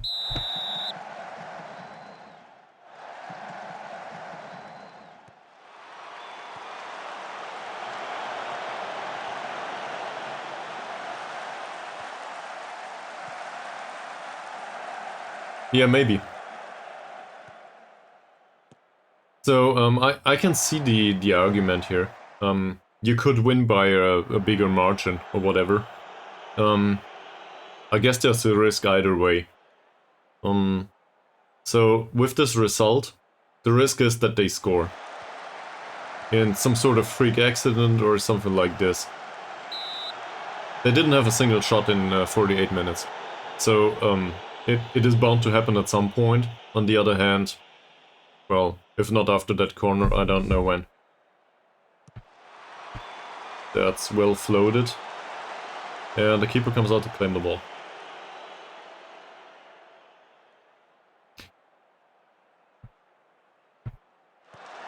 So, not giving them chances though, is also de-risking it.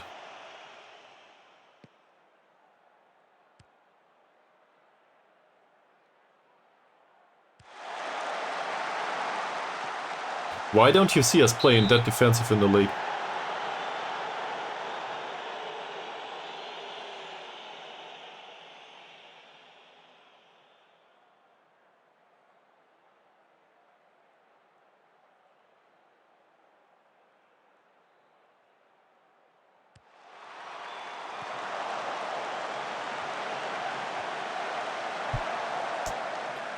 That could have hit the back of the net. Didn't do.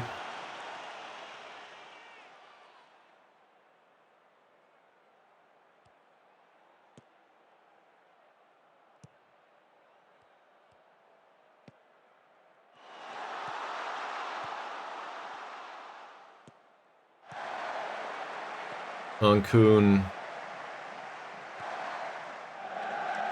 did it.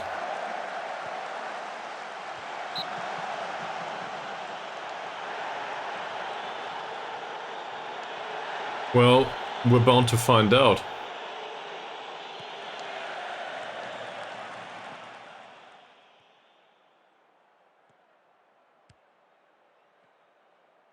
So, I guess I'm wondering, why would I play in a more, let's say, more balanced manner, first and foremost, if I'm not sure about it yet. Shouldn't it still be the most important thing not to concede? Yeah. True. But that also happens this way.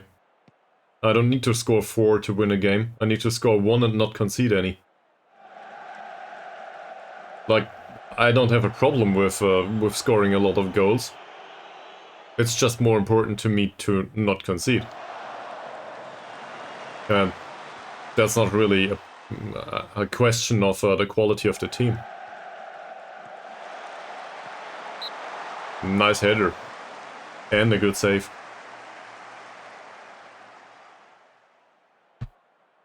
There's also something else that comes along with defensive football as well as with possession football, I think. With possession football, it's more clearly visible. If the players play a lot of passes that are successful, like they usually do with possession football, we also take this shot, not bad. If they play a lot of passes that are successful, usually they get a good rating. And rating goes down as experience points in the end, if I'm not mistaken. So having good performances on the majority of the team is damn important. If, for example, you have a result like, I don't know, 5-3, chances are your central defenders as well as the goalkeeper will not have good ratings. Never. That's also one of the reasons why goalkeeper instruction that is highly susceptible to conceding possession to the opponent might be worth it. If he has a, well, first of all, he's on a 7.1 right now. And second of all, I don't care much, it's fine.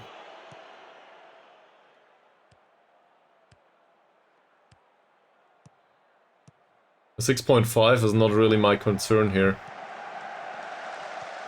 Oh, could have scored there. My concern is 6.0 ratings. And so on. We should probably sub some players at some point. Some of them are also complacent. So.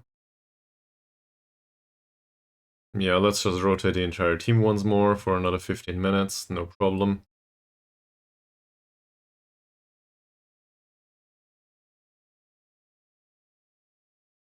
I always forget.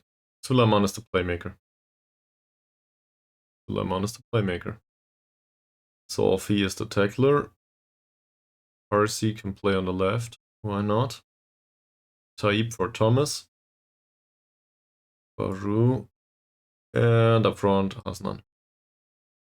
And the rest can sit on the bench. Up by 2 goals.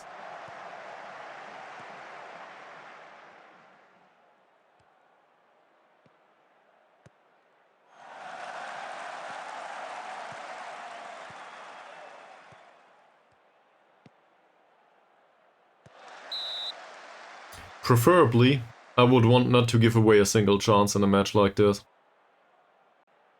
Might not be possible, who knows.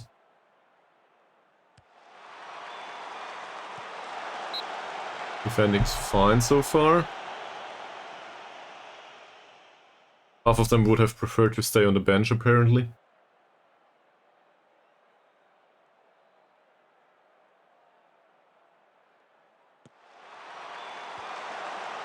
That's well done. Suleiman. Will this be picked up by the striker? Doesn't show. Apparently it was a yellow. Well, something was a yellow card. RC, the dribble is well done. The free kick though, I think this was a wide one. We should probably set these up. Run. Roslan.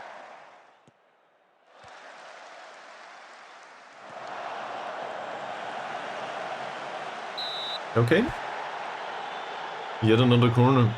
Can we praise him for the result? Probably a bit much.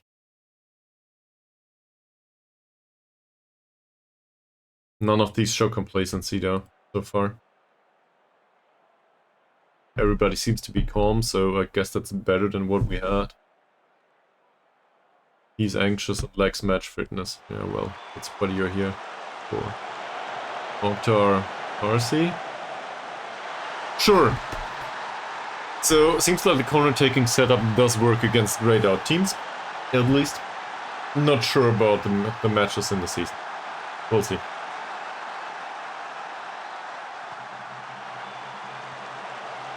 None of these would want to come to players anyway. So, this will need to do for preparation.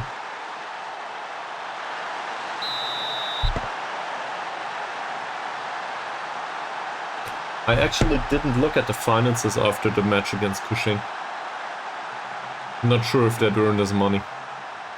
We were hoping for approximately 8k if I'm not mistaken. Roslan, Modnor, okay. Can you please defend?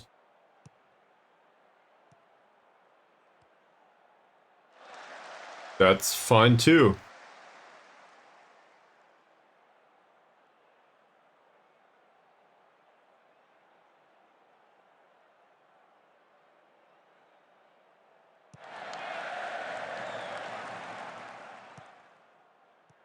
Taib.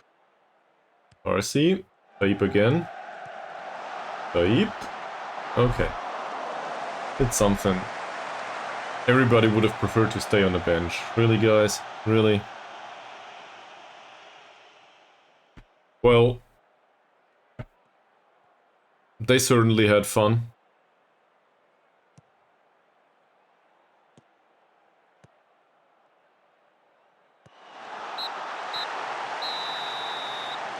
I think that's alright. So, now you can be like, against a grayed out team, this is not enough chances created, but winning 3-0 is totally fine. Also, they didn't have a single shot. I really don't want to complain.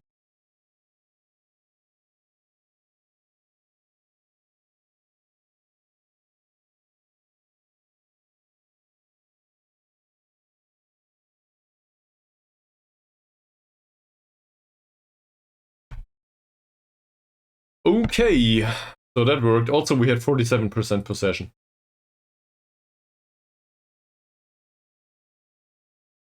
Team cohesion went down a little bit because we signed new players. So, the assumption was that Mohammad maybe belongs to the under-21. So we'll do that. Then one of the mentoring groups will not work anymore. Not the biggest concern, I think. And same with Ishak. He's 23, but we'll still put him into the under-21s. Does this help with cohesion? Well, not much.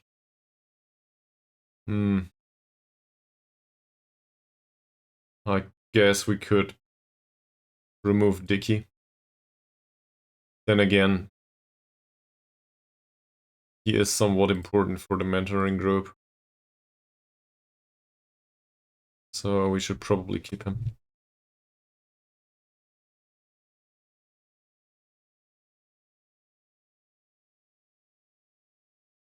Alright. So, I guess I will do the next set pieces setup next time. Let me think for a second.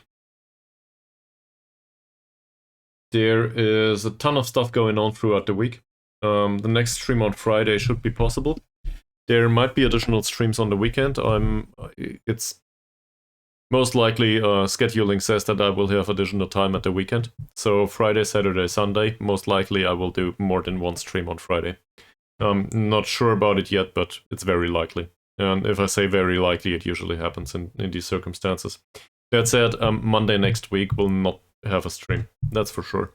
I will be on the road. So that will not happen. Afterwards, on Friday next week, that might happen again. I will come back soon enough, I think. So Friday next week is okay.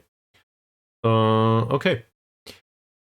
So I also want to thank Mika Billion for providing the tactic. That was a lot of fun. It was quite a different approach. I very much enjoyed that. I think we also pretty much saw the difference here. So it's hard to judge which of the two is the better one, right? I guess by goal difference, yours is better for this team, definitely. So against weaker teams, it might be highly appropriate. On the other hand, I wanted to find out if this works, and at least against a bunch of grayed out players, it does. Doesn't say much about the performances in the league, we will see. On the other hand, I'm not sure if balanced or attacking works better within the league. We'll just need to find out. And there's always the philosophical discussion going on about which style of football is appropriate for what match. There were a lot of teams that tried to defend against Bayern Munich, and in the end, maybe attacking against them is the better approach. What do I know? Might also go horribly wrong. Just ask Werder Bremen or the Hamburger Sportverein or something. Okay. Also, special thanks to Mies for providing all of that feedback, and also the kids. I very much enjoy our conversations. Even though, yeah, sometimes there's just different opinions about stuff. And I think that's alright. Everybody is entitled to their own opinion.